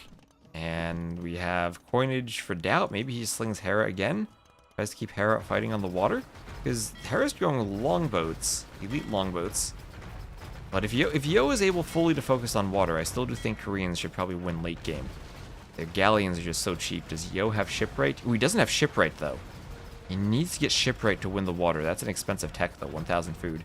Expensive for him as he's trying to sling Lix back. And if he doesn't have shipwright, then the longboats should be okay. The Koreans would win water just by being so cost efficient on their galleons. Because their wood bonus is the same as the Vikings AOC wood bonus, but then they also get shipwright for an additional 20% discount. And if they don't have both those discounts, which they really need, then they can struggle on the water. So rocket cart being attacked by skirms, Vils have to repair. They're looking to still secure the outside. And castle on the water from Doubt. The Wu could also go water. Let's see. Bogsvigar. Is it Bogsvigar or Bogsvigar? Or is something completely different for Hera? That'll improve the longboats a bit.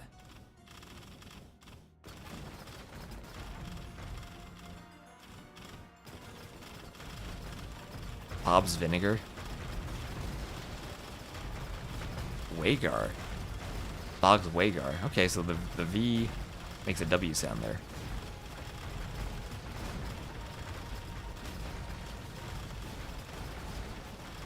And so Hera just trying to micro the longboats back and forth, avoid some of that galleon fire.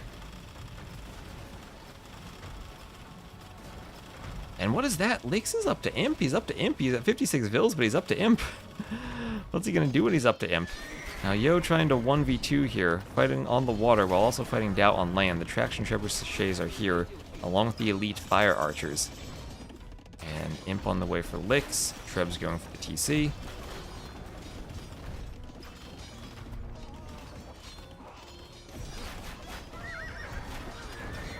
There might have critical mass on water soon. That he might.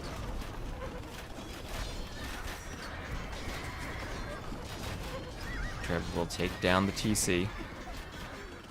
Like Kev running around.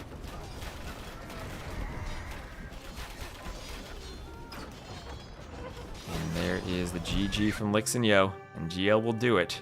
So we finally see Mediterranean, and this was the type of game I was hoping for on Mediterranean. Lix, creative, going for the initial transport and the sneak, but Doubt and Hera reacted really well to that sneak, got the walls up in time. And even though Yo won the water, Doubt slung Hera. Hera was able to go for the push on land and basically defeat Lix. And defeat him to the point where even though it felt like Yo had a great boom and a huge advantage in winning the water, wasn't able to finish off Doubt. Doubt could hold even in the feudal age. Hera had enough skirms and enough army over here to protect him. And eventually we got to see the new graphics of the elite longboats. Hera showing them off for us. Sailing on the water. Oh, look at that. Like the front of them even becomes kind of gold, too. You can just admire this for a moment. Oh, this looks so pretty. Anyway, we'll check out the stats. And 266 kills for Yo. He is the most. Hera ended up with the most eco. Doubt managed to sling. So Hera received 2.5k resources. Then he also slung Doubt back. So the one player slings, then receives the sling back. So, GG. You didn't believe. You always gotta believe. Alright, if you're on the YouTube stream, just let me know in the chat if that's looking okay again. And reminder to everyone, we are giving away Age of Mythology, so follow on Twitch, !AOM on Twitch if you want to enter the giveaway.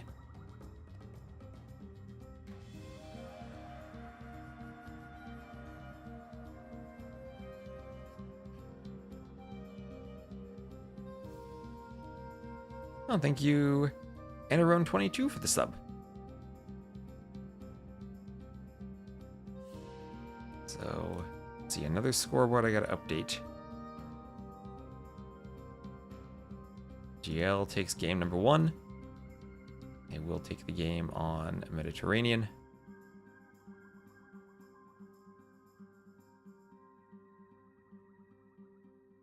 And then, what were their saves? Vikings and Wu.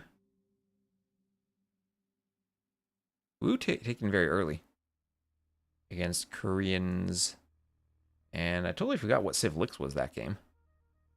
He died so early. What was Lix's Civ?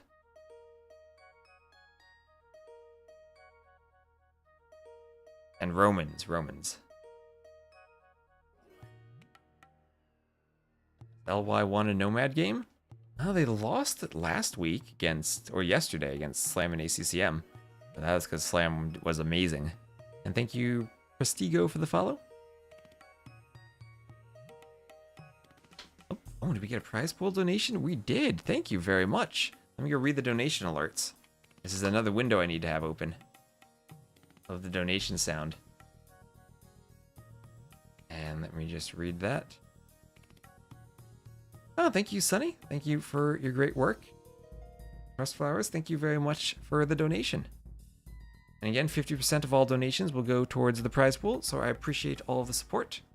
And Prestigo, hello on YouTube. welcome to the Twitch stream. The Roman icon on the Civ Picker is the Scenario Editor Centurion, not the Roman Unique unit. Well, that's a bug report for Hizemi. I don't put together the Civ Picker. It's the wrong Centurion. Oh no. Okay, are they in the game? They are in the game. Let us spectate.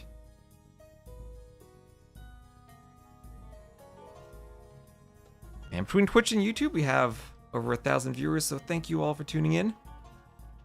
And welcome to game number 2.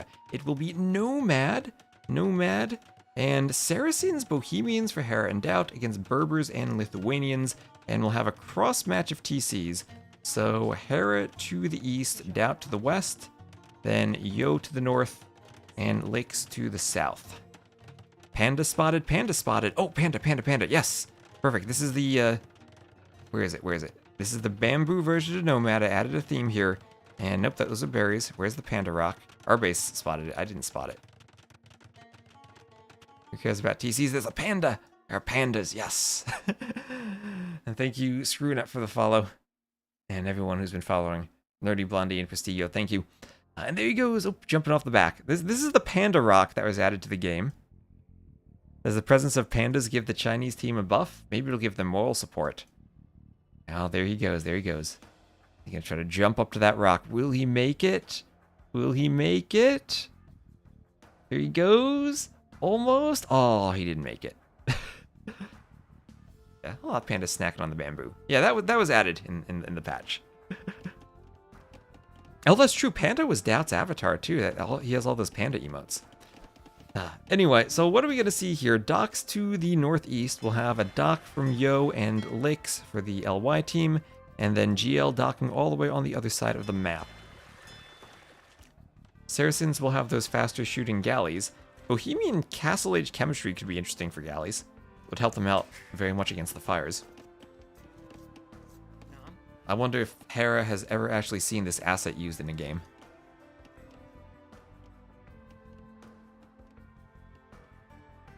And they will be lowering in the boar. It has more frames per second than any other unit. Oh, and Bob Tarantula, thank you for the follow on Twitch. So boar coming in. That's a lumberjackville. Hera right-clicked a tree as he was lowering the boar.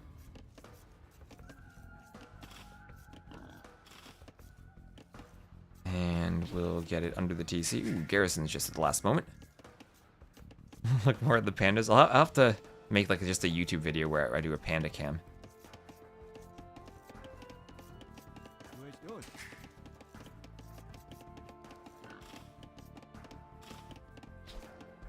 Or taken under the TC for Yo.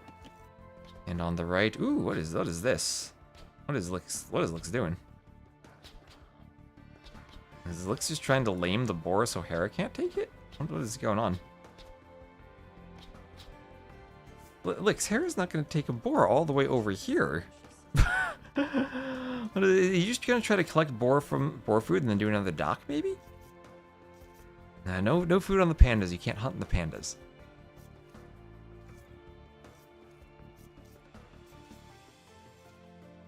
There is a closed map. I think they might have just... I forgot what it was. Was it Regicide Fortress? Our base can check the draft and remind me. Yeah, Hera has enough boars. I think maybe this is just Lix going for a dock, and he's going to want boar food for the dock. Anyway, Hera with all those boars will be up. Xing that there's another boar over there for Doubt to go and take. Long lore for Doubt. And maybe with the fast up timing, he might try to go on the water. We'll see if he adds in another dock. He does have a sheep up here. He is scouting. They have not yet found the LY docks. We'll have Feudal Age on the way for Yo. Lix hunting for sport instead of food. Oh no. Oh wait, what's he gonna do with these villas? Where are they going? What is Lix up to? Yeah, okay, so GL picked the two Regicide maps then.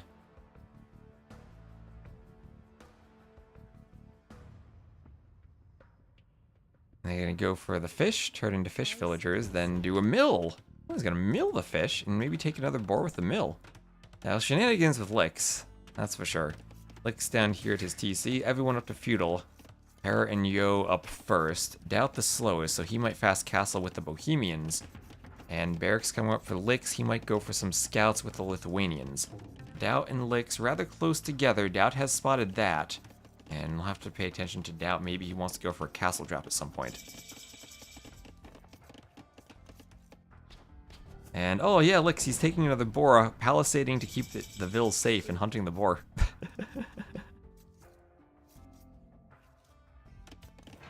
I have a market going up for Hera. And double bit axe on the way.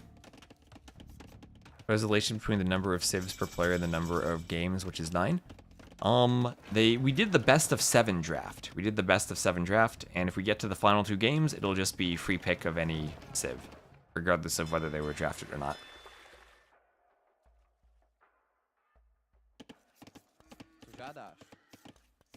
So boar coming in from, or villager luring in the boar for Doubt.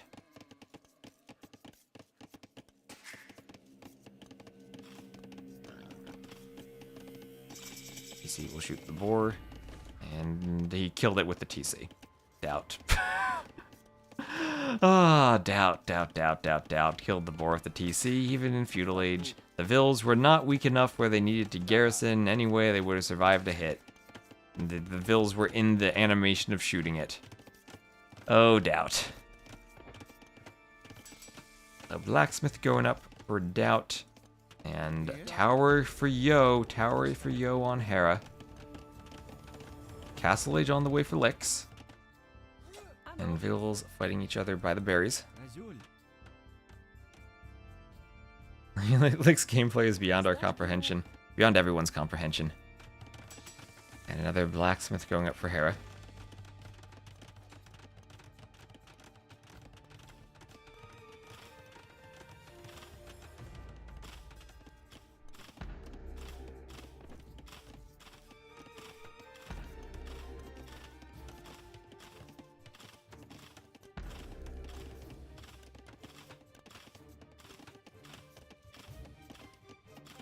The tower fight commencing.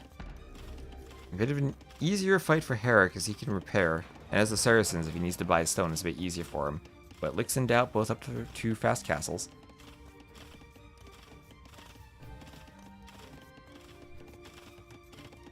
And down here, is there any stone being taken from Lix? No. Is there stone being taken from Doubt? Yes. So Doubt will get up an outpost, but with Lix going scouts, Doubt's not going to be able to come forward for a castle. He will see the stable, and he'll be aware of that. So if he wants to go for a castle himself, which he does, he might have to do it at home and then go forward.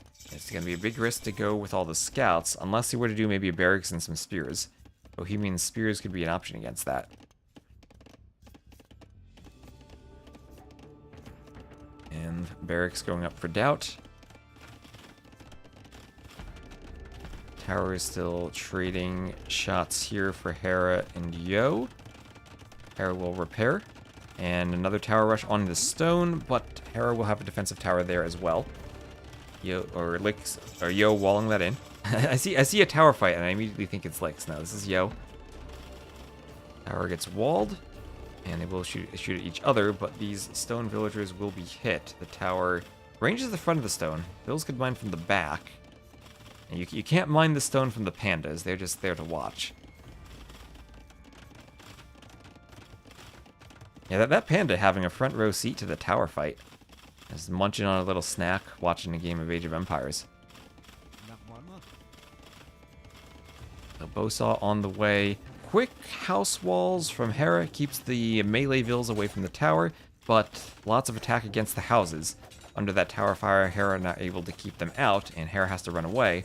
On the water does feel like still kind of even. So no one really losing their fishing ships yet. Hera, though, only 3 fish. Maybe he lost 1 or 2. I just realized Doubt and Hera. Yes, Doubt and Hera.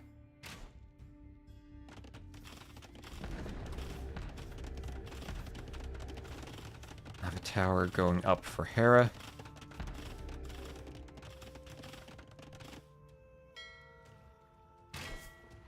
Galleys are going to engage in a fight up here. And Scout. Oh, Scouts for Lick. Scouts for Lick's gonna find the tower vills from Hera. They'll pick off the weak HP vills. Yo's just gonna come forward and knock down that tower, and Hera is getting destroyed. All the vills dying. Tower fight over here. And this tower for Yo will likely go down. Ooh, almost. Just gets the repair in time. Just gets the repair. But Hera Yo fighting on the water is still stuck feudal. This game's going to become about Doubt and Licks right now, and whether Doubt can get a successful push. You can't mind the pandas.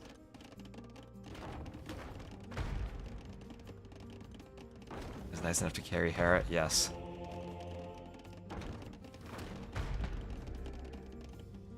Doubt carrying? Yeah, he's carrying since the Dawn of Man AoE 1 prototype. Outpost goes down. And on the water, Lick's getting there. Doubt was adding more docks for more fish, but now Lick's going to disrupt him, sailing all the way around. And Hera's still desperately trying to hold on, get more towers up. But you can tell he's only on 32 vills. And Lick's 34, but at least he's castle. Doubt, though, the most vills in the game at 40. I'll have an X up there as the Hussite wagons have found Yo's vills. And Yo, ooh, this is going to be awful for Yo. Yo, like Hera, still trapped in feudal. Yeah, they're not going to take out the Hussite wagon. 7 HP left. They didn't quite make it. And all those vills will go down. Doubt. Oh, great. He's next to Yo. I mean, he's next to Licks, but he's not fighting Licks. He's going for Yo. Light Cav come over. Spear there. Hussite wagons. Let's see if they can even defend themselves against the Light Cav. He can. And down over here in the tower fight, looks like Hera's actually holding. Fervor on the way for Doubt. He's Bohemian, so that'll count for his vills, make them faster too. AOK was 99. Yeah. So we'll have a galley fight on the water. Yo and Hera still engaging, but it feels like Yo getting a numbers advantage. 9 galleys. Well, 9 galleys to 9. Hera's still okay there. I mean, Hera and Yo. Hera's gonna fight back these towers. And Doubt's still more vills than Licks, although Licks still has a few more fishing ships. Where's Yo going with these vills? Yo's just gonna run and try to find gold. Hussite wagons under Yo's TC. He has to fight them with the vills. Monk coming over for Licks. And Yo going to trap. That'll force Doubt to delete so he doesn't get converted. Yeah, he has to delete there. X in the back as the Mangonel goes for the TC. How old are Yo and Doubt? I'm not sure at this point. I used to know. TKL Jack, thank you for the follow.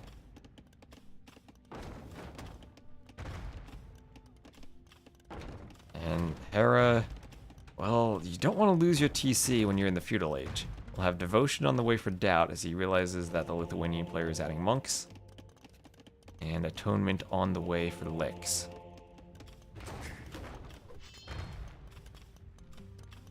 That is 38, Yo is 35. Okay.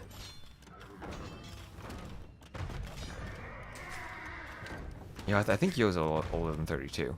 I'm pretty sure Yo's older than I am.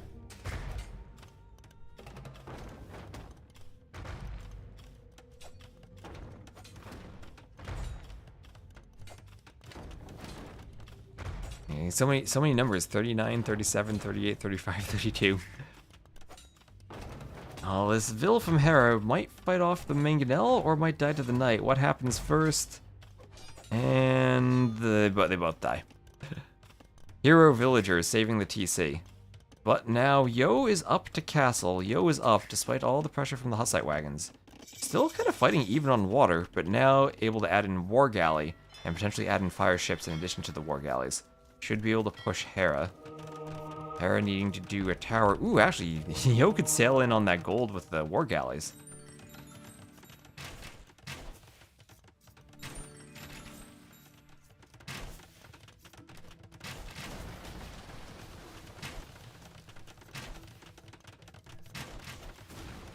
And galley fight now as Yo will get War Galley in right now. And now we'll try to trap Hera's galleys. Hera, though, in feudal, still more mobile and microable with how much smaller the ships are. And able to out-micro Yo. Maybe War Galley is a downgrade for Yo in this fight. Look at Hera's micro with the galleys. He's out-microing, dodging all those Castle Age ships. And unfortunately, maybe he should have just gone for Bodkin rather than War Galley. We'll chase Hera away, but Hera gonna split and continue fighting. Yo's gonna lose everything.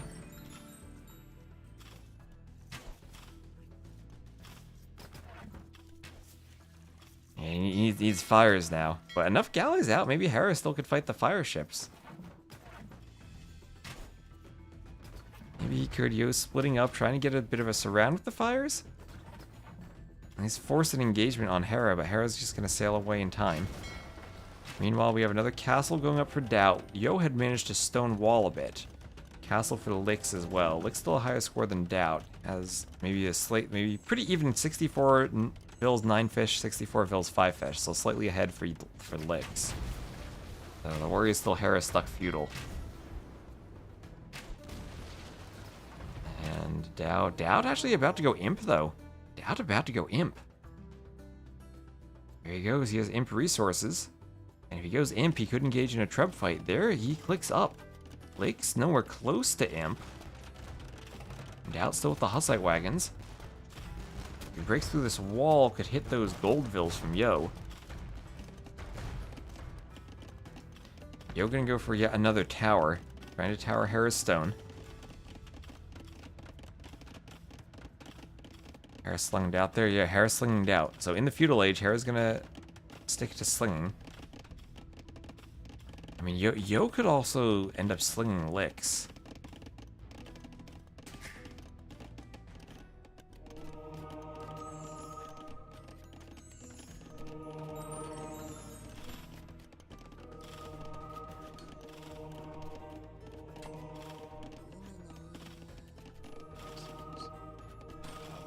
TC trying to kill the monks, but Lix getting some nice conversions on Doubt's villagers. As a latest rating, he can go heal that up. He needs to heal that up so it doesn't die to a TC. And will it die to the TC? It does die to the TC. He gets a vill at least. Lix up to Imp 2. Yo not slinging Lix at all. Lix just going up. Galleys microing in the north as Yo comes over with more war galleys.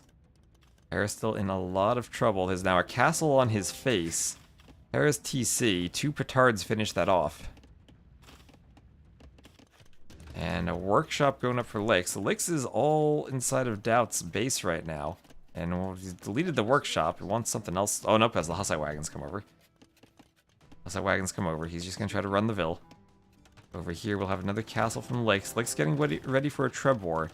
But it will be double castle Treb production for Doubt. And of course, he is the Bohemians. He already has chemistry researched, since he can do that in the Castle Age, and he will immediately start pumping out double Trebs and a Bombard Cannon once he has the resources. And this is the fear of the Bohemians. They can get that fast imp and apply early pressure to your castles. How many relics does Lix have? He has 2. He has 2 as the Lithuanians. So that's the equivalent of Blast Furnace for free. So Yo still mining that gold. Lix still trying to cause shenanigans in the back. Still has monks there. Honestly, he could maybe just take out some of Doubt's TCs. Lix has more eco units than Doubt now, opening up a nice lead there. As a team, it's 156 to 129, but they have to hold against Trebs now.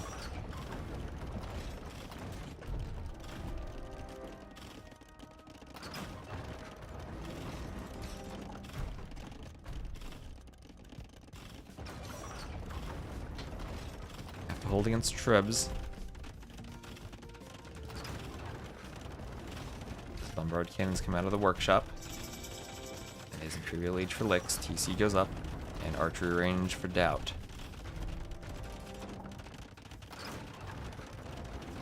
Water won yet by Yo? No, water won by Hera, who stayed in feudal and won water by going for feudal galleys. Oh, Hera's been microing those galleys all game. Yo finding Hera's gold mine. And Rams on the towers. Hera's still slinging Doubt. And my worry, though, is just the sling on Doubt is going to be too strong. Ballistics. No ballistics for the camel archers. I guess they can't sail in there. And Hera just trying to do as many towers as he can to save the vills. But he's losing vills. Hera down to 41 villagers. Doesn't even have enough vills to kill the rams. And Rams will go for the next tower. He's trying to save the tower. Yo can maybe hide in murder hole's range. Hera's still feudal.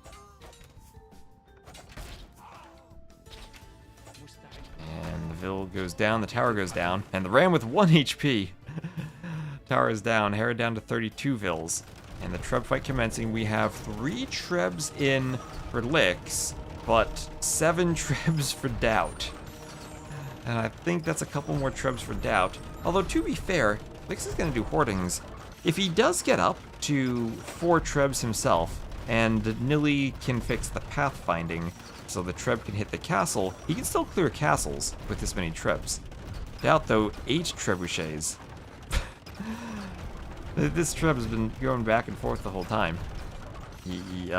Lix, can he tell that he has a chopped tree there that the Treb can't go past?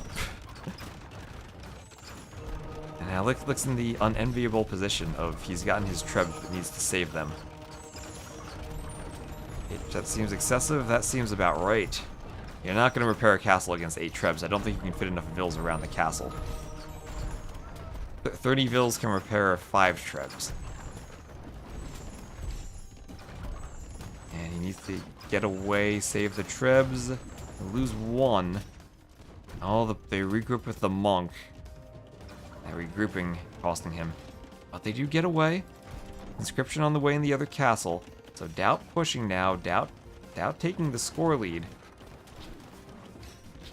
At the same time, though, Camel Archers from Yo are going to be raiding Doubt.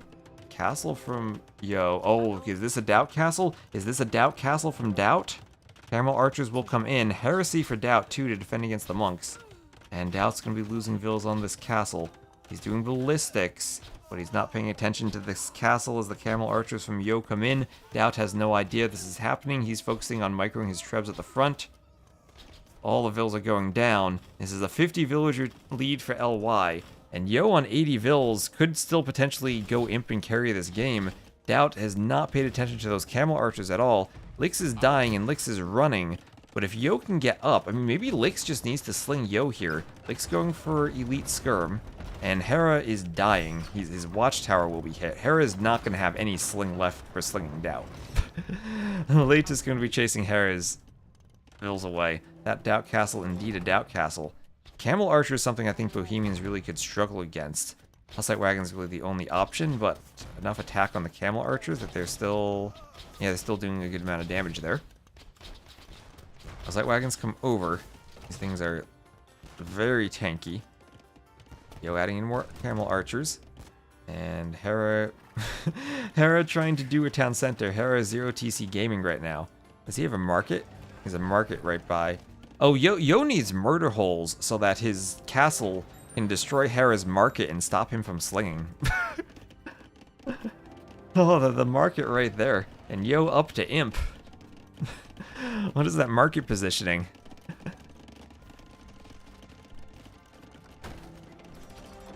Lix should convert the market. Does he have redemption? He has redemption. Yeah, Lix should just send a monk and convert the market. Alright, but Doubt pushing. Doubt now with 8 trebuchets, a ton of hand cannoneers. Doesn't have army that can fight Camel Archers, and he's being pushed. And if Yo can just get how many Camel Archers? He has 19. He's with 2 castles. And more hand cannons he can clear there. Lix still running, trying to defend the skirms. Lithuanians with faster moving skirms are pretty good. And if he can just get upgraded skirms as Doubt loses hand cannons to the TC, then I think Lix is still, like, he's in a position he can at least annoy this army. It's not like the army goes fully towards Yo. The problem is Trebs, and if Trebs hit castles, there go the Camel Archers. More Hussite Wagons coming in.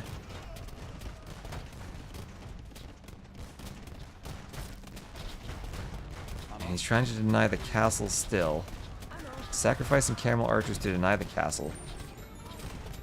And more Vils going down for Doubt, but Yo is sacrificing a ton of Camel Archers there. So Hera right now is dead.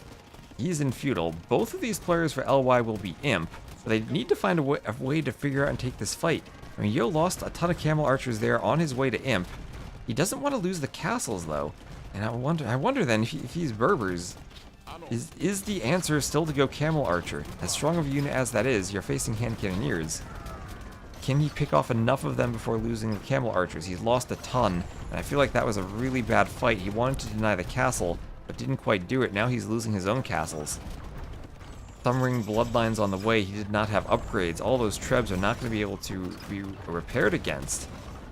At the same time, though, Hera is basically defeated. He has 24 vills. He has a transport ship, and he's trying to escape on the transport ship. Oh, the good thing is, he's the Saracens. He can fit 40 vills on the transport ship now.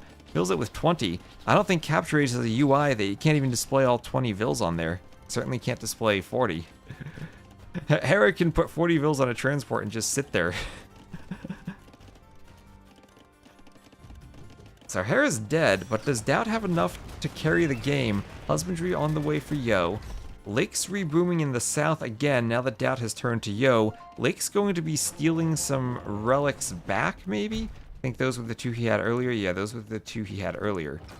And now he can start pushing into Doubt's eco again. At some point, one of these LY players maybe just needs a cav unit for raiding Doubt, as Doubt's going to be maybe running out of gold soon? Oh, Hera's going to TC drop Doubt's gold, and maybe Doubt needs to take that gold more than Hera does. As Yo crumbling though, he only has 80 vills. The skirms though from Lix is something that Doubt does not have an answer to. And skirms doing work for Lix. Over here we have a mass migration of Yo. He needs a transport ship, as he's just gonna run over. Lix as a TC there. The camel archers running around. Yo wants to get another castle and maybe hide camel archers somewhere. He's gonna do a castle on that hill. Hera up to the castle age. Hera up to the castle age. Doubt doing coinage. Doubt's gonna think about slinging him back. I don't think Doubt has time for that though. As Doubt still chasing with hand cannoneers and skirms. We'll find that latest. How many trebs does Doubt still have? Doubt still has 9 trebuchets. And still also bombard cannons. Nothing that can clear them. We'll have tower shields for the Lithuanians. This castle standing strong, as is this one. Lake's trying to treb here. Actually, Lake's with 4 trebs could just snipe off a castle real quick. Doubt will try to repair, but Lake's with Lithuanian skirms still running around. Tower shields. I'll remind you what that does for the skirms. A spearman line and skirmisher plus 2 pierce armor. Those pandas have needed all. Yeah, those pandas have had front row seats to Hera's destruction, castle wars, everything. Those pandas have seen more than they could ever hope for. So conscription on the way for Yo. I mean, is there a world where instead of camel archer, Yo does genitor? Yo's still running. Thought that castle was safe, but still trebs over here. And I mean, under that TC, the hand cannoneer is getting a bit far in front of themselves. Hera will do scale barding armor and maybe try to go scouts when he's up. I just want something to deal with the skirms. Scouts are light cav. As Doubt loses a castle and Lix continues pushing. Yeah, I mean, the skirms are the answers for the hand cannoneers, just not for the Hussite wagons. I mean, Lix, how many does he have on food? 31 on food. I guess there's still a world where Lix could go for, even if it's just winged Hussar, that would have the attack bonus against the Hussite wagons and the hand cannons, and do well against the skirm. But he's still pushing Doubt. Doubt with an army over here. 2 trebs, but he's not going to go for the castle just now. He has to see the castle, right? Yeah, he sees it. We have armor on the way for Yo. Yo with a ton of vills on that gold. Doubt somehow has not seen that. Oh, he sees 1 vill. And Yo might have to send vills to repair the castle. Does not want to lose that castle without getting more camel archers. But he's doing a castle. He's castle dropping Hera's TC. Hera thinking of stealing farms from Yo. I don't know if you can do that in the current patch. Doubt down to 7 trebuchets. He has them all over the place. Hand cannon's going to find the vills. And the healing camel upgrade going to come in for Yo. As he goes to this castle, he'll have a gold out there, but he'll need to repair. He has another castle down here for more camel archers. Yo just running, and he'll be okay eventually. Skirms will pick off the cannon. That goes down. I guess GL still has water control. Hera's still being annoying with the galleys taking out a dock. Skirm's going for the cannon as Doubt tries to repair it. And Treb's going for the TC. Hera's cooked, but Doubt has a death ball. Yeah, he does. And that TC goes down.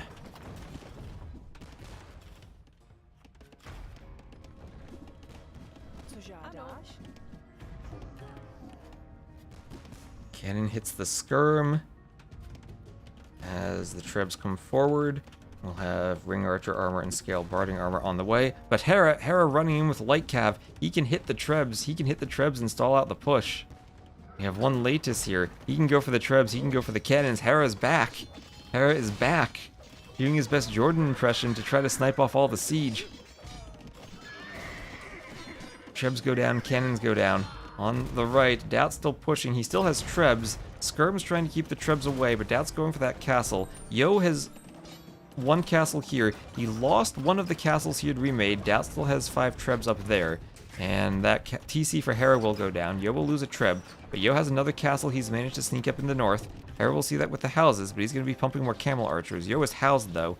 Yo needs more houses. Yo does not have any TCs. Yo does not have any TCs. Doubt's still pushing this castle. Hera up to 30 whole villagers. 5 fishing ships and 25 villagers. Skirm's still holding here. Those Trebs are very weak. If any of those, if it like any good mass of 4 or 5 Lechai could probably take them out. Yeah, truly a nomad game. Hera score. Oh, I said 4 or 5. We have 8. There they go. Camel Archers also here. Finally something that can destroy the Hussite wagons. Those will go down, as will the Treb, and that will be yet another relic for Lix he can claim. So Lix now on 2 relics. He can grab that, and that will be the 3rd. And over here, castle going up for Doubt. That's 5 trebuchets. Hera with some scouts around. He's going to just snipe off the next castle from Yo. So Yo still not with a TC. I mean, he can't do a TC because he needs the pop space for camel archers. And if he creates villas, he's not going to have as many camel archers. So castle will go down. Still 5 Trebs from Doubt. Doubt doing another castle. And Doubt's eco's still alive here. If Lix... What does he have on food? 50 on food. If Lix could just get Hussar raids in on this eco, he might be able to end the game. Doubt finding more gold. And the Camel Archer is coming down to hit the vills on this next castle. Doubt doing a Doubt castle, 80%. Does this castle go up? As the vills die, the castle construction is slower, and it does go up. Yo has to run, keep his Camel Archers alive, and now there are skirmishers. Skirmishers from Doubt to deal with the Camel Archers. Yo continuing to add in TCs, and add in another castle. He's run back to this part of the map. He's going for another castle. And he's trying to pick off the scouts from Hera. Has to be really wary of those skirmishers, though. He does not want to fight the skirmishers. And as Hera loses the scout, and now the raids come in on Doubt's base, Hera and Doubt will call the GG. And LY will tie it up. What a game of Nomad that was. And the skirms, the Lechai, they do it. Finally, they hold on to win. GG. And the pandas now, they have a view of a castle and Trebs. These pandas, what have they seen? They'll see the stats. So that's 190 kills for Lix. Doubt not quite able to carry Hera. They tried for the sling again, didn't quite work out. The full boom from Yo was better. And Lix with more res collected. 8-minute feudal time for Hera, but 29-minute imp time for Doubt. Won the initial Treb war, but couldn't fight both Lix and Yo. Whew. Crazy game of Nomad. And we've hit 517 viewers on YouTube. The YouTube stream doing amazing.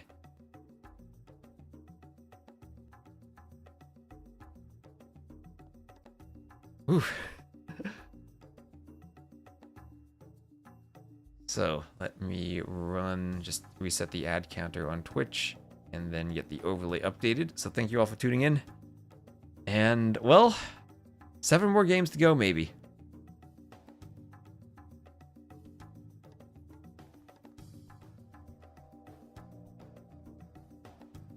Let's see this.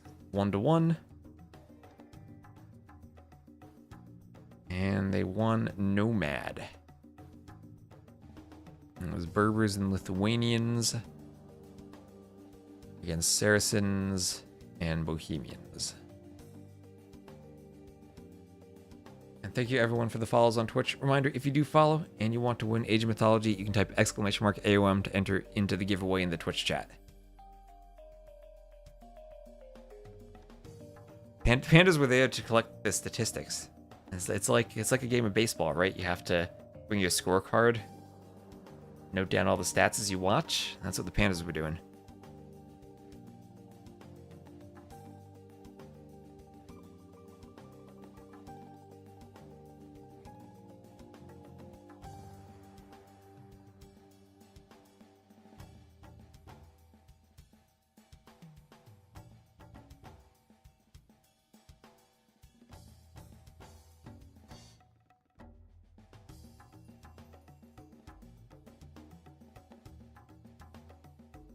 Typical baseball crowd.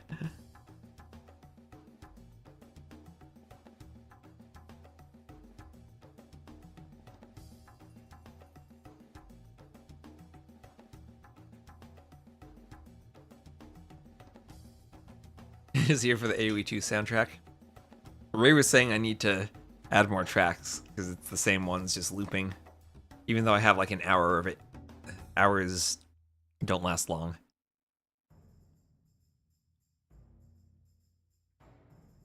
Ooh, so let's see. Are they in the next game? It looks like it'll be Valley of Kings for the next map.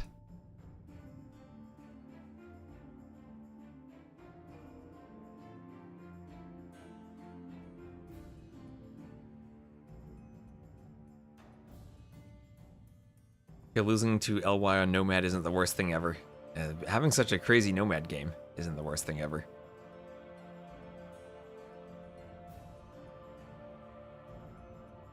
An hour barely covers one AoE2 game. An hour barely covers the lobby for setting up one AoE2 game.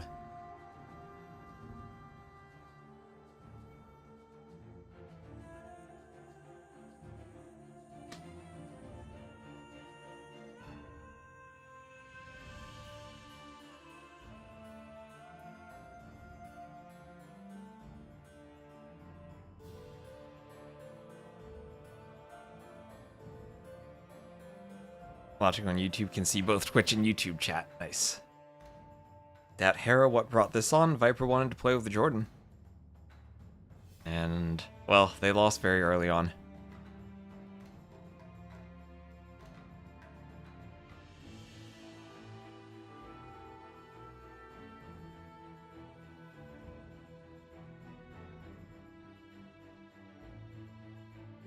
How you do, Pillow Tundra Blitz? Yeah, Twitch chat, you can say hi to YouTube. You can say hi to the watch party.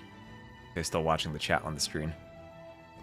Did Jordan not play? He did not. Jordan helped them draft, went to bed, woke up, and saw that Viper and Tato had lost to MBL and Sorakuma.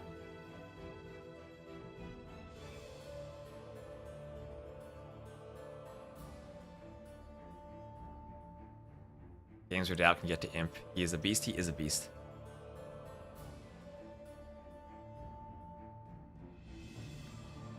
I myself at watch party. Hello, Masty.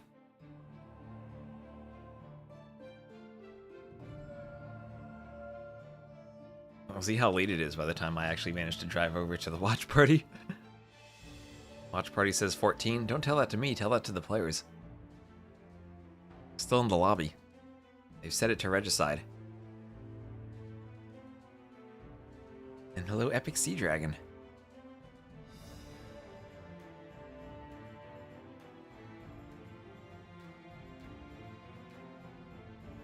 Also, go green. Yes, we were the Green Knight at medieval times. Masty stole Ray's seat. Masty IRL laming. Sounds like Ray needs to work on his quick walling skills. You want to take a nap? I can understand that. And Bin Barryon, thank you for the follow. Thank you again, everyone, for the follows. Appreciate everyone who is following the stream.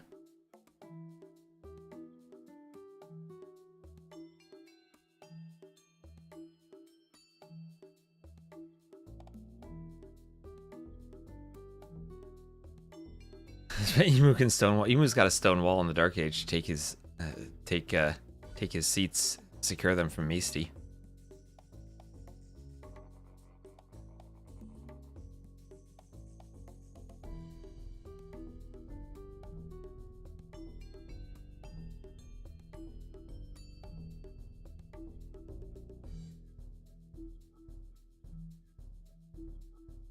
And Dark Revenger, thank you for the follow. Also, shout out to Hera and Doubt who are streaming their point of view. So you can go check out their streams too. And I'm sure that Yo is also streaming this, although I don't have a link to his stream right away because it's not on Twitch. Is this the main stream? I guess so, yes, I am the host. But everyone should also be streaming their point of view. I think Dave and Memb are also streaming. I thought Jurchins and Wei were bad civs. I don't know. Everyone aside from T90, I think he's still recovering from his loss. Game is starting soon. They have launched the game. We have a 30-second spec delay. Thank you, Nivus, for the follow. And Harsh, if you have exams, you should study for your exams. Especially if they're math exams. Those are important.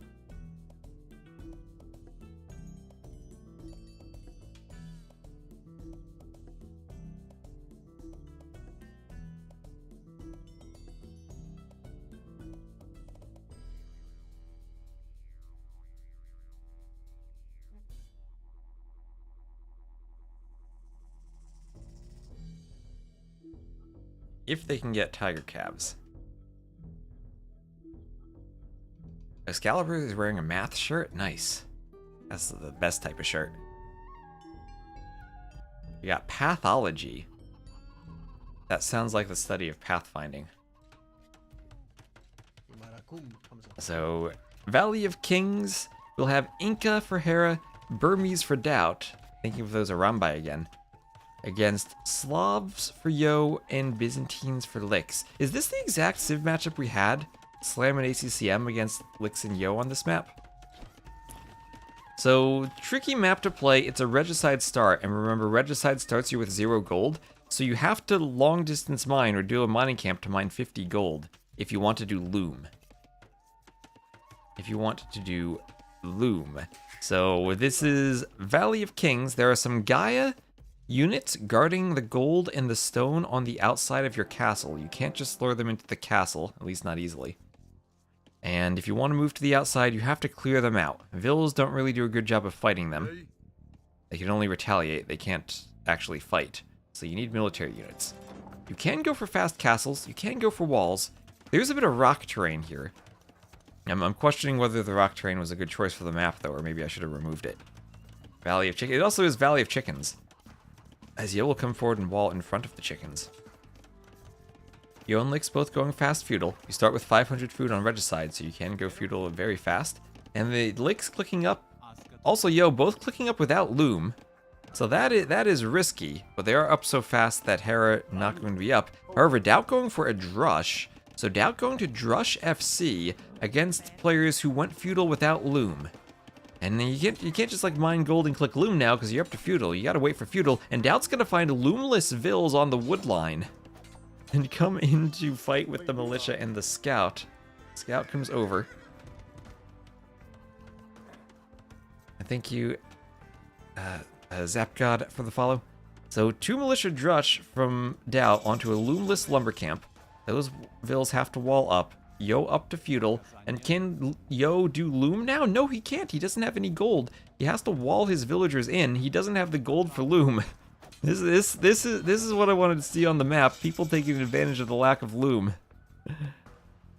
This map looks diabolical. It's in the chaos category for a reason, and it's also regicide, so you have to keep your kings alive.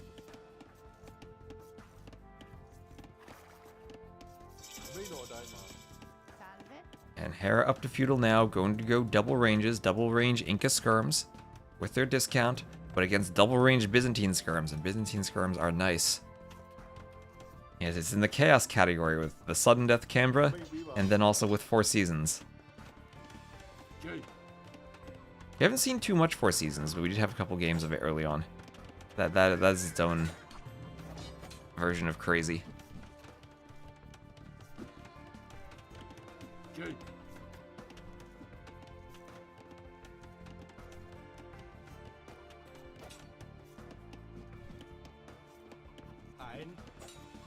Scouts from Yo will look to pick off the eagle.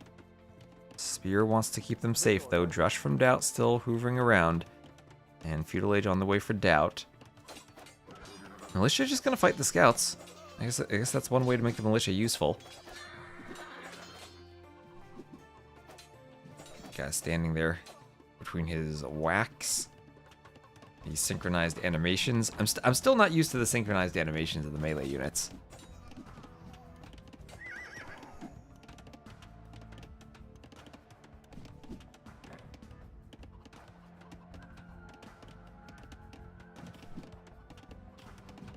Skirm's hitting the scout. Other skirm's coming over. Horse collar on the way.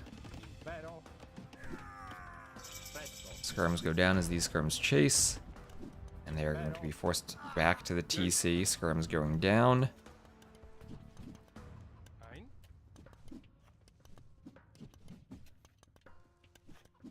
That Vil with low HP has to run back. Now Micro. Hera Micro running into the TC. Losing 2 skirms to the TC. 3 skirms to the TC and the skirms of Licks. And now Yo running around with scouts. There's a hole in the wood line. The map diabolical again using the acacia trees. Spear comes out to poke the scouts. And maybe this was not the best for Yo. Well, those were loomless Vils, but he lost all the scouts. He got a couple Vils in turn. Lost a couple Vils in turn. And out up to the Castle Age. Loom just now in for Licks. And playing on this map without Loom. Hera, now we can see the corpses. I think he lost 3 Vils there. I still don't know if that's worth it. Maybe it is, though. Because once the Arambai comes out, your scouts are much less useful. But against the Spear and Skirm. So Inca, a good Spear Skirm civ. Are they the same quality as Byzantines, though? I don't know. Bloodlines for Doubt. He's getting that for the Arambai.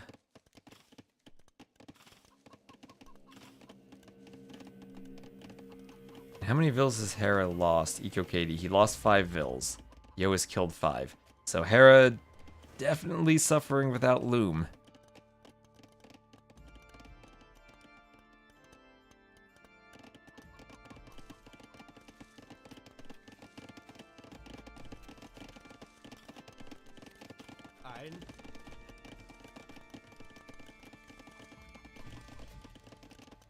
And Castle Age on the way. Fletching on the way.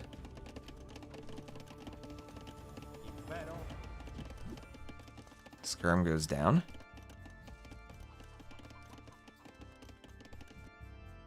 Mandatum. Archers on the side chasing the scout away. Now, Hera's still scouting with his king. Has to be careful not to scout too far forward. And we have Doubt up to the Castle Age. And, oh, Hera's laming some of the chickens that Lix wants to take. I've never seen players really taking the chickens on this map. So glad we finally see that becoming a part of it.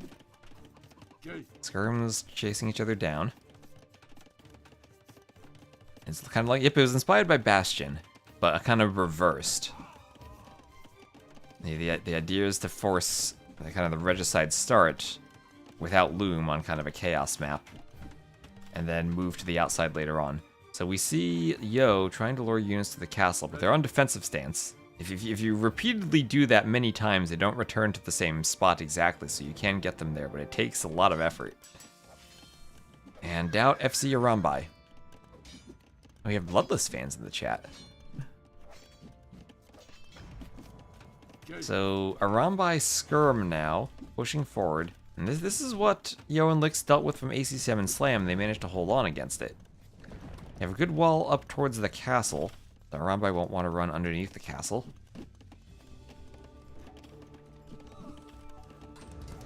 Man, forward workshop from Doubt, applying some pressure with Siege. Double towers from Lix. That'll keep the spears away. Also, will keep the Arambai away. Arambai, they do have bloodlines. They do have 80 hit points. So, scale barding armor, Castle Age on the way for Yo.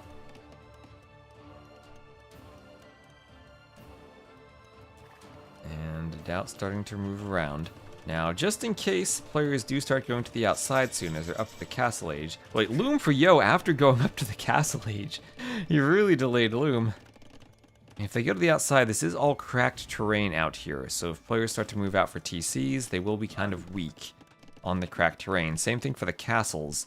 They can be sieged down pretty easily. So Vil count actually ahead for LY. Arambai have been doing some raiding, but haven't really gotten to the vills they want to kill. A knight added in along with the Arambai for dealing with the skirms. It's a nice job from Doubt.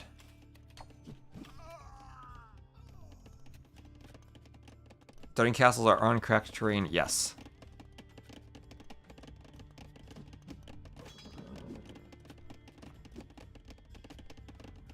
Has Hera done loom? Yes. we need the loom added to the capture age text.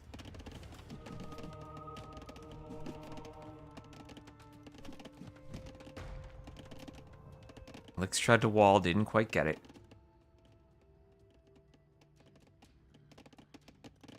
And the Arambai will be running around in the back. Ein.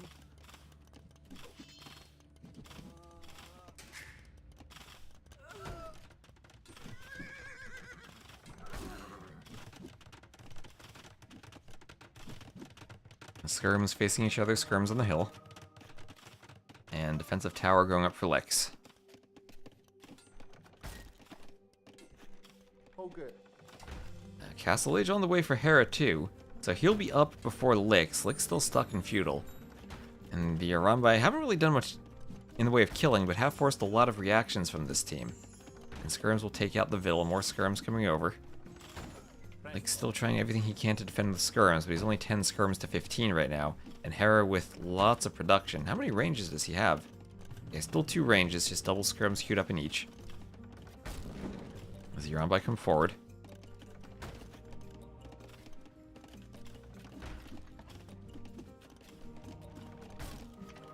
And Lix still just gonna try to fight, taking the hill. We'll fight underneath his tower. Takes off as many spears as he can. And Hera being up is going to lead to Elite Skirm, and with Elite Skirm, then you can push this. So Boyar's here. And Boyar's, they have the same Pierce Armor as Knights, so they still have 2 Pierce Armor. They have more melee armor. And the Castle Age will probably just be an overall better unit. But the downside is they're not going to catch the Arambai. To fight Arambai, you have to catch them.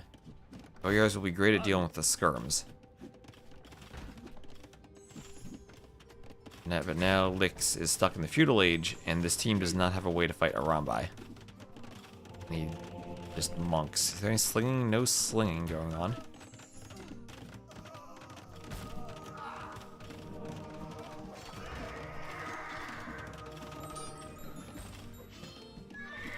And they're just gonna call the GG. They can't deal with that with Lix stuck feudal. If Lix had been castle, they probably could have gotten Elite Skirm and then dealt with it. But this time the Arambai are working. TC out on the gold from Doubt has worked, and GG. Yo is starting to get a Vil lead. Yo is starting to get a Vil lead, but Lix was just dead. Lix just got trapped in the feudal age there. Arambai meta is back. Arambai is back. They dealt with the Arambai against Slam and ACCM, but Gamer Legion pulls it off.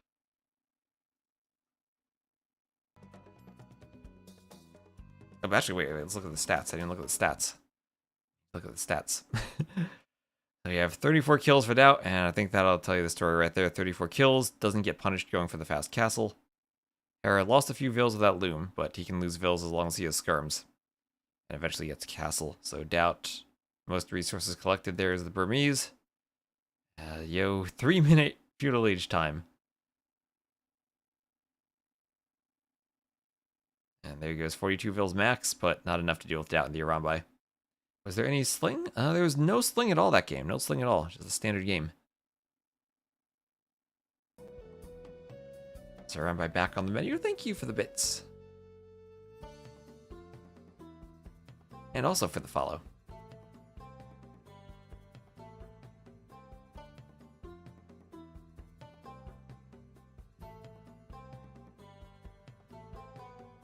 So that will be then 2-1 lead for GL. Win Valley of Kings. For the Civs, that was the Arambai and the Incas against Byzantines and Slavs. And thank you, Piotrek, for the sub.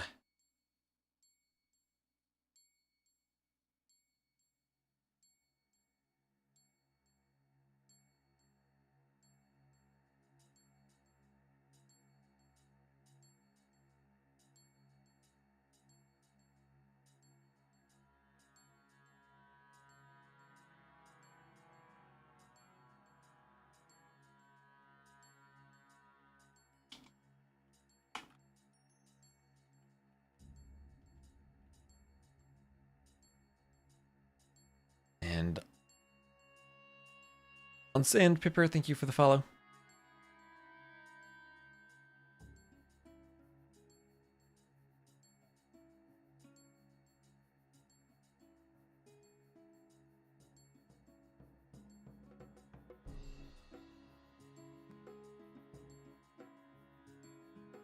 And Ortiz, thank you for the sub with Prime.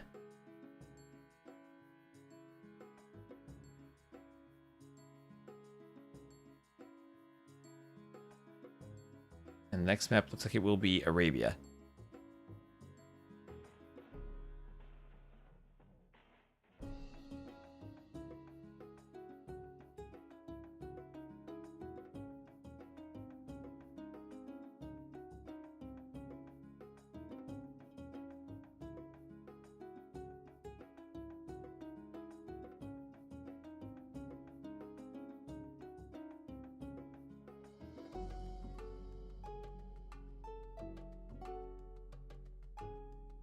Let me read my admin chat.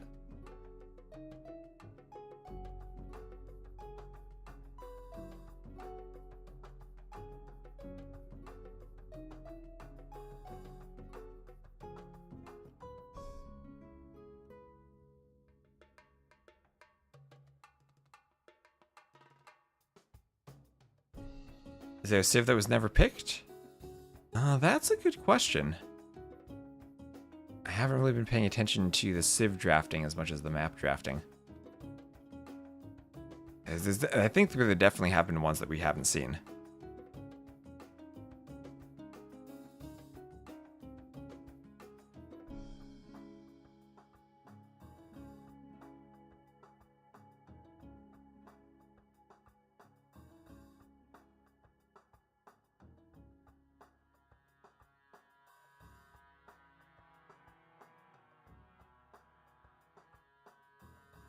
Need to win the giveaway today.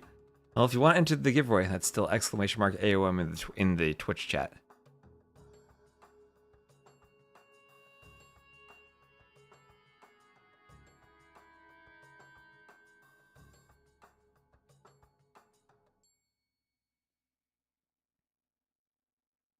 Yeah, D90 is recovering from the Silver League finals, I think.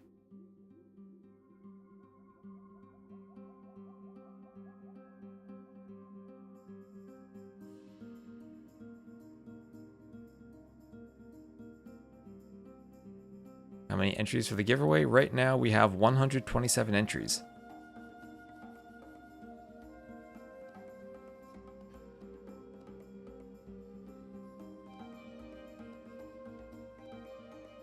Looks like they're restarting. They had some problem launching the map.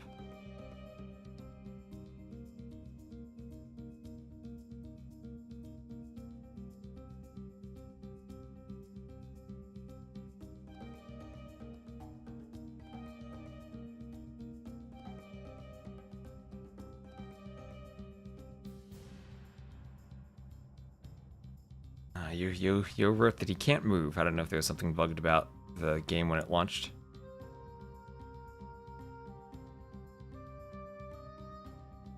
Oh, they must have done the classic switch settings with the map already selected and the lobby bugged out thing. Oh, thanks, DE. What is the army? That means Regicide. It is Regicide Fortress. And Tutor Bender, thank you very much for the sub. Thanks for using your Prime sub.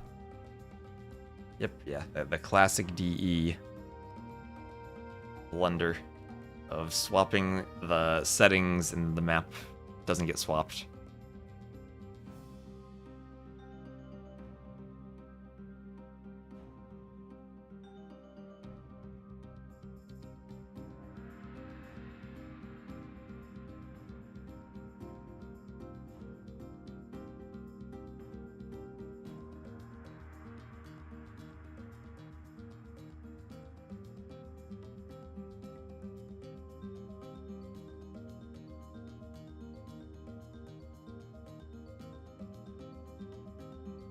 I don't think Jurchen has been picked. I don't know if it's been picked. Hindustani were played at least in the Silver League. We just saw them in the first game of the Silver League finals. They're definitely a viable civ, although maybe not one of the top 2v2 civs depending on the situation. Khitans are not as good in the 2v2 as they are in the 1v1s. The lack of knights really hurts compared to the 1v1, where you're going against a player where one player is focusing fully on crossbows. Having that crossbow mass makes it much more difficult to use the step lancers. And speaking of Hindustanis, we'll see them now along with Khitans. So Hindustanis and Khitans for Hera and Doubt, Magyars and Shu for Yo and Lix.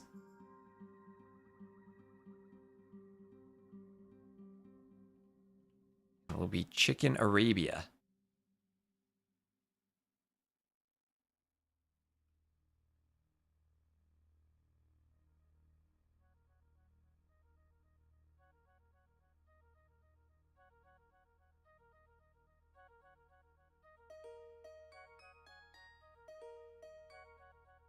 Our base was telling the players they had the settings wrong, but they kicked him from the lobby.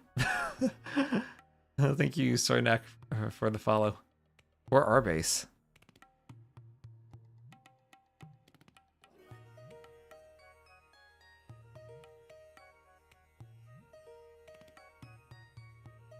Why is it Chicken Arabia? Because there are chickens and not deer.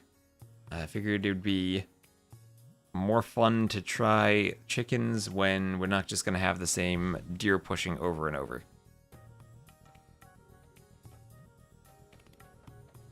Look at your T90 chickens in the chat. Let's go. Let me set this so the scoreboard is red. And here we are, Chicken Arabia. To the north, we'll have Hera as the blue Hindustanis and Doubt as the green Khitans. To the south, we'll have Lix as the red Shu and Yo as the yellow Magyars. So very simple, Magyar as the scout into Knight Civ, Shu as the archer crossbow arbalest Civ. We've seen the Shu played very effectively so far, even by Lix on other versions of Chicken or other maps of Chicken Arabia. We'll have the autumn version of the map, so you can see some of the new trees that were added in the patch. The very colorful autumn trees. Some different splashes of color added throughout here. Khitans? I mean, steppies are their option in the Castle Age. Scouts into Step Lancers, usually what you see from them. For Hera Hindustanis, they're usually not an Archer Civ. Hera and Doubt might try playing double Scouts. Eventually you get Camel. I mean, they don't have Knights. Neither they. What is this? They don't have Knights. They don't have Knights. Autumn and Peach Blossom is it? I'm just trying to use the new trees. I'm curious to see what they're doing. Yeah, like what is this? Usually you see Scout and Archers. Here we're gonna see that this has to be double Scouts, or no, because there's a mining camp for Hera. Does Hera go Archer into Camel? Does Hera go Men-at-Arms?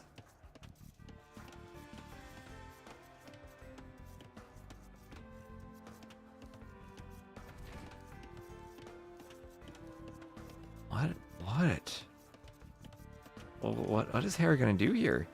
I mean, I do think Men-at-Arms probably are viable on this build, but it's too late for that. No barracks. 18 pop up for both of them. And neither... Let's see, no taking the chickens there from Hera. Doubt milled the berries. He's not taking his chickens. Cav archers, but...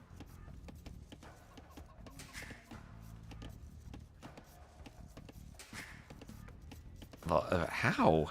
You need to get to Cav archers for the Khitans. And then it's not like you're going to have Cav Archer Knight, it's going to be Cav Archer Camel. Well, here's some teamwork from Doubt and Hera. Hera trying to block the Vil. They're not going to get the Vil, though. Didn't successfully get a block in front of him. He will run back to the TC. And that's the type of thing I don't like doing, because then your scout just loses hit points. And then will be less effective and futile.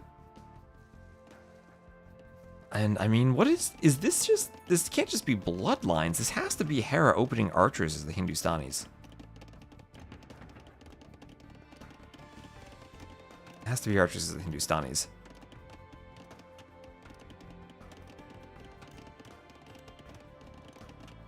Yeah, the thing about the Khitans is no knights, so if you're going Step Lancers, and you have an opponent who's going pure archers, you're going to have a huge archer mass for dealing with the lower HP and lower pierce armor of the Step Lancers. So Doubt right now, doing the barracks, he is definitely going to go for a stable. No question about that, he's going for a stable. Hera, though, what is he doing? See, Hera will be up first, and he's going for the range. Hera will be the archer players, the Hindustanis, which, I mean, he has a good eco. And until he has to go Imp, that will be okay. And I guess they're just going to try to win this game before Imp.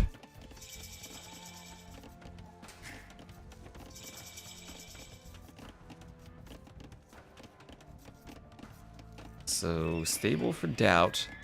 And he's not going to have knights once... Oh, wait, Hera, laming under the TC. Laming the sheep.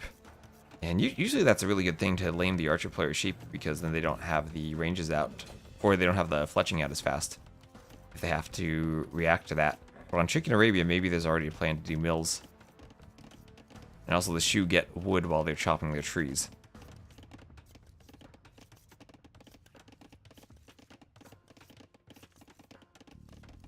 You're memeing again? I don't think this is a meme. I think they have a plan. Double ranges here from Hera. The scouts for Doubt now come down.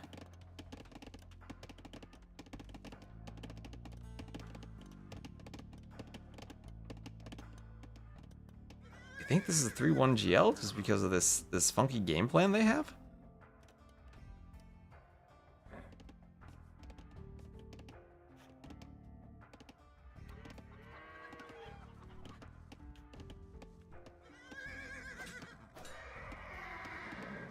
Scout goes down. Why is it surprising for them to go archers? Because they're usually a scout civ or a cav civ and played like scout into camel. I mean, unless Hera's maybe planning on going cav archer at some point. It's because in their tech tree they don't have arbalests. So just kind of I guess similar to the Tatars is if you go heavy for archers, you're not going to have that easy Imperial Age transition to arbs. So you're kind of forcing yourself to win early on, or to make a very difficult transition.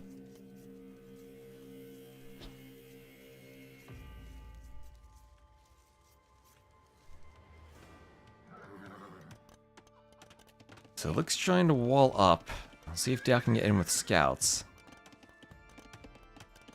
And he will... he wants a Vil, but Spear's coming over, so he won't be able to do any damage.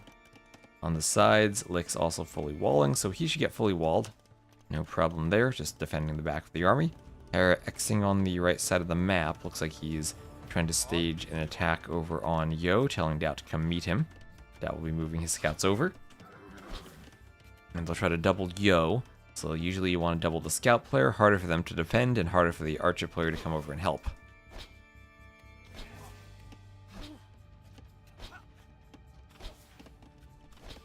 Oh, that is interesting. That is interesting because Light Cav will get extra attack from blacksmith bonuses for Doubt, and also just have extra attack against buildings from the Hindustani bonus.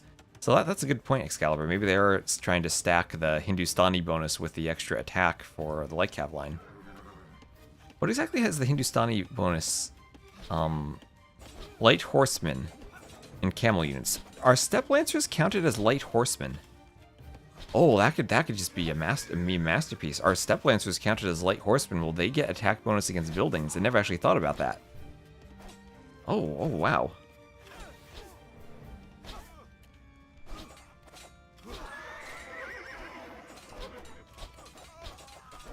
So, fight on the hill.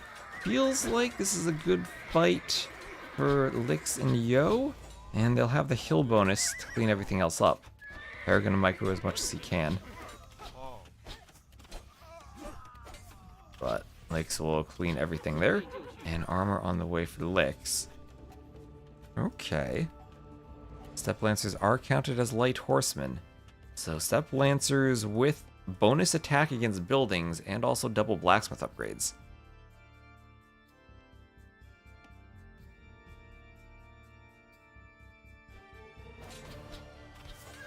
And Lix coming forward. Remember, these scouts have extra attack. 5+2, so they're very scary. No bloodlines for them. But the attack will... Oh, this is not good for Lix. He's losing all the archers. He has another group of archers coming over. And he can just group all of them up. And that bear could even be annoying to the spear. The double bit axe just coming in for Hera. Armor on the scouts for Yo.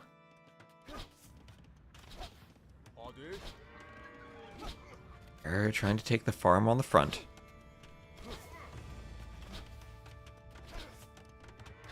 Yo, repairing the farm?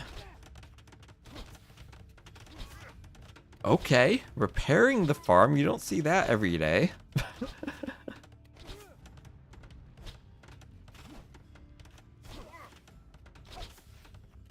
I mean, you're gonna spend enough wood repairing it. By the time you might as well just build a new one, because building the new one replenishes the food.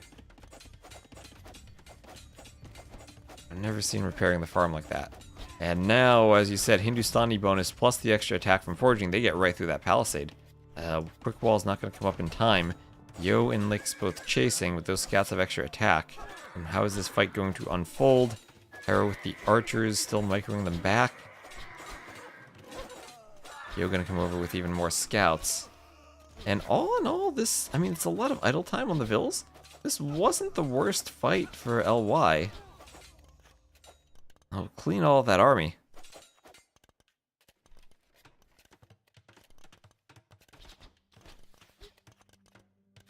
And lots of idle time for Yo, though. The idle time is going to hurt. But Yo getting out lots of scouts of his own. In the back, market goes up for Lix. And Vil count's still equal among the teams.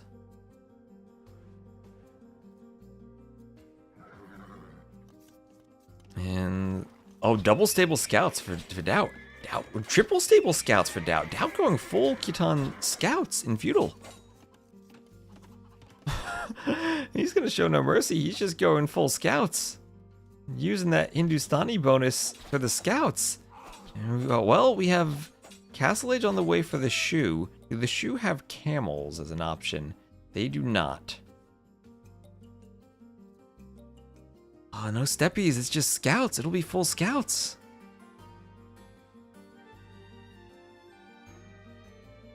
And, okay, coming forward. It's double stable Magyar scouts for Yo. I mean, it's blood. They do have bloodlines here if you can ever afford it.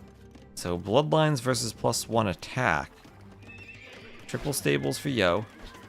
He's just going to try to match that with scout numbers. Thank you, Nalan the 7th for the sub. Thank you very much for the sub.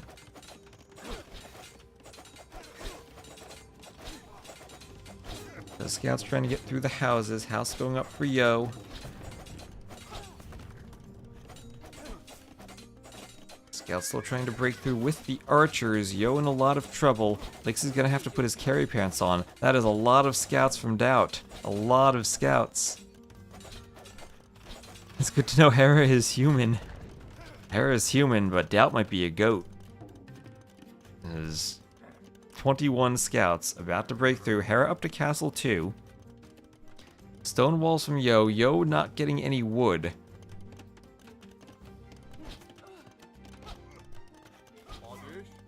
And these two groups are running around on the outside.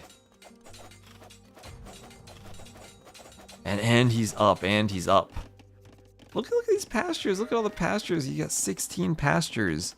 2 vills on each. That's like 32 farms, and probably even more because of how busted Khitans are. X over here, Doubt has a total of 30 scouts. He's got 30 scouts, 3 stables, and he's up to the Castle Age. He is not walled at all. He did a tower on his wood line, and this is a tricky wood line to defend because that's all he has. He doesn't have access to the other woods. Yo will be losing a stable. Hera with a lot of archers to turn the crossbows. 22. 22 crossbows now for Lix.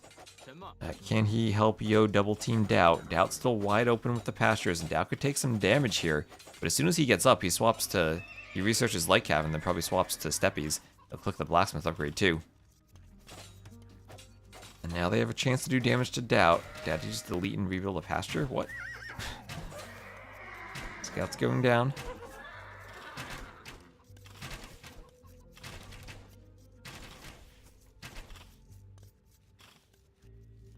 Yo keeps running around with the scouts. Crossbows coming over to the side. And they're trying to push through with a slight hill advantage for Hera. Double towers for Yo on that gold mine. As Lex still with the highest individual score, but Yo falling behind pretty far. As Doubt is up the castle and the Khitans have an advantage.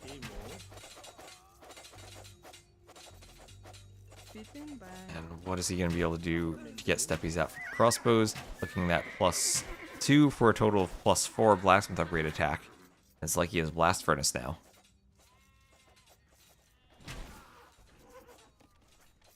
So the Khitans can go triple stable scouts and still go castle fast with pastures and do their upgrades. So castle age on the way from Yo.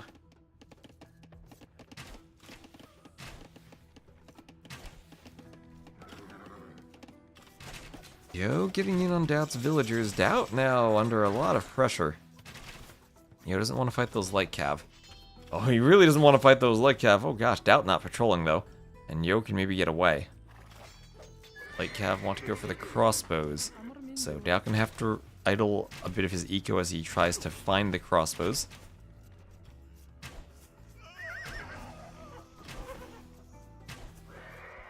And Lick's going to start running up the hill as Yo comes over. He'll turn and take Yo's scouts for some cover. But all those light cav will group up. And Yo with light cav himself. Yo has bloodlines. He's doing armor. Bloodlines and armor? Maybe he can fight? I mean, 20 extra HP, but 2 extra attack.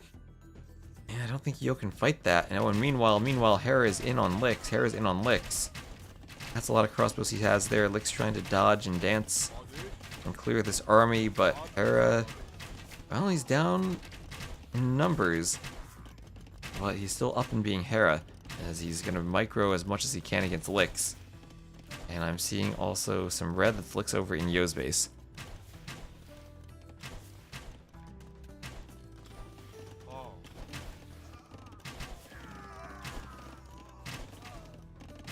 Crossbows going down.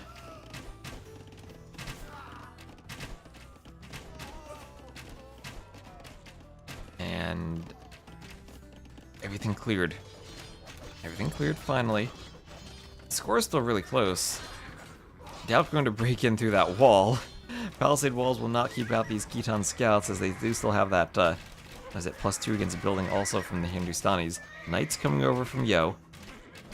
Knights, a unit that only he will make this game most likely. The shoe, is that even an option? No. So Yo the only civ who can make knights this game. And what does Arabia come to when there's only one civ that can make knights? Crossbows pushing out. Who needs knights when you're Khitans?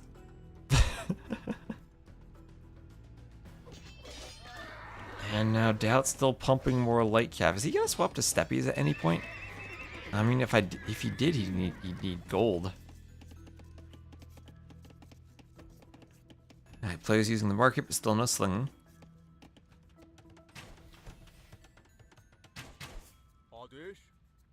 Man, that's a lot of light cav, but still it's light cav that are gonna be against crossbow knight.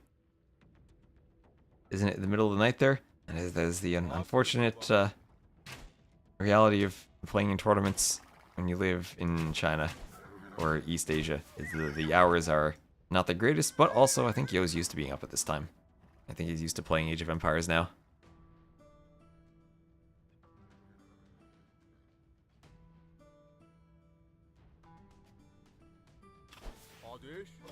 And Knights here from Yo popping out of the stable, catching the crossbows. Doubt there with light cav, but Licks with some more crossbows too.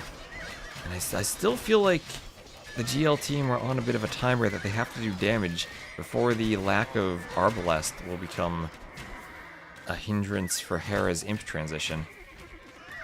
They clean that. GL up by 20 Vils though. That's 73 Vils for Hera. But again, Hera with the Vil lead, what's he gonna boom into? As Hindustanis, can he make maybe like a hand cannon transition? That'll be really slow if he waits for chemistry. Does he make like a cav archer change? Steppy's still forward for Doubt, trying to pick off crossbows.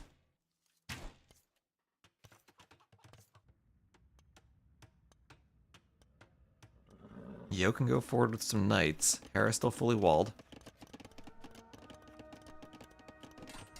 That's our army. It does melt instantly.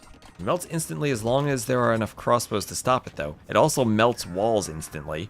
And now he's in, and the steppies melt vills instantly. What? Oh, this raid.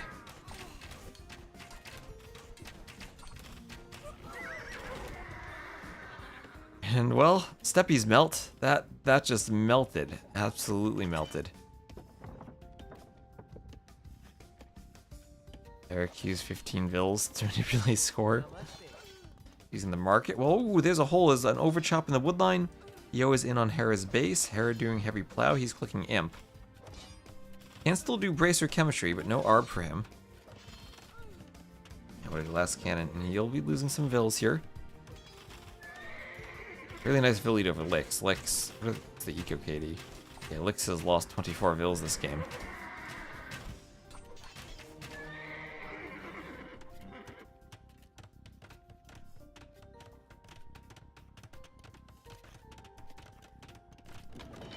Hera will make the unique unit and go Glom's against the shoe. Ooh, that's maybe. Those Glom's and the shoe, what do? They can do white feather guards. How do those do? Slows down the unit it attacks. Strong versus Cap and Imp. How do those do against Glom's? Yo cleaning in the bottom. Hera though up, and that Imp is looming large over this game as Lix loses even more vills to the steppies. Kitans.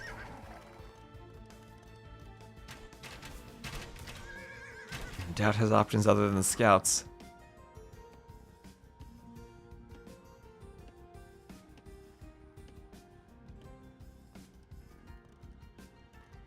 Another TC forward. And Elite Skirm also for Hera on his way up to Imp.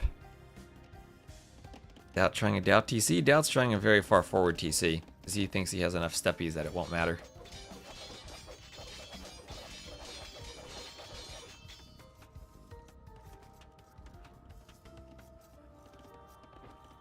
And Imp for Hera. And just I wonder what his composition will be. He's still on ranges, and he's going to swap to Cav Archers, yeah. So he's going to do the what you would have to do if you were playing Tatars in that situation, swap to Cav Archers. So now a fight where the steppies are hitting the crossbows from Lix. And they're going to kill a lot of Step Lancers. And the Knights from Yo will come in and hit Doubt's TC. But they've done what they maybe need to do by getting Hera up to Imp. He will have Bracer Chemistry, Bloodlines on the way. This TC will go down. Doubt's going to lose a lot of vills. But still not going to change the fact that Hera himself has the eco he needs to carry the game. Here come crossbows, only 19 of them.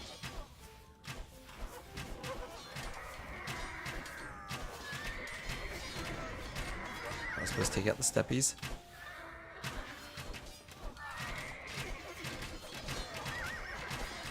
And these are now Imperial Age crossbows with Bracer. They will do better against the Knights, but Lix can still try to chase them down.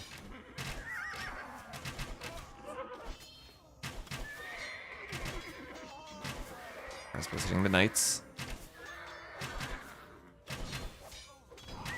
Crossbows trying to dance as they go down.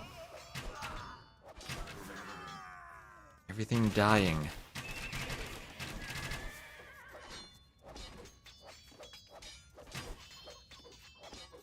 I feel like it's Doubt who should have gone Cav Archers. Doubt's staying on the melee option. Camels here wouldn't really be useful with this many crossbows out. At the same time, Hera's going to drop a castle on Yo's face as he makes a Cav Archer switch. But Doubt taking a lot of damage here. Doubt down to 53 vills, but that's down to 53 vills. Yo 77 is going to be castle dropped. Hera just selling for gold. Doubt might die here.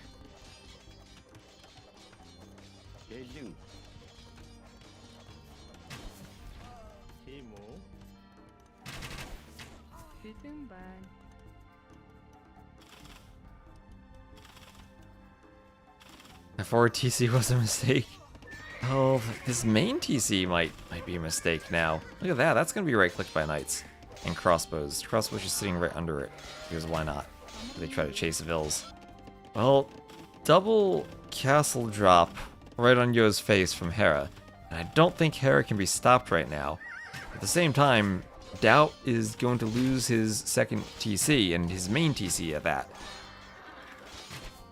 Is he getting enough damage on the crossbows that it's okay? Makes this have ballistics.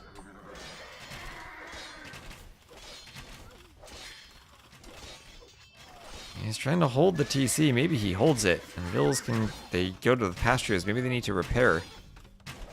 More Vils from behind. Down to 46 Vils. But Hera at 131. Hera more Vils than the other team combined. And the Cav Archers will run around.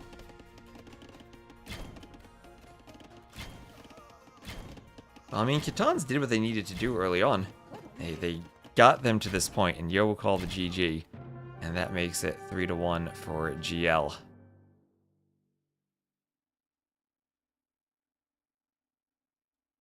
And Hera does it. That's 204 kills for Licks. Doubt had 176 deaths.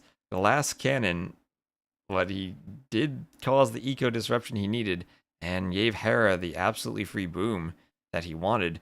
So Shrew and Magyar is probably the civ composition that LY wanted, but GL figured out how to deal with it. And Doubt did what was needed for the team to win. Did what was needed to let Hera get the free boom.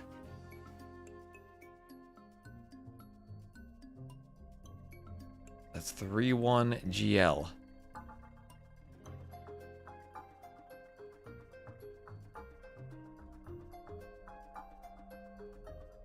And the Khitans, the very, very first overall pick, Khitans.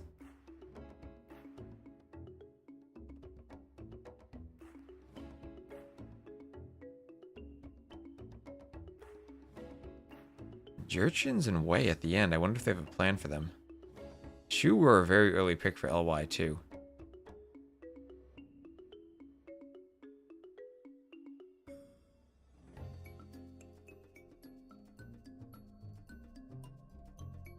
Alright. So I'm going to take a very quick break between the games so that I can run to the bathroom and refill my water. And then we'll get into game number 5.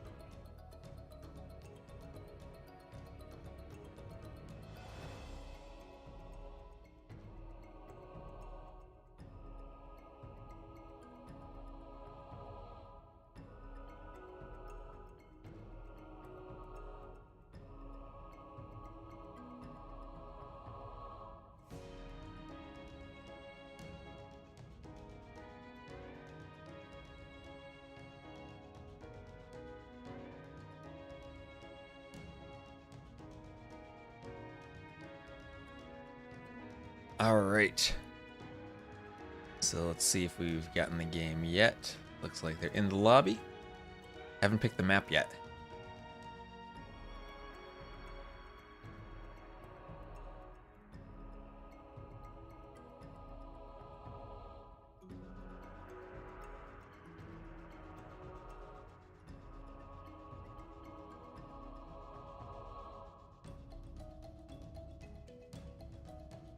Shu Magyar is good because Shu have a very smooth transition. They have discounted archery techs, and they collect food while gathering wood. So being able to go archers into crossbows, then crossbows into arbalests easily as the archer civ is why they're kind of played in that archer role.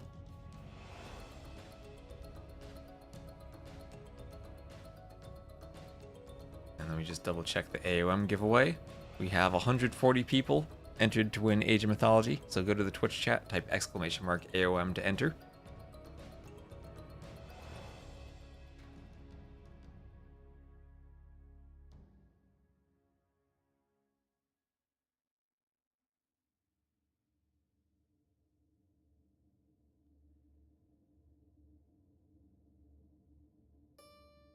This felt like an ACCM strap, but Doubt also cooks, yes. Can I explain the map selection?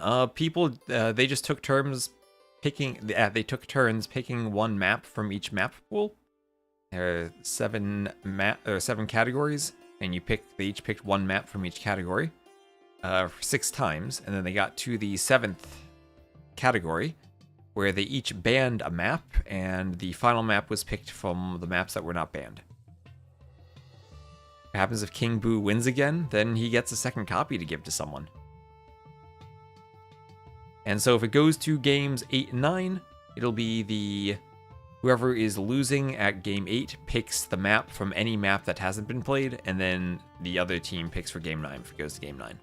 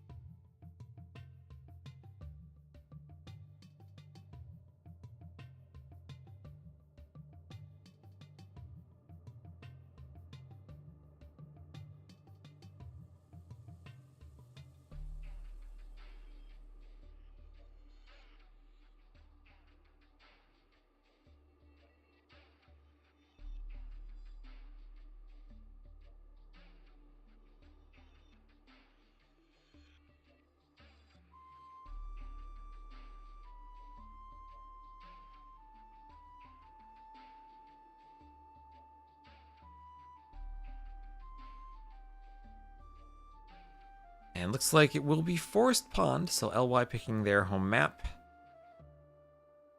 LY morale? Yeah, I don't think they're gonna be too put out. I think they will. I think they'll rebound.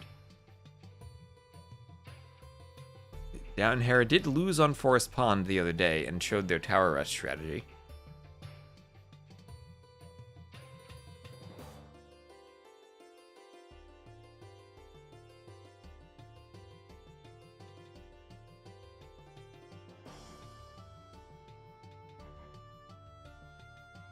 We're now a good 5.5 hours into the stream, so thank you all for watching. Hope you've been enjoying. And also thanks again to Lix and for Yo, especially for playing at Must Be. That was what must be a very early morning hour at this point for them.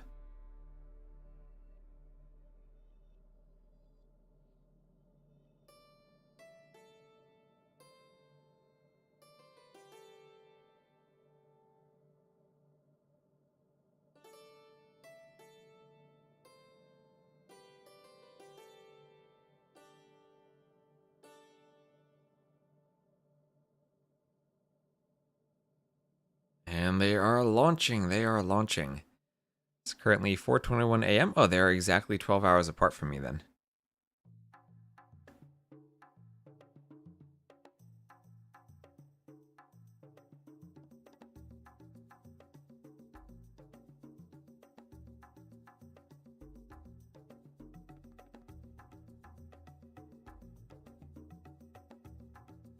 10 p.m. in Poland. I guess it is starting to get late in Europe too. That's kind of why you do the streams at the hours we do. It starts at what would be 8 a.m. West Coast US time, and then we roll forward and hope that we end before Europe goes to sleep. Watch Party has decided it is our base's fault that they're playing so late. I think that's fair.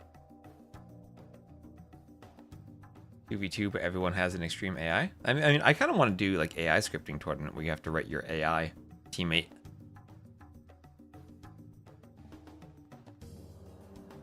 The Max would win that.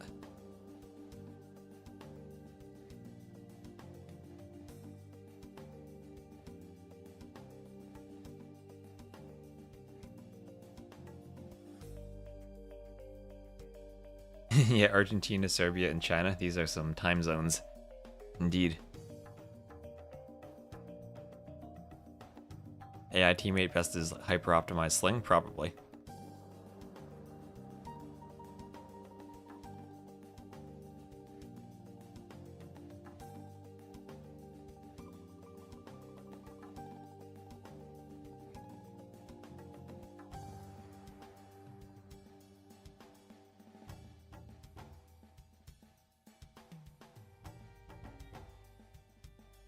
Coordinating messages.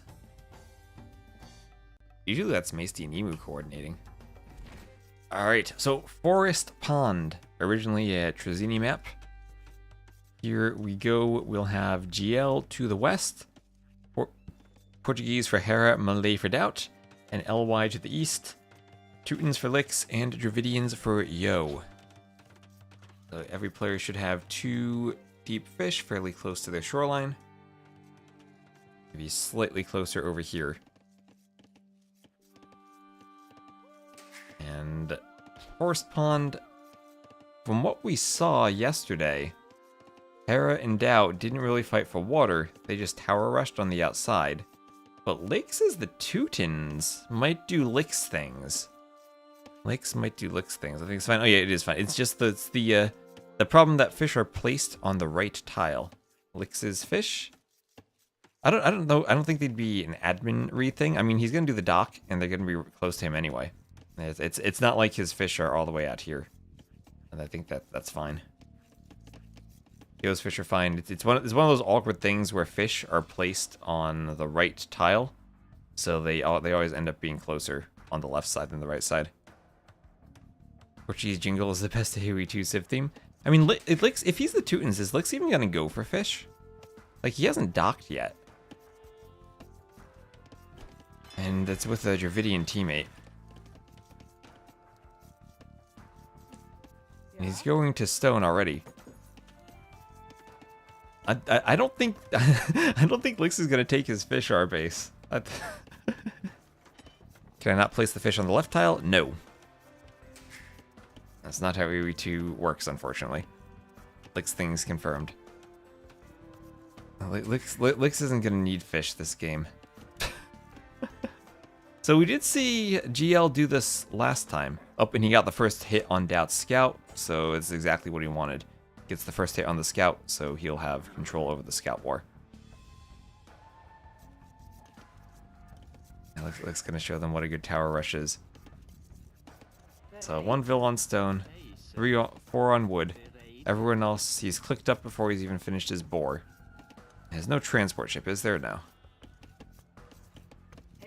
And he is Teutons, so he will send 8 Vils forward to Trush.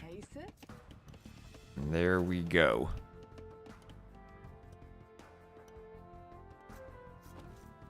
Just have to delete a tile of wall there.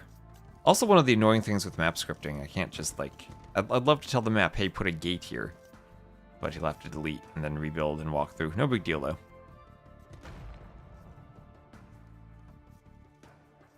You can just tap a palisade. Yeah. And now Doubt will scout those Vils as they come forward. So Doubt knows what's going on, but let's be honest, he knew what was going on ever since the Civ selection.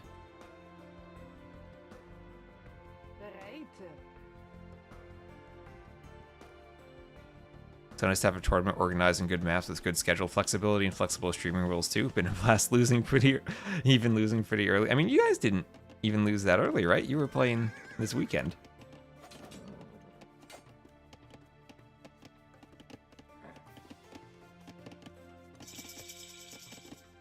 Thank you, Sato. And Dow, is Dow gonna Vil fight this? What's Dow doing? Is Dow drushing? Oh, Dow's gonna drush against the tower rush. Let's go. He's doing my arena strat. He's drushing against the tower rush, but he got out there a bit too late with the Vils to fight it. He's gonna go men at arms. Okay, yeah, he's gonna go men at arms, but doesn't get there in time. He played 2 sets. Yeah, that's the problem. It's only 3 weeks, so I don't have enough time to get. Run a single elimination tournament and have a lot of sets. My attempt with the Silver League and like the play-in rounds dropping to the Silver League was so that most teams could get at least 2 sets.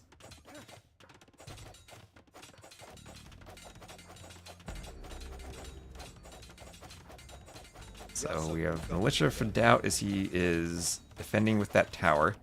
And it will be 1, 2, 3 docks for Yo, so 3 dock galleys. And if Doubt has to play on land against the tower rush, he might not be able to get on water, and that could just mean Hera going 3 dock galleys as the Portuguese has to then fight against the Dravidians. So slight advantage for the Portuguese having more HP on their galleys. Probably matters a bit less in the galley war than in the fire galley war. Yeah, 1 more week would have been nice. But I got the schedule when Viper handed it to me, and I did everything to fit inside of it.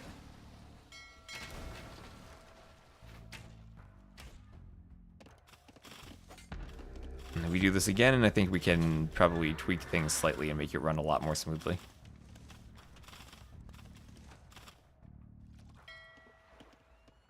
So galleys still out for Yo. And he's picking off Doubt's fish. So Doubt now needs to deal with the Trush and losing his fish. Yo probably will lose those 2 galleys having gone for the fish. Hera's not going to let Yo run away. But that might even let Yo, if Hera's all the way forward at Doubt's base, give Yo an opportunity to snipe Hera's fish. Hera needs another round of reinforcements to pop out.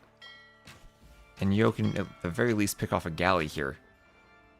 And Hera's fish, he's taking the 2 fish right by his TC. And Yo going to hit that galley, takes it out despite the repairville, and he's going to run away now. Clutching for Lix and Yo at the same time. The Teuton's Trush continuing. Where are Lix's Vils going? Oh, they're all in the tower. That's the hard thing about the Teuton Trush. You ask where are they? They're all in the tower.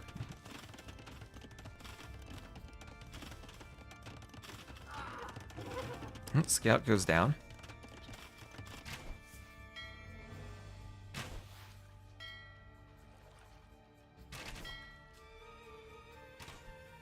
Yo, Hera's still fighting on the water. 64 to 57 Vils as a lead for GL.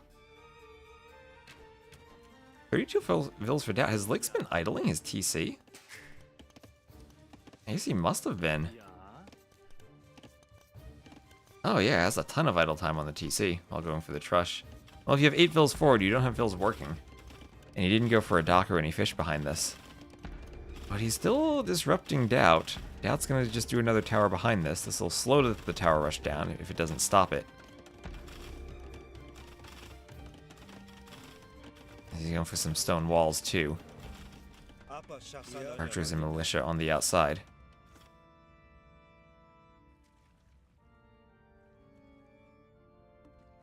There should be a map where everyone's on terrain the same color as they are. Like I guess some more camouflage if Hera's playing water and Doubt's playing land.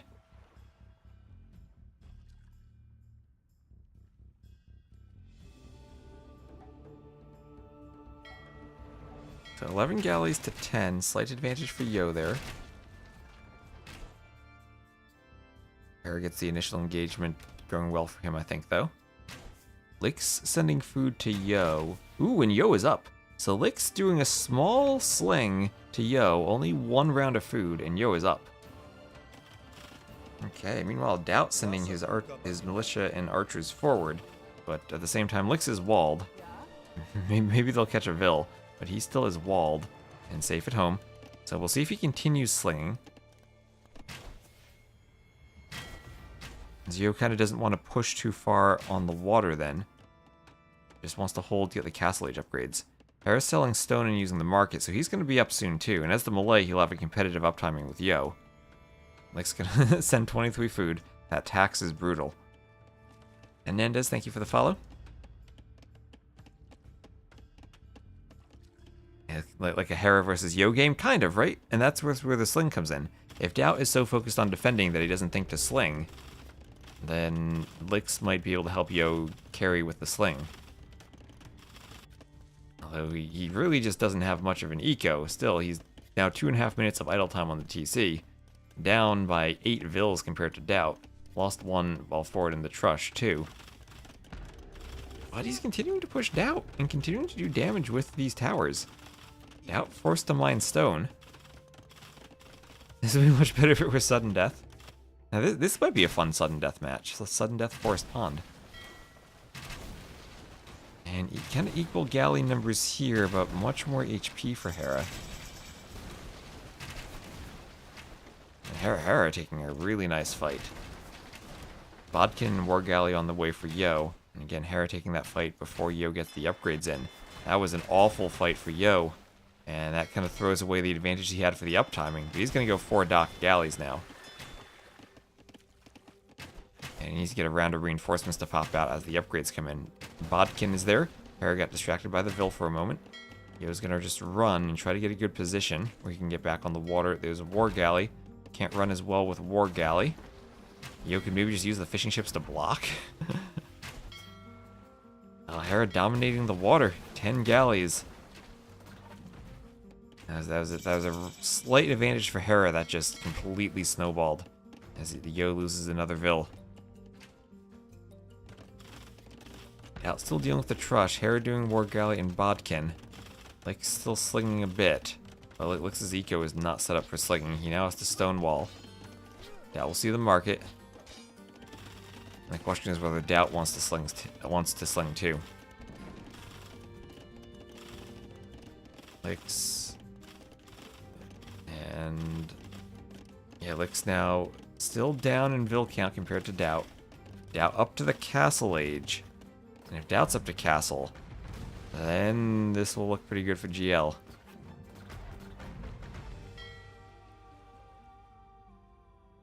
Did he fight before Castle? Can he fight before the upgrades? It's because you don't have much room to fall back on this map. He was just trying to take a fight if he falls. He was maybe worried that if he retreats, he loses everything anyway. And that Hera would have a good fight in the retreat. So there's ballistics for Yo. This is best of 9. Best of 9, King of Kings.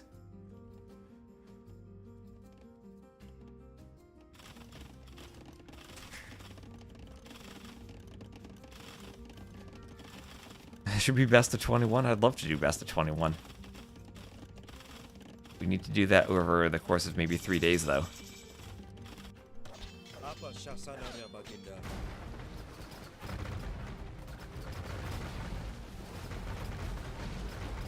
And is Hera still pushing in? Risky to push underneath your opponent's docks and their production. Also with ballistics in for Yo. Hera could start losing everything here. Doubt's just going to add 3 TCs and he's going to boom. Hera with another TC on the outside.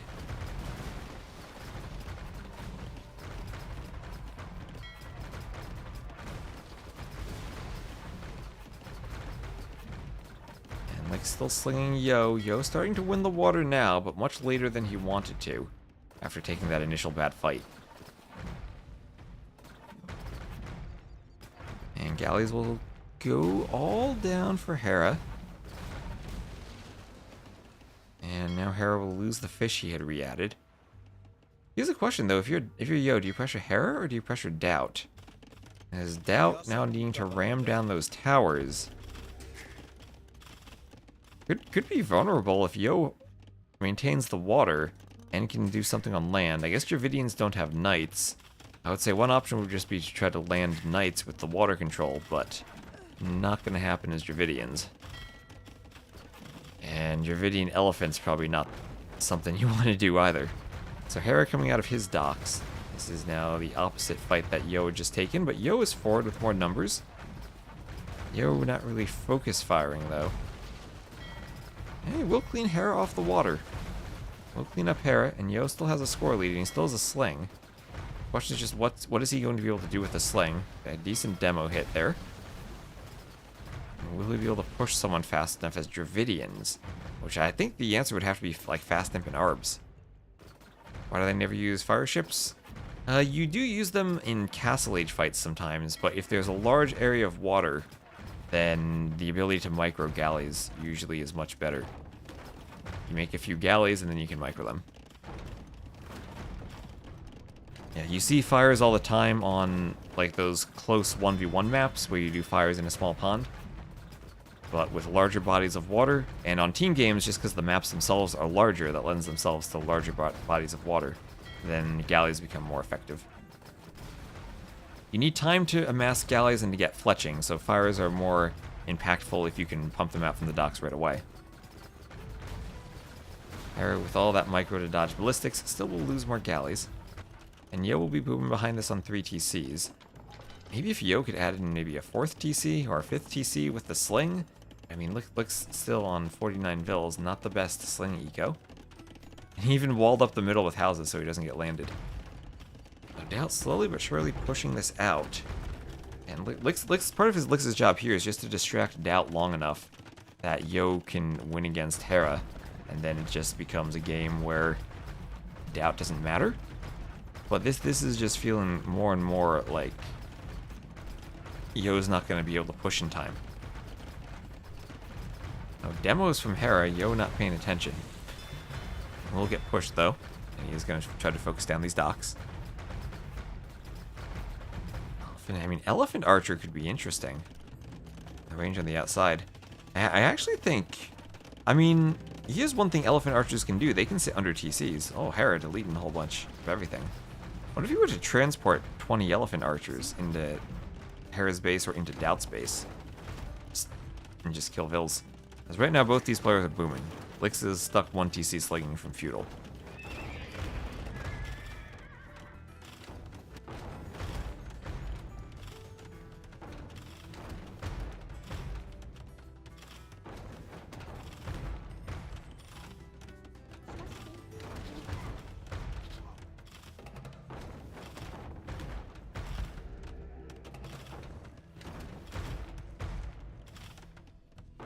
Yeah, oh, Doubt's Feudal Age. He's Dark Age and Militia. They're still alive. He never lost that army. Lix trying to go Scouts. Like Scouts against the Mangonels, but I don't think he'll have that in time. Mangonels will push that tower. I have 1 Scout, and not going to be useful. Lix running 1 Vil. The wheelbarrow on the way for Yo. Yo still with the overall score lead. And Yo starting to push on the outside. And what is he going to be doing? Another TC. And it will just be 1 archer for now on the double ranges. Elephant archers could be nice still, but I have wheelbarrow for Hera. TCs everywhere. I do think elephant archers usually are good against the Portuguese, but the Malay maybe would have answers. Yeah, the first like 100 res to get him up felt good. The rest of it was just he didn't do enough damage with the Trush and he fell behind. He didn't have his eco running with the villagers. And Robotic Pro, thank you for the raid.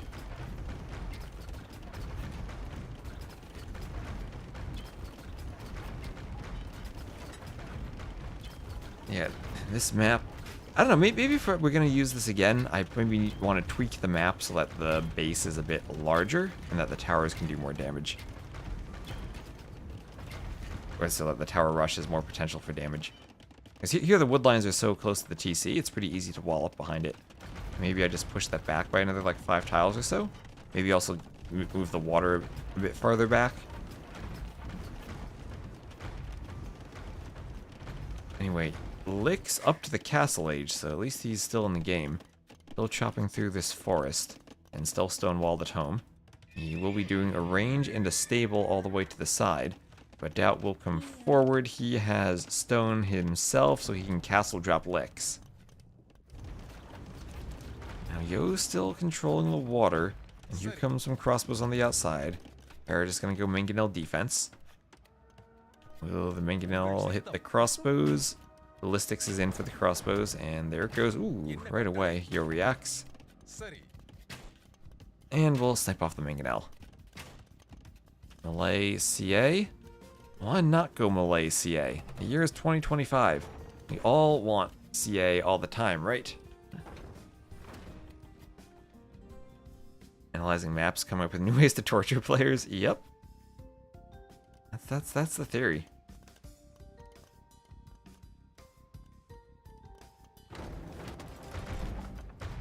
And there's a castle. Hera up to imp. Yo up to imp 2.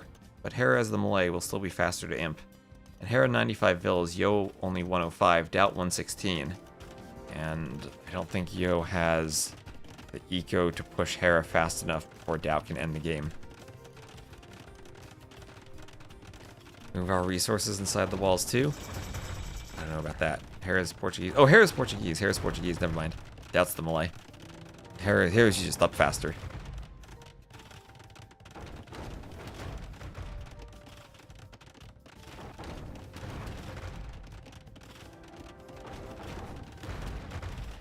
And well, at least Lick's got to the castle age so he can make a defensive castle, and he's not dead yet, but he doesn't have any more gold. And Doubt can send these melee cow archers around to the back of Yo's base. Yo not walled off, although he could wall there and be safe.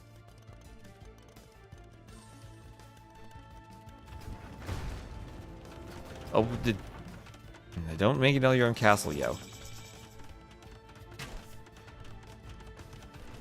Okay, so Yo is up. And Dravidians against Portuguese. I'm getting confused because Capture Age has the doesn't remove the players in the score at the same way as it does to reflect the map position, like it does the top score up here. So I see Hera's at the bottom of the map, but the melee also is at the bottom of the UI. So Mangonel pops out for Hera, and that Portuguese Mangonel will pick off Yo's attack, but then die to crossbows. Nice micro from Yo. A second castle from Doubt, who, as the melee, is up to imp really fast and will just begin tripping down Licks. I don't think there's much Licks can do about that. Time for transporting KP boys and right-clicking TCs.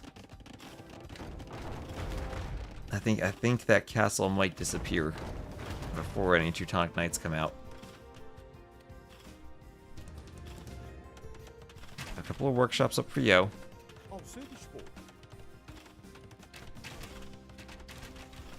Is he doing something with the sneak? He is. He's raiding with knights and he's raiding with mangonels. But I mean, Doubt's eco. Look at this eco. He's got 4 TCs, and he's not really vulnerable to knight raiding. A bombard cannon's coming out for Hera. Doubt is Doubt. Doubt is Doubt. Indeed. Should have learned from the Onimaru set. Foes not kill GL. Just make them stronger. There's a forward castle, so I guess. Oh. Okay, rebuilding the castle.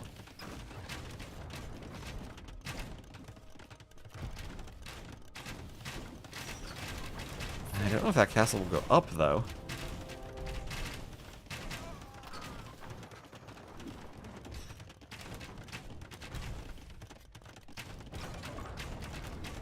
And Lix's Trush well defended by Doubt. Combined with Hera's micro on the water with the galleys.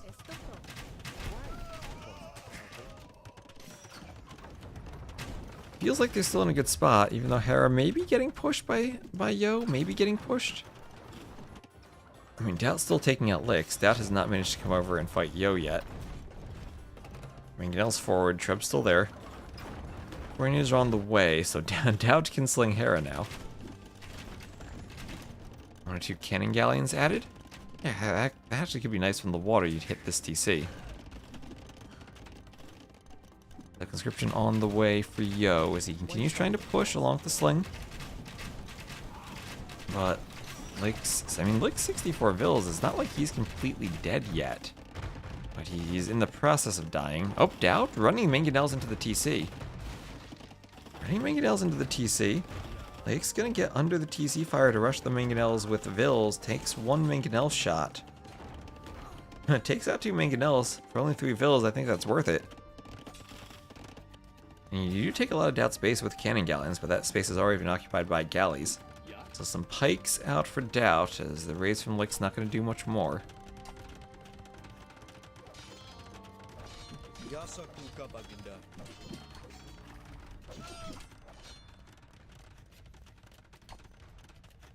Common tap wonder.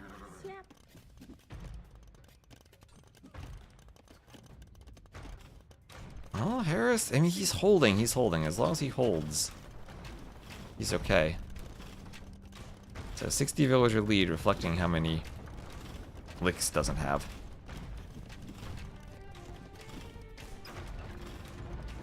Hera going to cannon down the castle.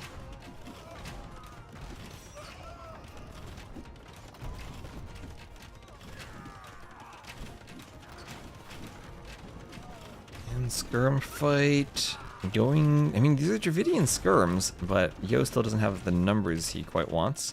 Chainmail armor for Arumi's swordsman. And Hera gonna get back. There are a couple of knights running through, but castle's going up back here for Hera. And Dow continuing to push on the right. And wants even another forward castle. So Karambit warriors now for Dow. Karambit's hitting the knight.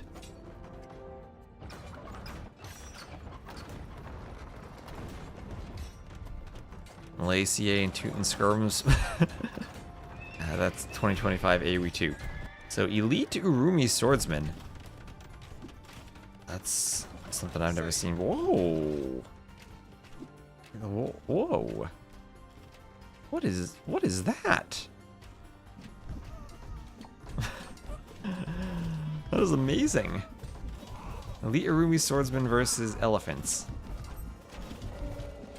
And the elephant's just gonna trample all over them. There's the GG. And GL going up 4-1. And his best of 9 puts them 1 game away from victory. And LY has used up all their home maps. So 137 kills for Yo, but Licks, the tower rush was not effective enough to disrupt Doubt. Doubt was just able to go up and boom.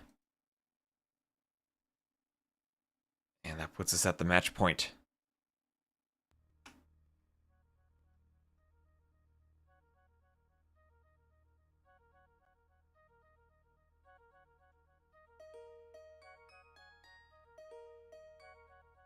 So there we are at 4-1. GG.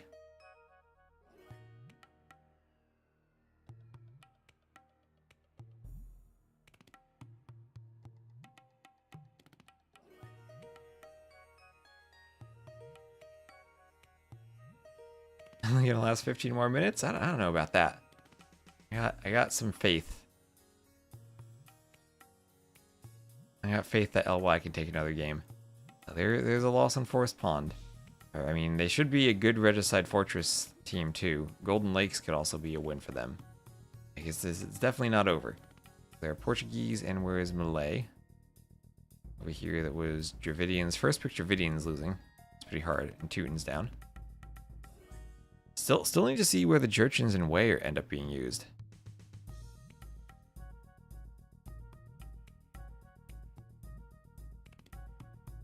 They still would have Japanese and Huns for Golden Lakes. The power of doubt. Carrying the team. Hera needs the carry. And looks like it will indeed be Fortress.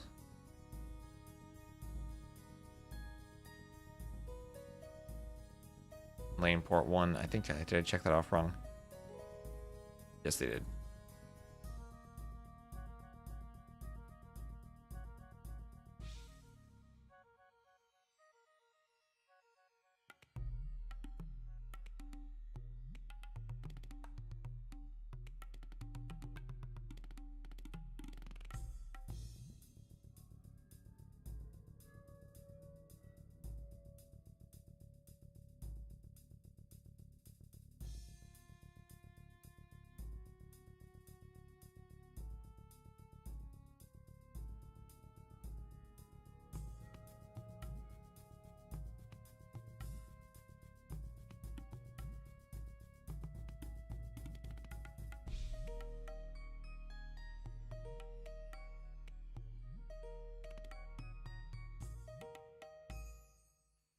Now we got the overlay right.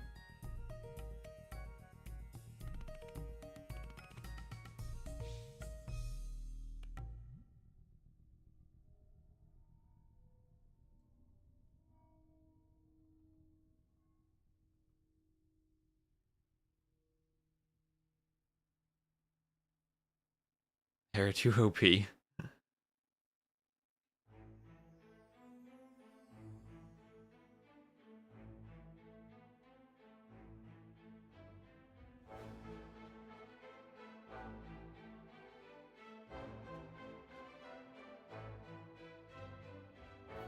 Thank you, Sacred Silence, for the follow. And Liwi, thank you all for the follows. Those full 9 games. The last 2 games are just free pick among anything that hasn't been played yet for the maps. And then civs are just free pick of anything.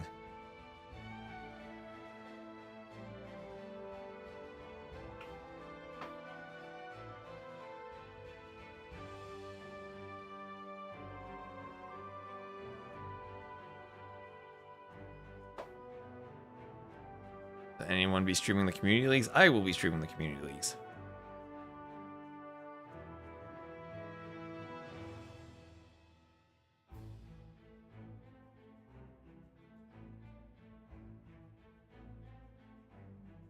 We can see Ketons again, yes. We could see Ketons again.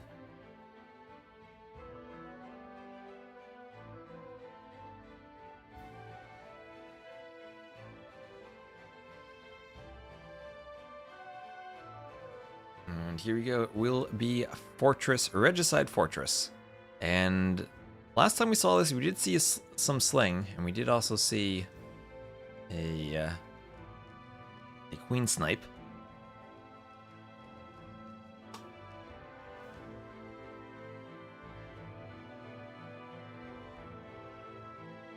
Can they do a reverse sweep? Well, they've won a game already. Doesn't need to be a reverse sweep.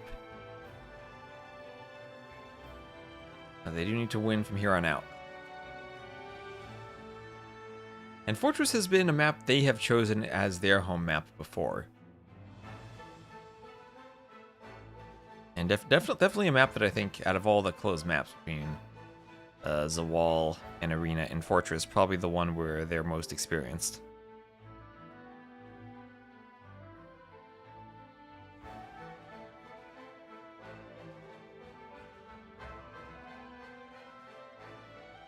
Had to bounce from the watch party to catch your flight. Well, hope you've enjoyed watching, and hope everyone there at the Airbnb is enjoying too. Glad you're able to make it out to Medieval Times last night. Hopefully Macy didn't steal your seat like he did Ray's. And here we are on Fortress. Fortress, as we're 6 hours into the stream today. We will have to the south, Hera as the blue Chinese, and Doubt as the green Burgundians. Then to the north, Lix as the red Huns, and Yo as the yellow Goths. So, ooh, is this Sling the Chinese versus Sling the Goths? Thank you. How do I say this? Azasantana for the sub with Prime. Thank you for using your Prime sub. So, double bit axe on the way for Doubt. How have I been feeling about how the maps have been playing out? I think we have a really good map pool for this, all things considered.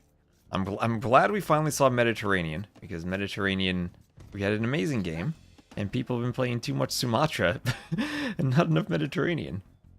Because Mediterranean was actually a really good map. We haven't really seen Fortress up until these final rounds now, and we did see a sling the first time.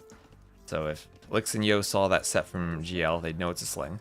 Also, it's a 50-50 chance of whether you have queens or kings in the game, and we did get queens for Fortress again. And we also did get the polar bear, the snowy version of Fortress. So a couple of polar bears, and there should be maybe penguins around somewhere. Let's see if we can find the penguins. Are there penguins somewhere?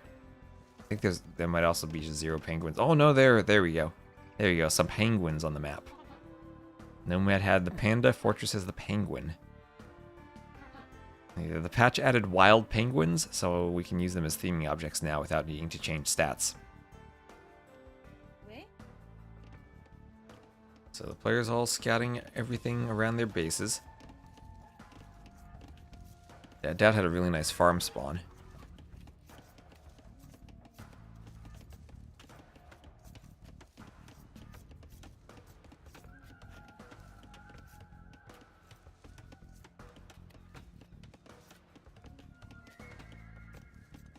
And we'll have a tower up for Yo. And a queen running around also for Lix. Still scouting the back. Decoration. Decorative penguins, yes. And we'll have the Vicky Vic, thank you for the follow. And Lord Chorpan, thank you also for the follow.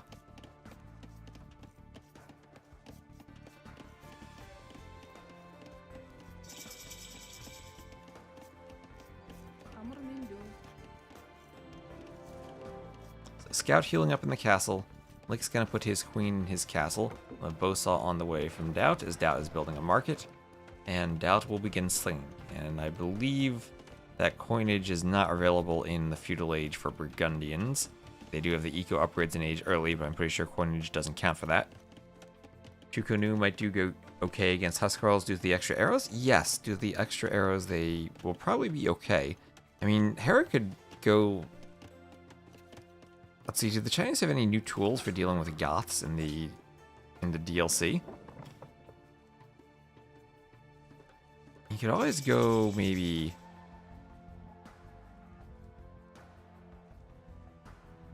Scorpion, because with rocketry. But I think Huskarls will probably be useful there as well. Maybe Chukunu Scorpion. Not Fire Lancers, those are anti-cav. Longswords work? I mean, if you're against the slung Goth, the Goth's gonna outproduce you if you just try to go longswords.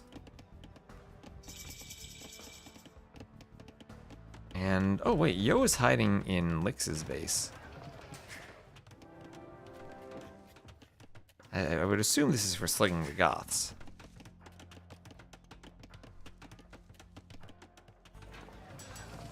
Market Blacksmith for Yo, he's up. And Market Stable for Lix. Okay. Market Stable for Lix. What is gonna go on? What's gonna go on here? So Castle Age for both Lix and Yo.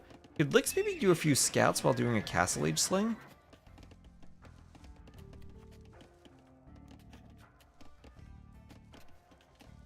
Doubt, I think, is just gonna boom up, do his eco upgrades, and then sling. I don't think there's a question about what he's doing with Burgundians being in feudal this long. Yeah, there's gold shaft mining. You're not gonna do that if you're aiming to go up. That's because you're gonna be mining a lot of gold and using all of your eco upgrades to do a lot of slinging. At some point, you even might want wheelbarrow just to do for your farms. And Prince Raiden, thank you for the follow.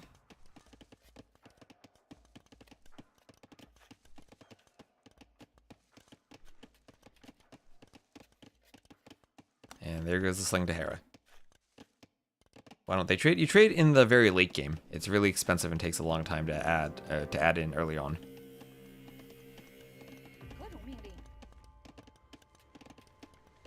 And there goes Hera. And is he going to add TCs behind this? Yes, 2 extra TCs. So he's going to boom. And Spider-Man, thank you for the follow. And double monasteries. Double monasteries is the Chinese. They had redemption removed. So their monk tech tree had been absolutely devastated. They can't convert siege anymore.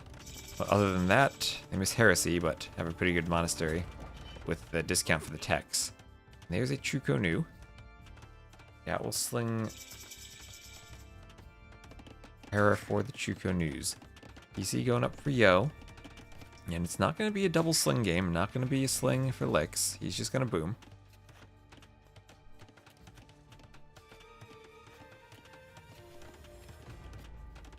Sling has to be banned again. We really didn't see sling until like the final rounds of the tournament. which is I guess maybe players kind of were saving strats or learned better how powerful it is, even with the extra tax. If you think about how much the sling has been nerfed, remember coinage used to be available in the feudal age, so you were paying a 20% tax, as opposed to 30 and now 50.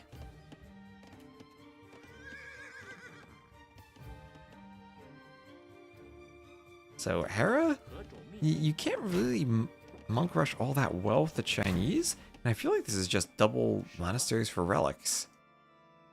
There are 7 relics on the maps now. That's the 2v2 standard these days in the DE maps.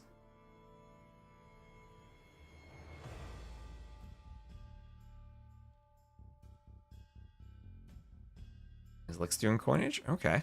So I mean, if Lix does coinage and slings the Goths, the Castle Age sling should be pretty strong. So Hera going to lose the monk. Still has the Chuko news out. Wants a conversion, but not gonna get it right away.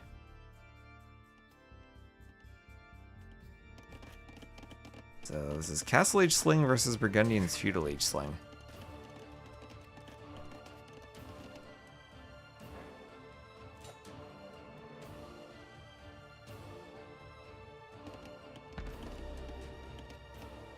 Just the decoy monk. And Scat can go heal if he wants to. Yep, he'll heal inside the castle. So maybe the plan was Yo sent the king there just because they were afraid of Hera pushing. Chukunu is going to come over. Monk needs to walk faster.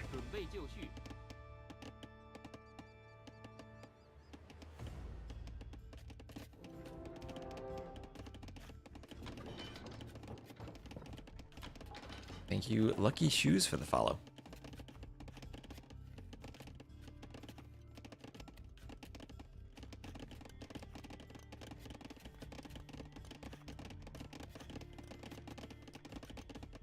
And August Vidal 01 for the follow.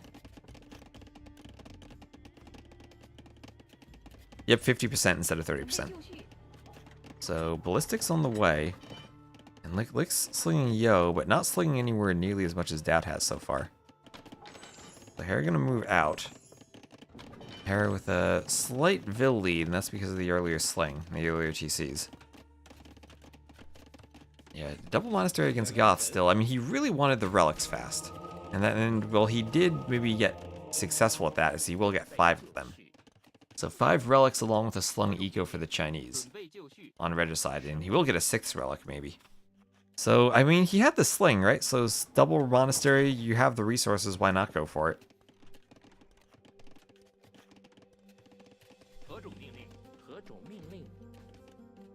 Yeah. And I feel like a lot of the slings have been done from a team, like in the last game, where you're down and you're just trying to make something happen from the game. And it's not necessarily that the sling is strong, it's just an option for you now that you're down. It is Burgundian relics, you're right, so he is getting food along with the relics, and he will get all 7 of them. Actually, he gets all 7 relics. Hopefully it's Conquest Victory. No coinage on doubt? Nope, because he's feudal. No coinage because he's feudal. And it's going to be a much stronger sling from Lix to Yo, as long as they're not destroyed by a quick timing from Hera, by doubt slinging Hera. But to be fair, that's a lot of relics. 7 relics, getting food and gold. That's huge. Should we go in Cavalier right? So camels? Oh, none of the civs in this game have camels. Not even Hera. The Chinese don't even have their camels anymore.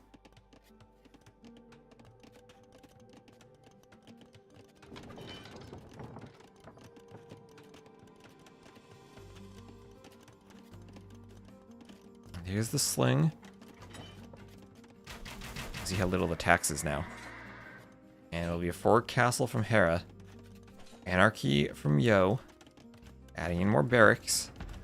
We'll see the Vil's going for the castle. Can Yo take a fight here yet? Maybe not with the monks. Is Yo devoted? No, he's not devoted yet. More barracks. More Huskarls. Imagine if he was Lithuanians. Oh, what about being Lithuanians? Chuko News fighting under the tower.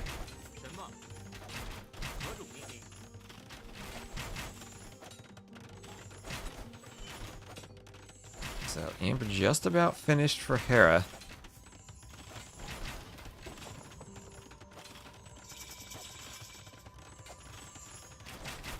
Yo already has that king on the other side, though.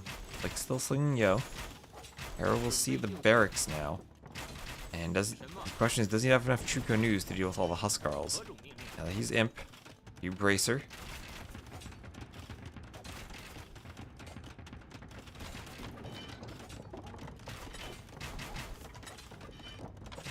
Iron casting on the way, and Huskarl's now going to start raiding Hera.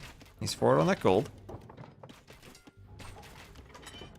And if this initial push is stopped, I think Yo and Lix probably just win the game, because then what does Hera do if he's already slung, his teammate is down, and the push comes in and clears everything?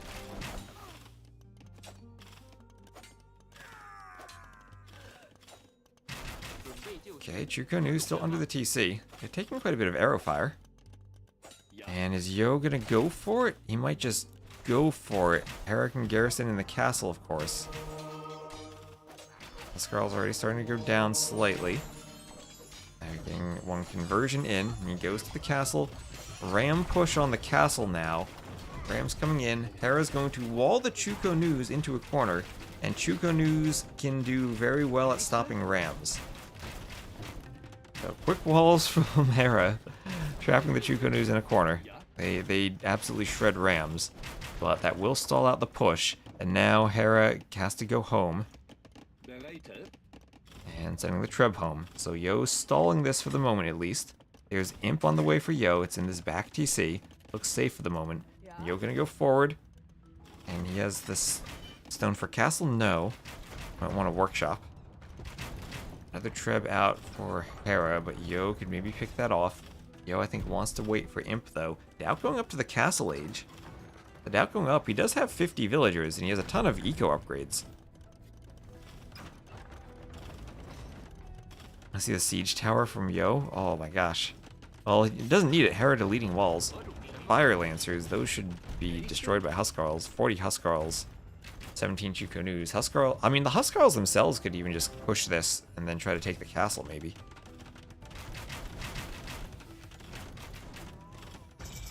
Walls from Hera, what is he even doing?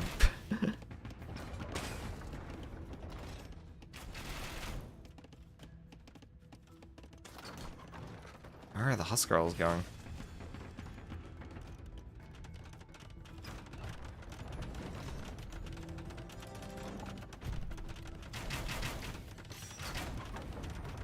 Lix has 98 vills. It's not like Lix is a small economy. Fire Lancers should be destroyed by Huskarls, right? Like, these things have bonus against Cav, and they're just like a low normal attack. And Huskarls are going to shred these things. Imp almost in for Yo. Will he be able to do his unique techs? It's only one Treb from Hera. The Chuko News pushing in. He needs to get back. And there, he's Imp. He is Imp. Can he do Elite Huskarl? Can he do armor from the Elite Huskarls? Can he do Perfusion or Anarchy? I mean, can he do Perfusion for the speed? Can he do Conscription? He needs a lot from that castle, and he needs stone to repair the castle.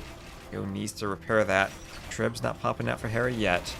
Yo taking some damage. Those now Elite Chuko News. Elite Chuko News. Fire Lancers surrounding the barracks. And there is Elite Huskarl. These things look nothing like Chuko News and Huskarls anymore. Filled with flare color, but that's another forward castle for Hera. They're going to try to wall around it. And wall to keep the Chuko News in the back. These Huskarls can just try to take out the castle, though.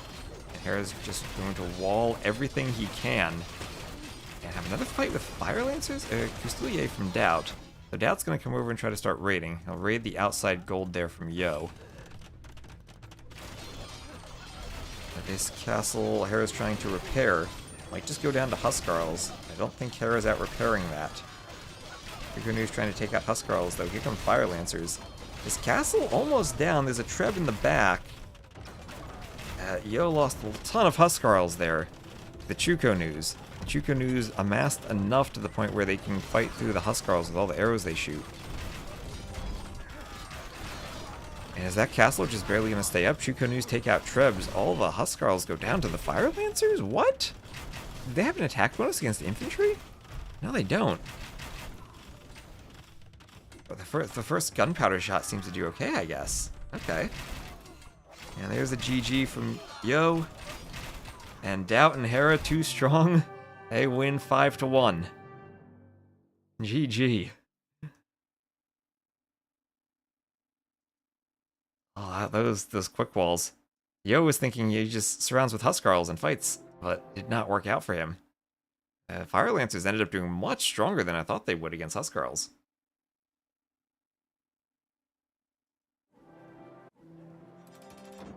And well, we'll look at some stats here and see if we can get the players in for an interview. That's 129 kills for Hera, 132 losses for Yo. Eco. Let's see, how much did they sling at the end? Yeah, Yo ended up receiving much more sling than Hera did, but the timing wasn't there. Hera got, well, add in the relic gold, and then that's not much of a difference.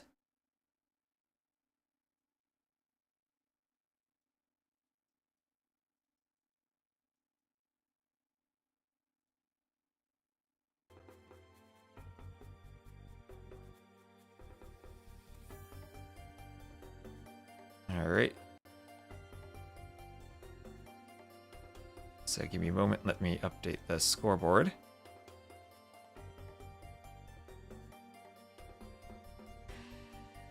And that's a win on Fortress. Oh, and Ornlu, thank you for the raid. Thank you very much for the raid, Ornlu. And that was Chinese and Burgundians over Goths and Huns. Is there an interview? Yes, we're going to do an interview here. Give me a minute to get that set up.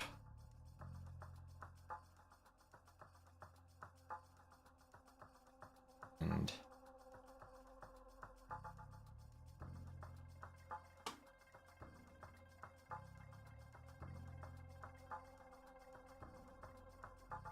let me see.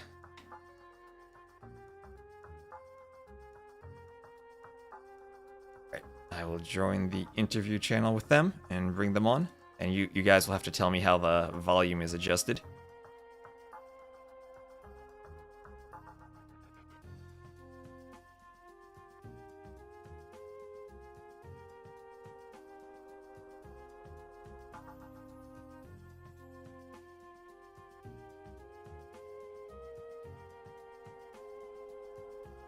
And I'm going to have to turn the music off because I can hear the music and it's way too loud and distracting for me if I do an interview. Sorry about that. Hello. Why are you doing interview by yourself? So congratulations on winning with the A team from Gamer Legion, obviously. Much better than the other team that went out early in the tournament. Oh, yeah, true. Thank you. Round of 64? Round of 128? What round did they get out? Round of 512, I think.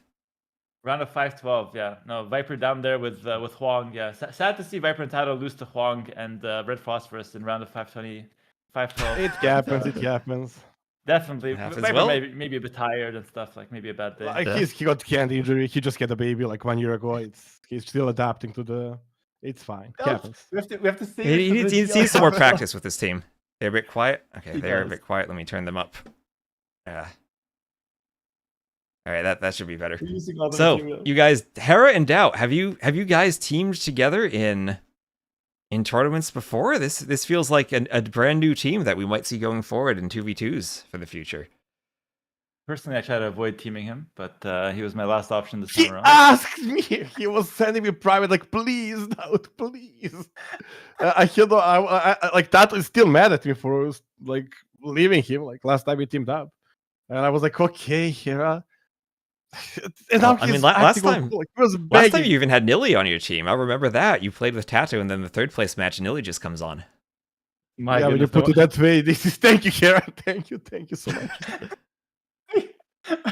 You had between me or Nilly and Tato. Like, oh my goodness. Thank you. I asked Well- out. I asked out the team in all transparency. Well, it seems like a good choice. I mean, Doubt, he seemed like he was playing extremely well through all of these games. I mean, chat's going to talk about how Hera is dominating tournaments, but I felt like, especially that previous round, it was Doubt carrying. I want to take that as a compliment, but you sound too surprised by that. I'm not surprised at all. That's what I expected. Thank you. That's better. That's carrying as expected. Now that's a good way to put it. Yeah. So I guess No, let's maybe honestly, talk I about think- these. Go I ahead. think we really clicked as a team. Like we were always like, you can see like our decisions last game. I mentioned the fire lancers. He was there. Oh, that's the game. Like it just clicks. Like we never argue. If it's like if Hero told me fire lancers out, you're an idiot. It stops there. Like we don't try to convince other guy. If it clicks for both, we use it right away. And so far it worked almost every time. Yeah, I agree so with that. let's maybe just talk about these games real quick. So game number 1 on Mediterranean. This is actually the first time in the tournament that Mediterranean has been played. So were you guys prepared for that? Did you have any strats played? Because Lix went for that transport ship right away, like he had a plan for it. Get the transport. He had a Let's take the transport word ship, yeah. prepared. We need to take the word prepared out of our vocabulary. We didn't practice a single game for this tournament. There's no preparation. None at all. Was being out 2 minutes before looking at the map and coming up with a strategy. But we actually felt really confident on that map just because we did something similar on Sumatra in the rounds before, which is basically one guy Grush and one guy goes men at arms on land. And I think we just adapted to Lix's transport, and in the end, he didn't do enough damage to justify dying later. Yeah, you guys defended really well from that transport. And then I guess there was also a lot of slinging throughout that game too, where Doubt kind of transitions to sling. And we saw you guys do that in that previous round on Golden Lakes. Kind of in that situation where you're losing on water a bit, and then you can transition to staying feudal and slinging. So that seemed to work pretty well for you guys. Well, exactly like that. Usually we die, then we slink, and we manage to win. And I was like, why don't we slink before we die? Like, maybe it's even better. So yeah, I think sling is not OP with those settings. Definitely an option. On water maps like this, maybe can be too strong because like when somebody's fighting for the water and you send him to Imperial Age, it's such a power Right. spike. But overall, I think it's very balanced settings. Yeah, and then we got into Nomad, which was I guess kind of the same thing, but opposite, where Hera kind of fought on water, was struggling and trying to sling, and that became an absolutely crazy game. Yeah, I'm still recovering from that one. Yeah, that was playing like a monster on all sides, but I'm honestly not really sure where that went wrong. I think the strategies were kind of even, but I think I took a bit too much damage to the tower rush. I think Yo played a better game than me as like the weaker or like the slinger player, and he was able to take a bit more advantage. So, because of that, the power player on their side was a bit stronger, and that was playing against two guys that were in good shape by the time everyone got Imperial Age. So I felt like they did a bit too much damage to me early on.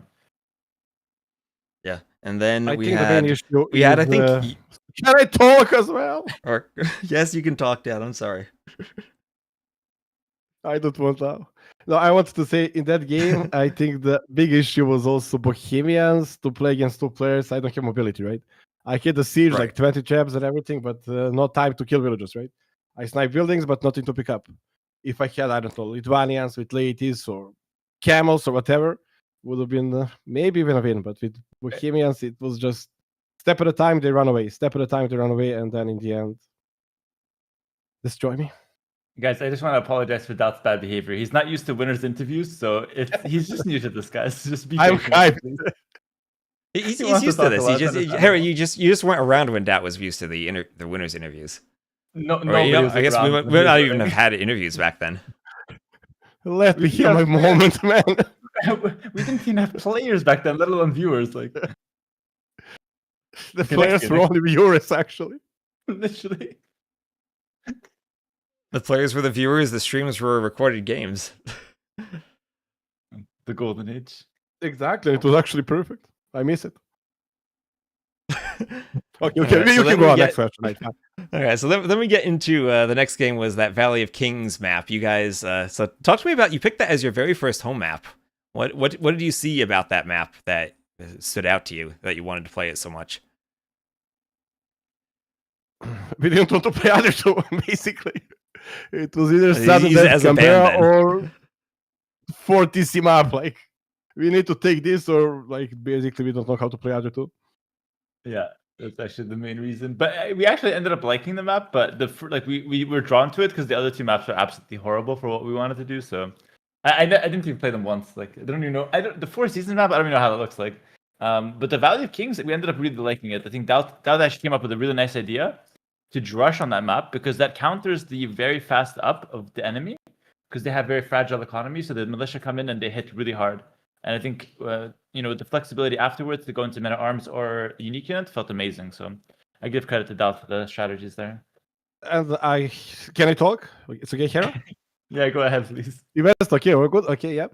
That's actually a good example how we work well together. Like, I wanted to move too many times as well. Hera said, please, no. That's stupid. Just leave it to Josh.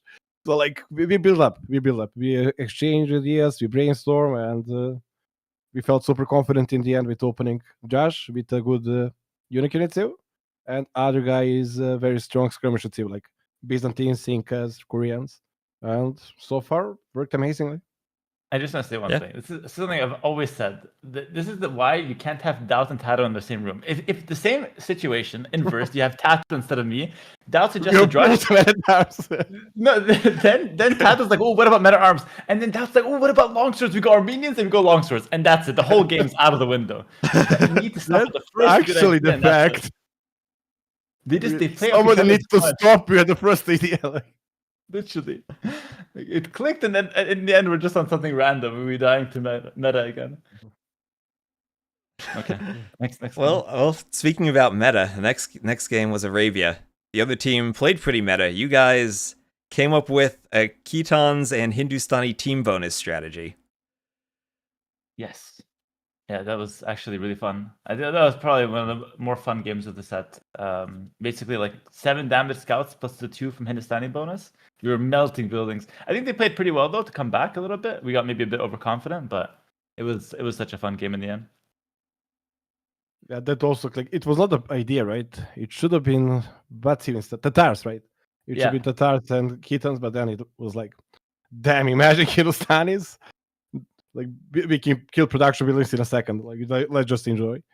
And kind of was good. We were overconfident. We were definitely, at least I was. Like, I lose the full group, and then I come with the next group, even more scouts. It's crazy. But Yeah, because I guess it's once kind we of tricky counterattacked for Hindustanis to be Yeah, the it was archer not civ fun. there. Because like same thing where Tatars, you have to make that transition to the cav archers at some point. Honestly, I don't think you need an Arbalest civ for Arabia, and especially with Sling being in the mix, because one guy usually gets, like how we're playing it is one guy usually gets so far ahead that when you get so far ahead, you don't need to play Arbalest. You can play heavy CA, you can play skirm crossbow with chemistry, because that crossbow with chemistry bracer beats anything in Castle Age anyways. So like Arbalest ends up being an overkill. Obviously, it's ideal if you have it, but I don't think I was really missing it there with Hindustani.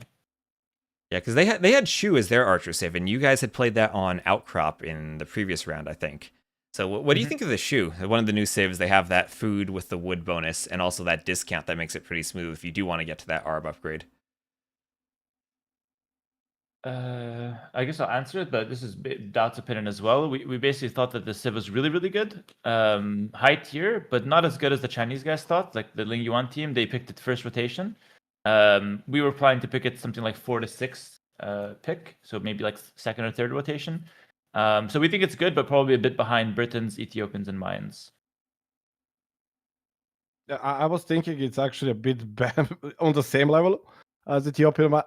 Actually, I was seeing Chinese team, Ligian, are taking them very fast. And I was like, maybe it is S tier. And I predict that they will take it like in the second row, and they took it right away. Like, they see something in them, and I think they are crazy good. Like that game, I killed so many villagers, and he was like 2TC booming 5 rangers. I was like, how? I think that civilization we will see more and more as a archer civ. Right. All right, Agreed. and then moving on. Next, we get to what was it? It was Forest Pond next, where I guess last round you guys had tried to go for that kind of low focus on the water, forest fights on the outside, and Lix kind of did the same thing here with the Teutons. So what did you see when Lix was coming forward? And it seemed like you defended that pretty well and weren't too worried about the Trush. The idea was first to go some militias to will fight it, but it came too fast. It's 9 villager. It's not like if it was a 3 villager opening, I would be in time for sure with militia and sending villagers and just never let him build the first tower. But here, he got tower up, but it was never a big stretch, right? I had stone back, that was a bit lucky. Just rebuild towers as he goes, and then Malay economy, and also having like 7-8 villagers forward, 5 villagers at home at stone. I know I'm in a better spot as long as I don't lose anything. Was only on timer. Potentially, problem is if Hero gets destroyed on water, and Gal is around my TC, and then I have nowhere to run. But yeah, held quite well. Yeah, I think we basically adapted from the semifinals where we both tried to like attack on the sides, and we realized that only one guy has to attack on the sides. That was Doubt's initial position. But in my opinion, the Teuton pick was really bad because it's way too predictable. I think we basically knew exactly how the game was going from the start. And I don't think Tower Rush is that strong on that map to where if it's predictable, it's still good. So I feel like the Teuton pick maybe needed a bit of rethinking, but their strat wasn't like horrible in the end. It was still like very, very scary at some points. But lucky we were able to just hold, and in the end, we're both 2 full pop imp players versus basically 1 imp player of their team. Yeah, because as soon as you see the Teutons pick, you're pretty much assuming that they're going to try to Trush on the sides. And it's Lix. There's no Yeah, and it's no Lix. question about that. And then you get into that final game on Fortress. And, well, Chinese getting slung versus Goths getting that Castle Age sling.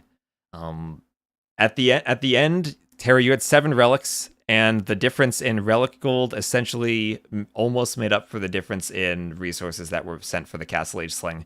I don't know if you saw that, but you had around 3,000 gold, and I don't even know if Capture Age counts the relic gold and the food that you get from the Burgundians. So I think that getting the relics in the Feudal Age sling actually got you more total resources than Lix ended up slinging to Yo.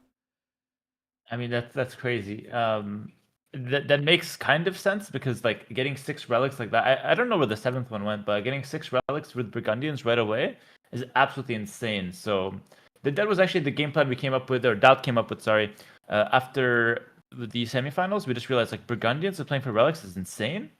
And then you combo that with their fuel-based sling, it's just like Doubt at the end had more resources collected than Yo, which is the strong player on the enemy team. So yeah, it was just the perfect strat. Also, the Fire Lancers was like the perfect answer to Huskarl, so there was basically 0 chance we're losing that.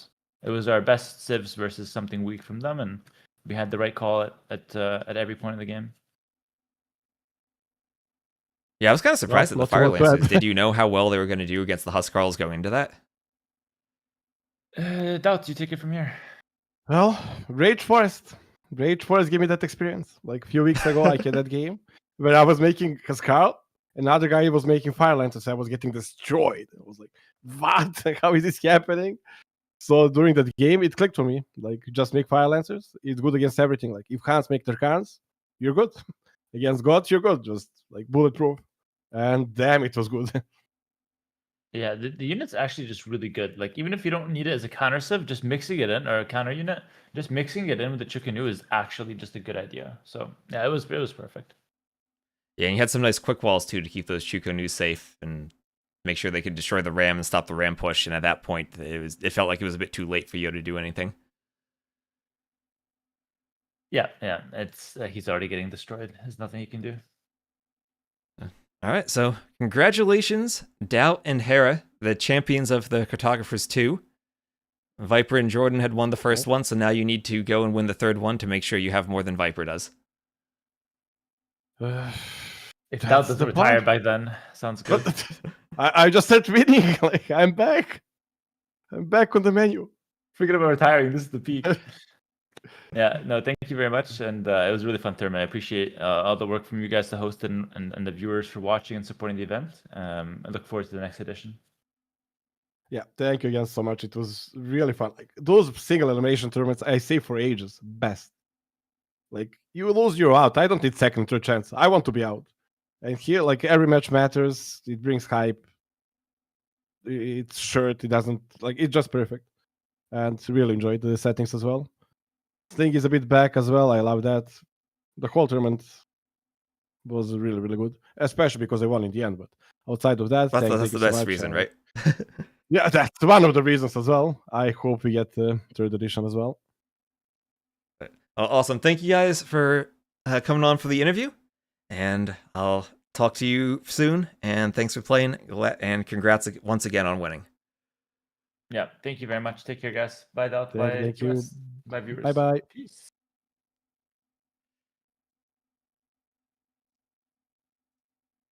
All right. Turn the music back on and readjust my volume settings. All right, GG's, and well, that means it's time for us to do the giveaway. It's time for us actually to finish this giveaway. And I don't know what I have on OBS that's showing me something that's not locked, but there we are. All right, it's giveaway time. So once more, come over to Twitch, !AOM if you follow the stream, and we're gonna do a giveaway. And I have successfully not accidentally canceled the giveaway throughout the whole stream. So we have 170 plus people entering !AOM if you want to win AOM Retold. And also, congrats not just to Hera and Doubt, but also remember to the VNS team for winning the Silver League Championship today. And I haven't seen T90 around, so he's probably recovering. Make sure you give him some love next time you see him. I see Dark just sent me their point of view. So if you want to check out Dark's YouTube channel, I'll link this on my, I'll pin it on my YouTube VOD when I'm done. You can go check out Dark's point of view of their Silver League Finals experience. So I'll leave the giveaway open for just a tiny bit more. !AOM if you follow on Twitch and want to enter.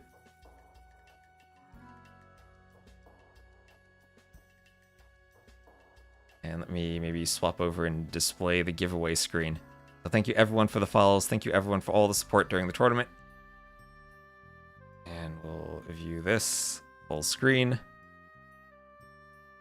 All right, giveaway. We've gotten like an extra 30 entries since I said that. So thank you everyone for watching. Thank you also Dave for the raid earlier during the interview. And when I see this slow down, we'll click that button. And also everyone at the watch party, I'm going to make my way over there as soon as we're done with the stream. But Tundra Blitz doing a countdown. Yeah, thank you for the raid, Dave. What is that? Oh yeah, look at those Dave emotes. Beautiful. All right, I'll do this in. I'll just do a countdown then. Dux wants me to click the button. Wants me to click the button. All right, so we'll do it in 10, 9, 8, 7, 6, 5, 4, 3, 2, 1, 0, and clicking the button. Boom. And Zinozga followed for 6 days. Yes, you are following. Thank you very much. And you have won Asian Mythology Retold. I will send you a whisper on Twitch exactly to this account. And I'll need you to reply to that. I'll do that after the stream, and I'll send you the code. So everyone, get your dodged emotes. Get your dodged emotes for the chat. Rigged. Completely rigged. So congratulations. I will exactly copy and paste this name somewhere so I have it exactly.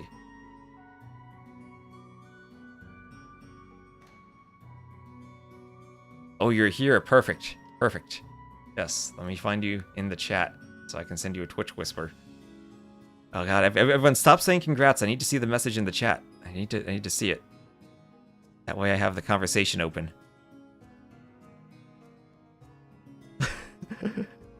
You're congratulating him too much. Too many dodgy votes. Oh, Arbase pinned it. Wonderful. Arbase doing mod work.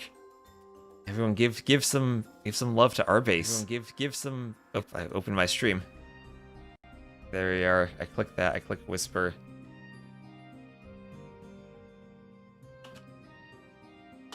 Perfect. I'll send the code after the stream so that I do not accidentally open it and show the code to everyone. Whoever types it in first gets it. Right. So, thank you everyone for watching on Twitch and on YouTube. I hope you guys enjoyed that. I'm looking forward to doing a third one at some point. I don't know what to do with the sling. I think it was fairly balanced, but maybe just something we saw a lot because like it is something to do in a position when you're down. So thank you everyone. Hope you enjoyed this, and I hope you enjoyed both the Silver League and the Gold League, and we'll have the community leagues over the next couple of weeks still running. I'll be casting that, so stick around if you want to see those. And I think it's about time we wrap stuff up here. So thank you. The VOD on YouTube will be there if you want to watch it in 4K. I will end the stream, I think, first on YouTube. So goodbye to YouTube. And we'll go raid someone on Twitch. Oh, and thank you also, Titanium White, for using your Prime sub. So I'll say good night to YouTube.